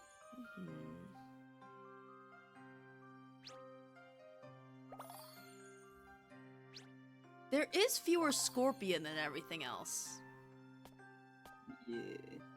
Oh, but then if I do snake, then there's no way to get over there. Is there only Axe, one you get solution? really close to the end, but yeah. probably. You can get like I feel here, but no dice. Yeah. Okay. Yeah. I feel like this is so trial and error. Like I don't want to use a hint coin. Like we're there. Yeah, because I think it's Alright. Axe Rose Snake Coin. Axe, rose, coin. But then there's no way over here though. Unless we. Yeah. Hold on, Scorpion. Damn it! If only I could get over there. No, yeah, you're so close with sword, but no. Scorpion. Oh no. Axe rose. Oh my gosh.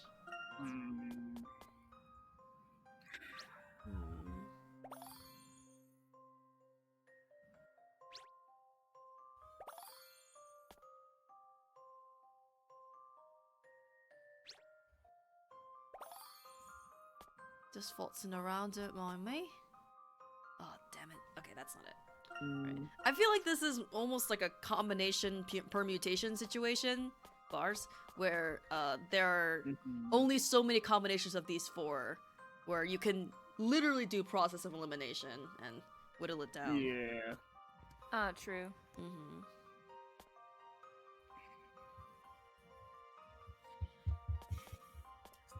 Interestingly enough, the sword is not one of these first couple. Yeah.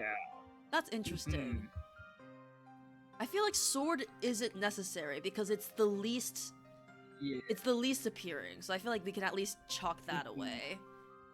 Scorpion, I feel like is also scattered. So how about these four? Yeah. Rose, and then.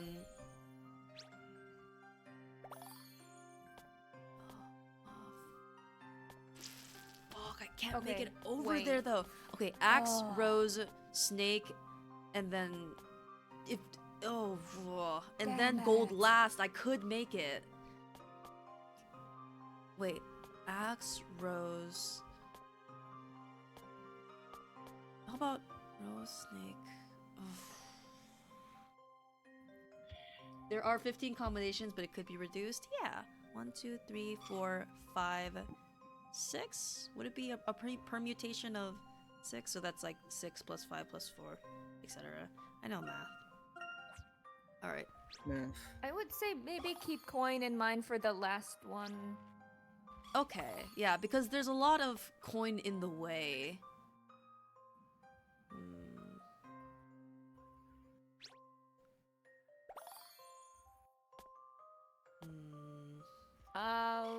Then we're No. stuck with the wall of Again, if axes you get rid of axe, the sword blocks it. Okay. I wonder if we need to get rid of axe and sword. Yeah, I don't think we've tried that.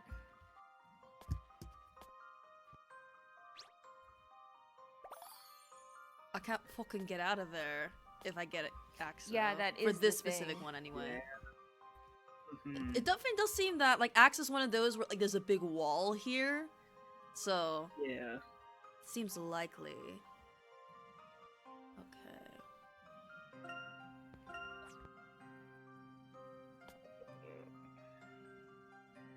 I almost feel like because Scorpion and Snake are like together a bunch in the beginning, it's almost it feels right to get rid of those, but. Or maybe it's a red herring. Maybe.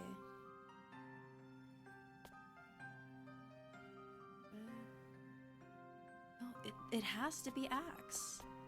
There's so much axe there. There's so much axe. Who Yeah, sprayed me all at the the goddamn boys' axe locker bodies? room. Okay. Exactly. I don't know in what order, but I've traced a path that's only axe, rose, scorpion, and coin or bag. Slay. Wait. Fuck. What? That's odd. I should have been able to solve that one. No. I tried to press restart. Dang. I'm I'm sorry. I swear. It's okay. We can go to the library. The and library try it in the again. town that we're banned from. Maybe Wait, Riddell can is we not cool just- with us. Do it again. Can we not just click on it? Or did you just hit like give up and it doesn't come back at all? You can always. Don't sweat it, Luke. You can always try again later. Can we try again now? Oh! Oh! Yeah. Oh! Yeah, I was about to say like I don't know why we're Okay. I don't know why we're so upset. It's because there are some puzzles well, we've that never are done this dependent before. on the We've never given exact up. situation, you know? So, I was worried that if we clicked off, it was, you know, Yeah. Okay, what was forever it? unreachable. Rose, bag, Okay. axe, and what? I don't know what order, but try any combination of scorpion, axe, rose, and bag. Scorpion, axe, rose, and bag. Okay. Just keep those 4 in mind. Rose, bag, and then scorpion? Hey, what the fuck? Never mind. Oh, no! No! Sorry. Restart. No. Me and my No. silly mouse.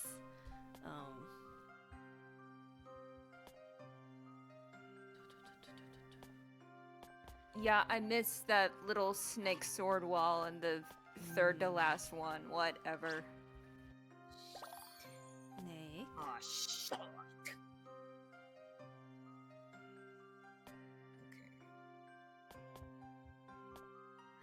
Okay, then snake, scorpion, rose. Never mind. I'm just gonna keep tracing. Yeah. Me too. bag and sword? No, that's also blocked off. Axe and scorpion?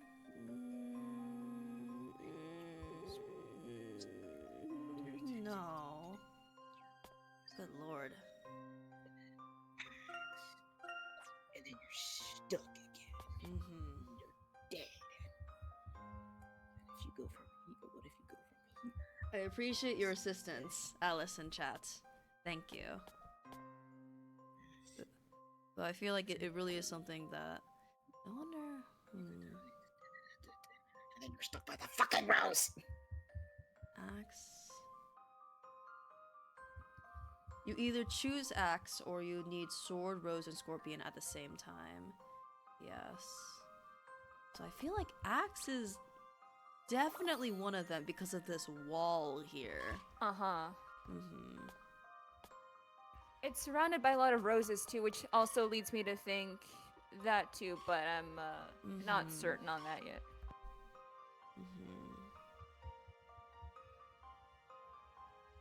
There also is kind of a sword wall, but like just a little bit. Like right here. Right.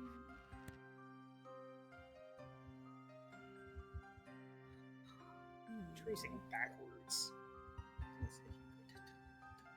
You go that, and then you go that, and then you're stuck with the fucking axes. If you go here, you're stuck with the fucking scorpions. And then you go here, you're stuck with the fucking scorpions. Okay, but if you go here, you go there, and then you're stuck with the fucking axes again. Okay, can we do this from here? Oh, no. Wait. Wait. Huh? Rose. You can! Rose! Rose? Oh! Rose. Oh! Yes! Yes! Can? Yes! Get up there, Bop, idiot! bop, bop. You're genius! Yes! Oh Wait, my what was the god. combination? My brain is bigger now. What was the combination? Rose, From a gentleman in training. scorpion. Rose, sword, axe, scorpion. Yes. Was the coins Yes. throwing me off? Mm-hmm. Thank you. Wonderful! Now you can cut through this alley anytime you please. Thank you, Professor Layton. You're still here with us.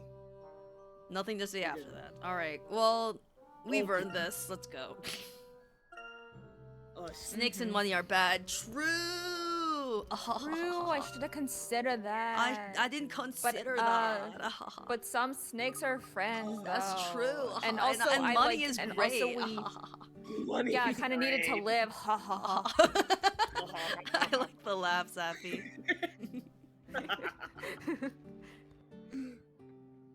Wow, it sure is lively in here. It certainly is. Even more so than I thought. It's so cheerful, and everyone seems to be having a good time. See? It ain't just the shadiest of the shady that hang about, eh? Well, you do get the occasional rabble rouse every now and then, but for the most part, everyone here's good people. You find the head honcho herself over behind the counter. Why not go introduce yourself? Oh my god, Rouge the Holy! Hello! Whoa, Mama. Hello, nurse! Alright, before we do that. Going. Yes. No. Yes. Yes. Going. Here's the scorpion from that alleyway. Very good. Oh. Going. Perfect. Don't you usually use darts on a dartboard? What's this? Knives is darts. It really does seem like something out of a fantasy book, doesn't it? The atmosphere in here is so different from the town square. Wonder if we'll be alright here. Did it just sway, Mr. Wright? I sure hope this doesn't get loose and fall. How pretty. It's not every day you see a chandelier like that around here. Yes.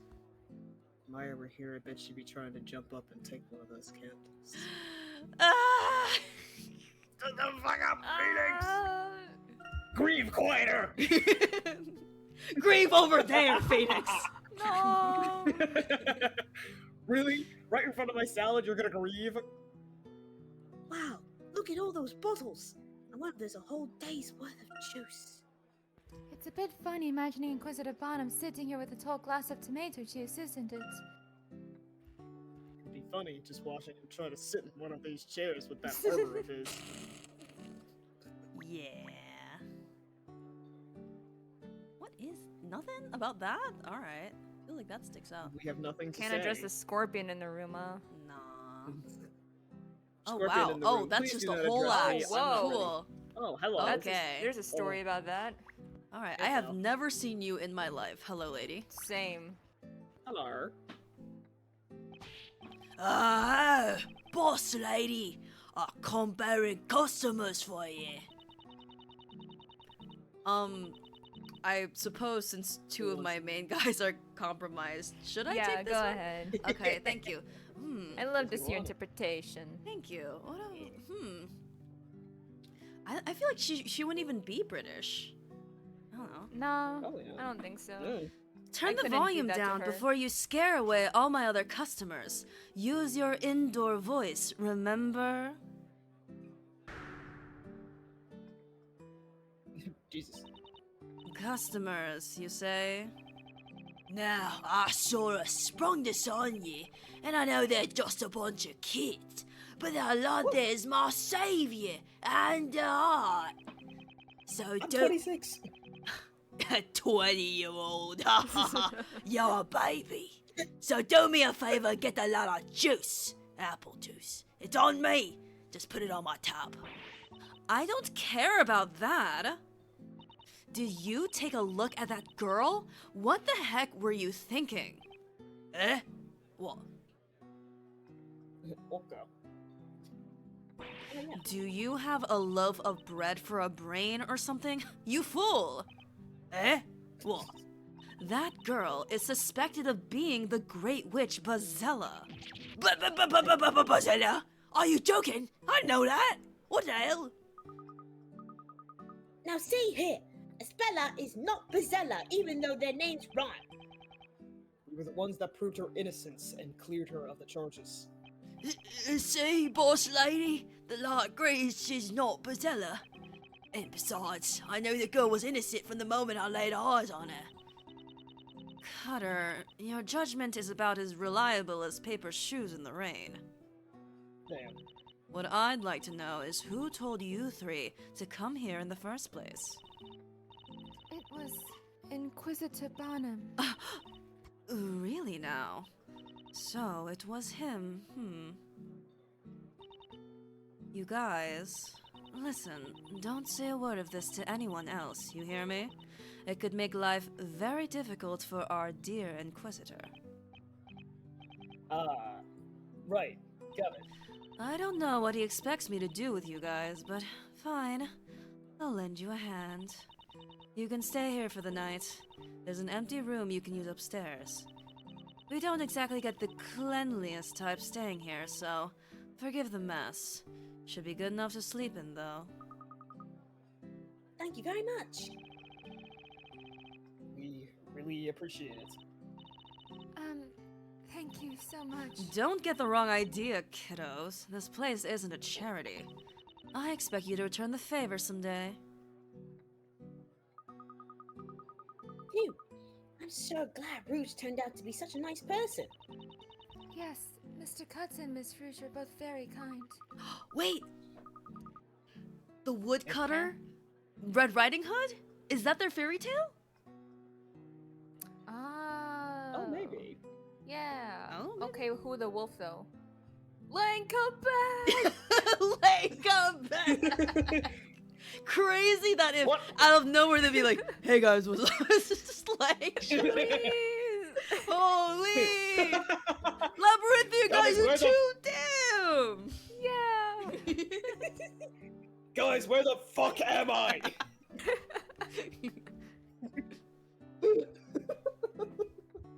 It looks like we can rest easy for now.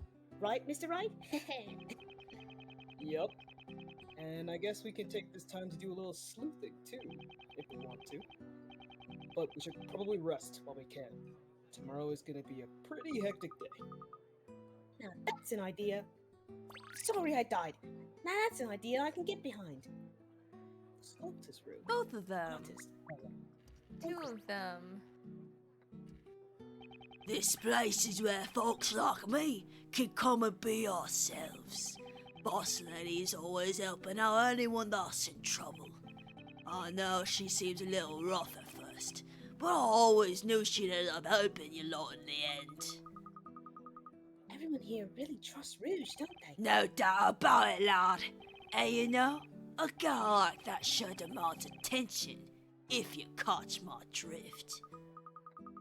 I don't really think I fully understand what you mean. Still a bit too green for that, eh, lad? Oh, would you look at the time? Better get ready for that. Your room is upstairs. It's a bit messy, though. Hope you don't mind.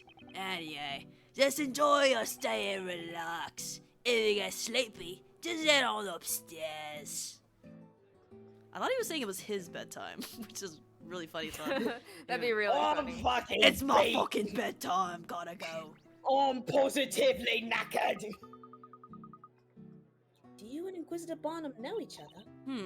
I guess you could say that. Is that right? It's just a bit surprising, I guess. I mean, Inquisitor Barnum is head of the Knights, and you're... Some ne'er-do-well tavern owner, right? Well, can't fault you for stating facts, kid. You may both be different, but I get the feeling you really trust one another. Zack is, well, different from all the other knights in Labyrinthia. To any other knight, we're nothing more than a bunch of filthy, no-good scum. We're the first ones to blame whenever a crime or anything happens out in the town. That's true.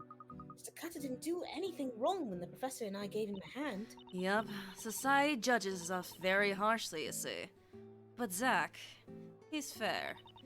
He doesn't judge anyone based on how innocent or shady they may look, or what sort of job they've got. He's only interested in protecting the town with fair and sound judgment. That's why he always helps us out. Interesting. Like I thought, he really is a good person. Did you say something? No, it's nothing. Well, I think that's my cue. You take it easy and rest up, okay?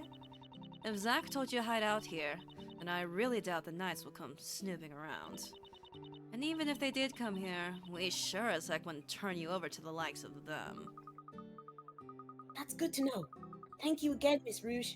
You're really too kind. For such a little guy, you sure do know how to keep a level head in a tough spot. Your friend over there, on the other hand, I haven't heard a peep from him this whole time. It's fine. I'm sure he'll be right as rain tomorrow. He's grieving. Oh. He's grieving. Anyway. Our room. Huzzah. Oh my goodness. Hello. Huh. The sculptor's room. Oh yeah, true. This must be it. So this is the room Rouge was talking about, huh? Oh my, it is quite unique, isn't it? Is there a statue in the corner? How very, avant-garde. That statue really looks a lot like Mr. Cutter, doesn't it? Oh, it does. Hey, I wonder if he made this himself. Not only is Mr. Cutter very nice, it seems he's quite artistic as well. I don't know if I'd call this art, per se. Okay, Alright, Mr. art major, calm down. Drop out. Alright. You dropped out of art school, shut the fuck up. Anyway, it's just nice to have a safe place to rest for a while. Uh-huh. We did so much running about today. I'm totally exhausted. I think we can plan out our next step in the morning. Let's try and get some rest. Right.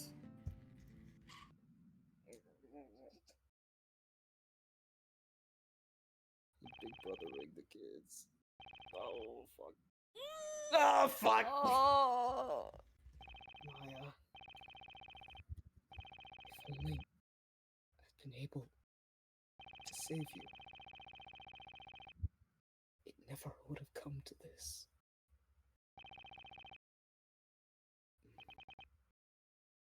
Just great. I should be ready to pass out right now, but I just can't fall asleep.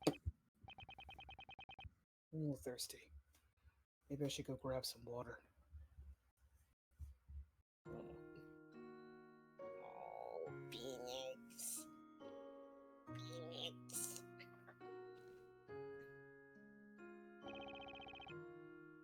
It looks like the party's over. Everyone must have gone home by now. I'll just grab some water and head back to the room. Oh, Alright. shit! Woman jump scare. How about one more conversation and then we can end things there, okay? Okay. Also, since it's just Phoenix, does he have anything to say? Oh, it's just him, his version of everything. Ah! Stop! You fuck off. A puzzle! What's up? Can't get to sleep? Yeah. I'm absolutely beat, but I just can't keep my eyes shut. You don't say. It looks like you've got your work cut out for you cleaning up this place. Do you need a hand? Nah, it's fine. The house rule is, you make a mess, you clean it. But those dummies couldn't keep their eyes open. I'll make them clean them up in the morning. Huh? So, hasn't everyone gone home? I couldn't exactly let them go home in that state, so I shoved them all upstairs for the night. This is both their home and shelter. I mean, don't tell me you can't hear their loud snoring from down here. And here I thought that was my stomach growling this whole time. So? You must have come down here for something, right? Oh yeah, that's right. I came down for a glass of water. Alright. But you'll have to earn it first. What the- You win at my game, and I'll get you any drink you want. On the house. Did you say game? What kind of game? Holy shit! Ooh, silence. Whoa! Now that was totally unexpected. I'm really sorry if we said something wrong. Now, don't you go getting the wrong idea. I only drew this knife to use in this puzzle I've made for you. A puzzle. Oh, he's out of his element. Oh, knife puzzle! Slide the red chalice to the bottom right-hand corner of the table. Give me a drink, bartender. Bartender. Use the knives to bounce the red chalice across the table. The direction of the slide depends on the angle of the knife. Don't deliver any green chalices as the cup switch places. What the hell? What kind of puzzle is this? Huh? Oh, so it's like... I don't want the green ones. I only want the red one. Don't Okay. talk about why I want the red one. The angle. Okay. So it's like... I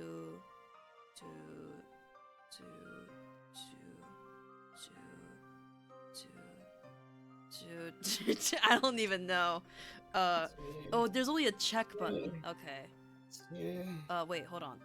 If I slide it, like, what do I do? Oh, I rotate these. Oh. So it's like... Oh, slay.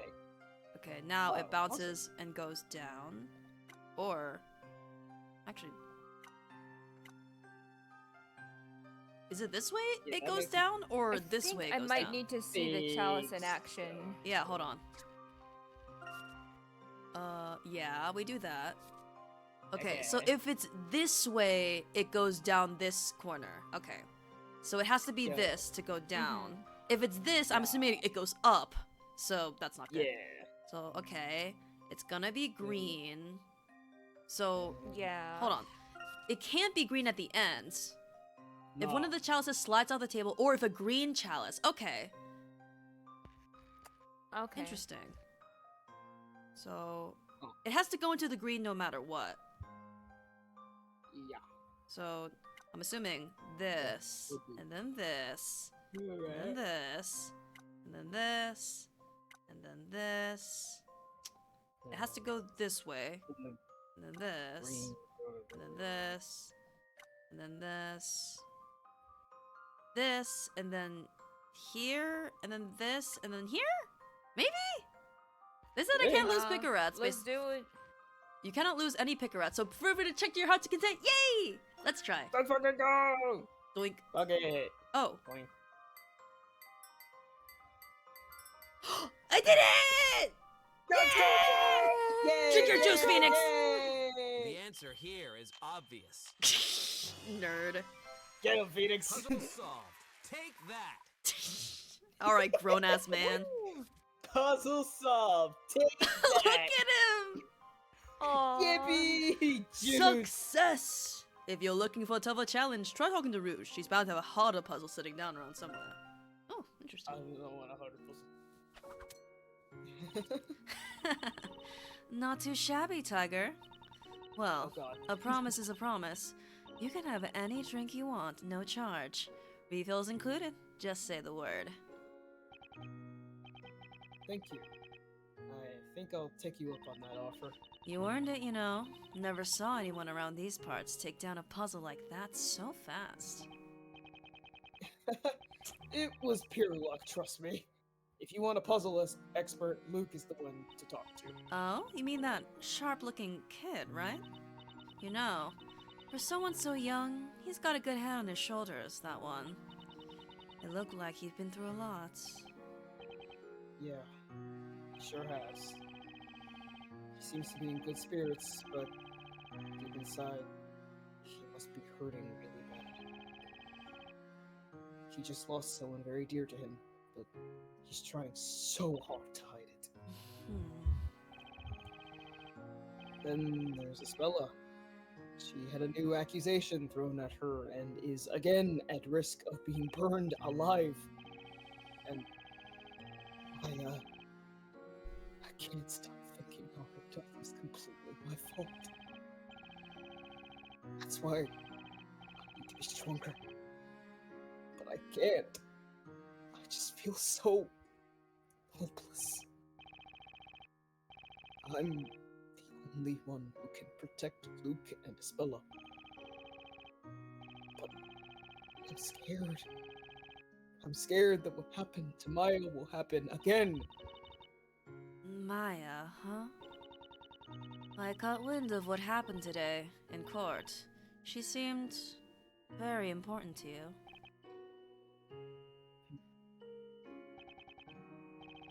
I'm alright. I'm just not sure I can protect these two. More than that, I just don't want them to think I might fail them. You want to protect them, and don't want them to think you'll fail, huh? That all sounds well and good, but you want to know what I think? I think you're just telling yourself what you want to hear. Huh? What do you mean?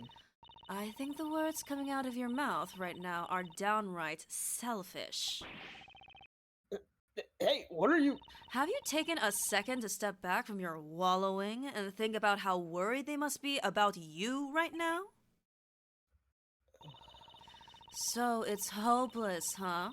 Do you think those kids are hopeless too? Psh, don't make me laugh. You want to see hopeless? That's easy. Just look in the mirror. How do you expect to protect those two if you can't even manage to get a hold of yourself?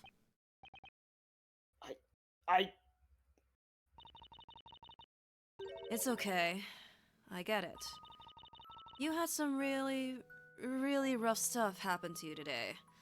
Unimaginably sad, emotionally trying stuff. Shut the fuck up, not the sisters! Shut the fuck up! Oh, that is Turnabout Sisters on a fucking lullaby ask music box. Alright, that's cool. That's cool. Alright, I'm burning. I'm on fire now. I'm being executed.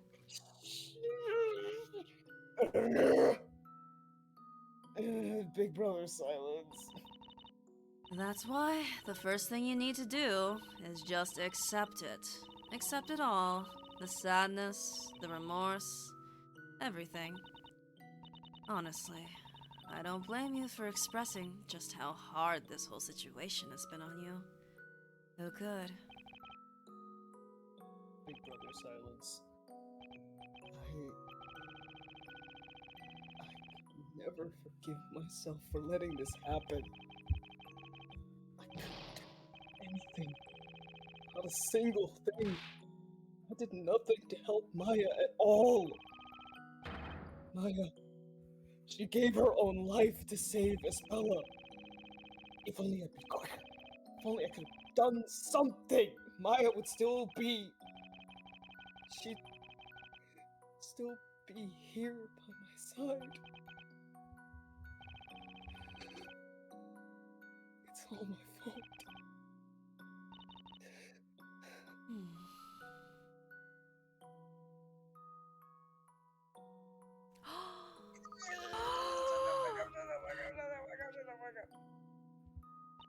He's dropping So, Luke, what are you doing here? Oh, Stella, what are you doing up at this time? I couldn't sleep. I thought I'd just get a glass of water. Huh? Who's that over there? Is that Miss Rouge and Mr. Wright? Hey, we should head back to bed, Isabella. We have an early start tomorrow, after all.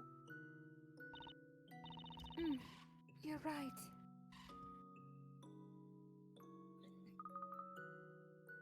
Oh, Mr. Wright.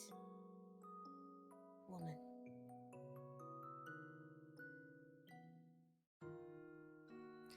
Well, goddamn!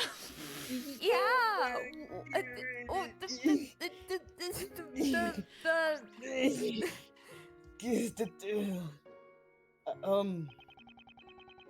Rouge, I just wanted to thank you, for hearing me out.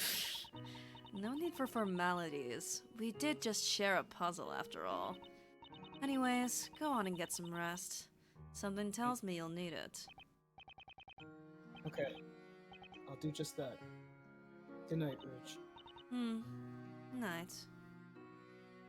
And good night to the stream. I think Good that's morning. a wonderful place to end. Indeed. Holy fucking shit. Why is Layton still up there? Huh. Why? Yeah, why is Hey, he buddy. still? He's He's haunting the watching over narrative. us. Anyway. Ugh. Wow, this game is like really tackling that like grief process, even though it's like a cartoon death when you think about it. Yeah! Yeah, the intricacies of grief versus Phoenix, right? More like. Hello? Yeah, exactly. Like what? Man, God! Like, in Ace Attorney games, they really don't go into the grief of everything. At least not as much as it's doing in this game. I think at the very least, yes. When people who are close to the protagonist die, it's usually in relation to a case that must be solved. So usually, even if they do grieve, the plot kind of like, sweeps them along, and they're like, oh, well, like, I have to keep going and all that. But here, you're really just given time to like breathe and decompress and just linger in it. Yeah. I like this. Yeah, it's really. I mean, like, I'm not complaining, damn. It's surprisingly mature for a game that's about puzzles. Yeah, and witchcraft. I mean, the witchcraft stuff gets into a little bit of territory as well, but like a magical ass isekai story talking about grief, okay. I can't believe that playing a Professor Layton game would actually be a much more like emotionally maturing experience than playing an Ace Attorney game. That's crazy. What are they cooking over there? Damn. Well, thank you guys for coming. Wow. Holy shit. I think, maybe the closest we had in Ace Attorney was what Alice is mentioning, like when Maya was kidnapped and Phoenix was going through that, not grief per se, but that stress and blaming himself. But he still kind of had to lock in for the pressing time limit. Yeah. So we didn't see too much which of is that. very emotionally taxing in its own right. Mhm. This new approach is very much welcome, though, where we have time to process. Yeah. Yeah. And a little in the third game too. I feel like the third game, because Mia was so central to it, it's about a lot of people's grief in a way. So yeah. Oh my god. This Wow. game. They really, I love how they like held on to that angry phoenix animation until now. Yeah. That was wonderful. I love watching Phoenix go through emotions. Yes. That's my guy. That's my guy. This is a very necessary game to understand the broader franchise of Ace Attorney, I think. Alright. Agreed. Well, sang, gang, sleep. Oh, Alice, you made yourself a Quagsire! How wonderful! Quagsire! I also noticed you are a first-time chatter. Welcome. I don't know if it's your first stream like ever, but regardless, thank you for talking with us. Welcome. You've made some very salient points. Welcome. Oh my goodness, I'm like winded. From voice acting, from the story, from... Real. Ah! Well... Holy shit. Even if it's not canon, it's very good and important, of course. Kind of the same with the investigations game when you think about it. It's canon, but it's still like a spin-off, so, you know, side story. It's not like talked about in the main series, really. Yeah. But it's still like a deeply integral part to the Ace Attorney franchise as a whole. Yeah. Well, I apologize for not having the previous VOD up. I was a little busy today. I will make sure that is up. I just need to do some minor edits. But then that'll be up soon. And then this one will be up, of course. So thank you everyone for coming. Wow. There is like a tiny itty bitty bit of snow outside, but the roads are perfectly clean. So oh, what? I don't know if I'm getting a snow day, but like the tiniest bit has stuck. So who knows how I'll fare. Well, get some good sleep regardless after all this. Yeah, goddamn. Yeah, I see. I missed a bunch. I missed Missing some puzzles. It like remembers the last puzzle we've examined, and so we came back to 23 with the Luke Cart one. I saw it. Yes. I will we never did. forget. Jesus. Yes. But no, Layton's not around to push him off the. Don't remind me! Luke, remember the good times you had with the professor? No. Meanwhile, Phoenix remembers his good times with Maya, and it's Phoenix in the cart and Maya being in the professor's place. Yes! Phoenix, remember the good times! Alright, well, night everyone. Good morning. Have a good sleep, everybody. Rest up. Goodbye. Bye-bye.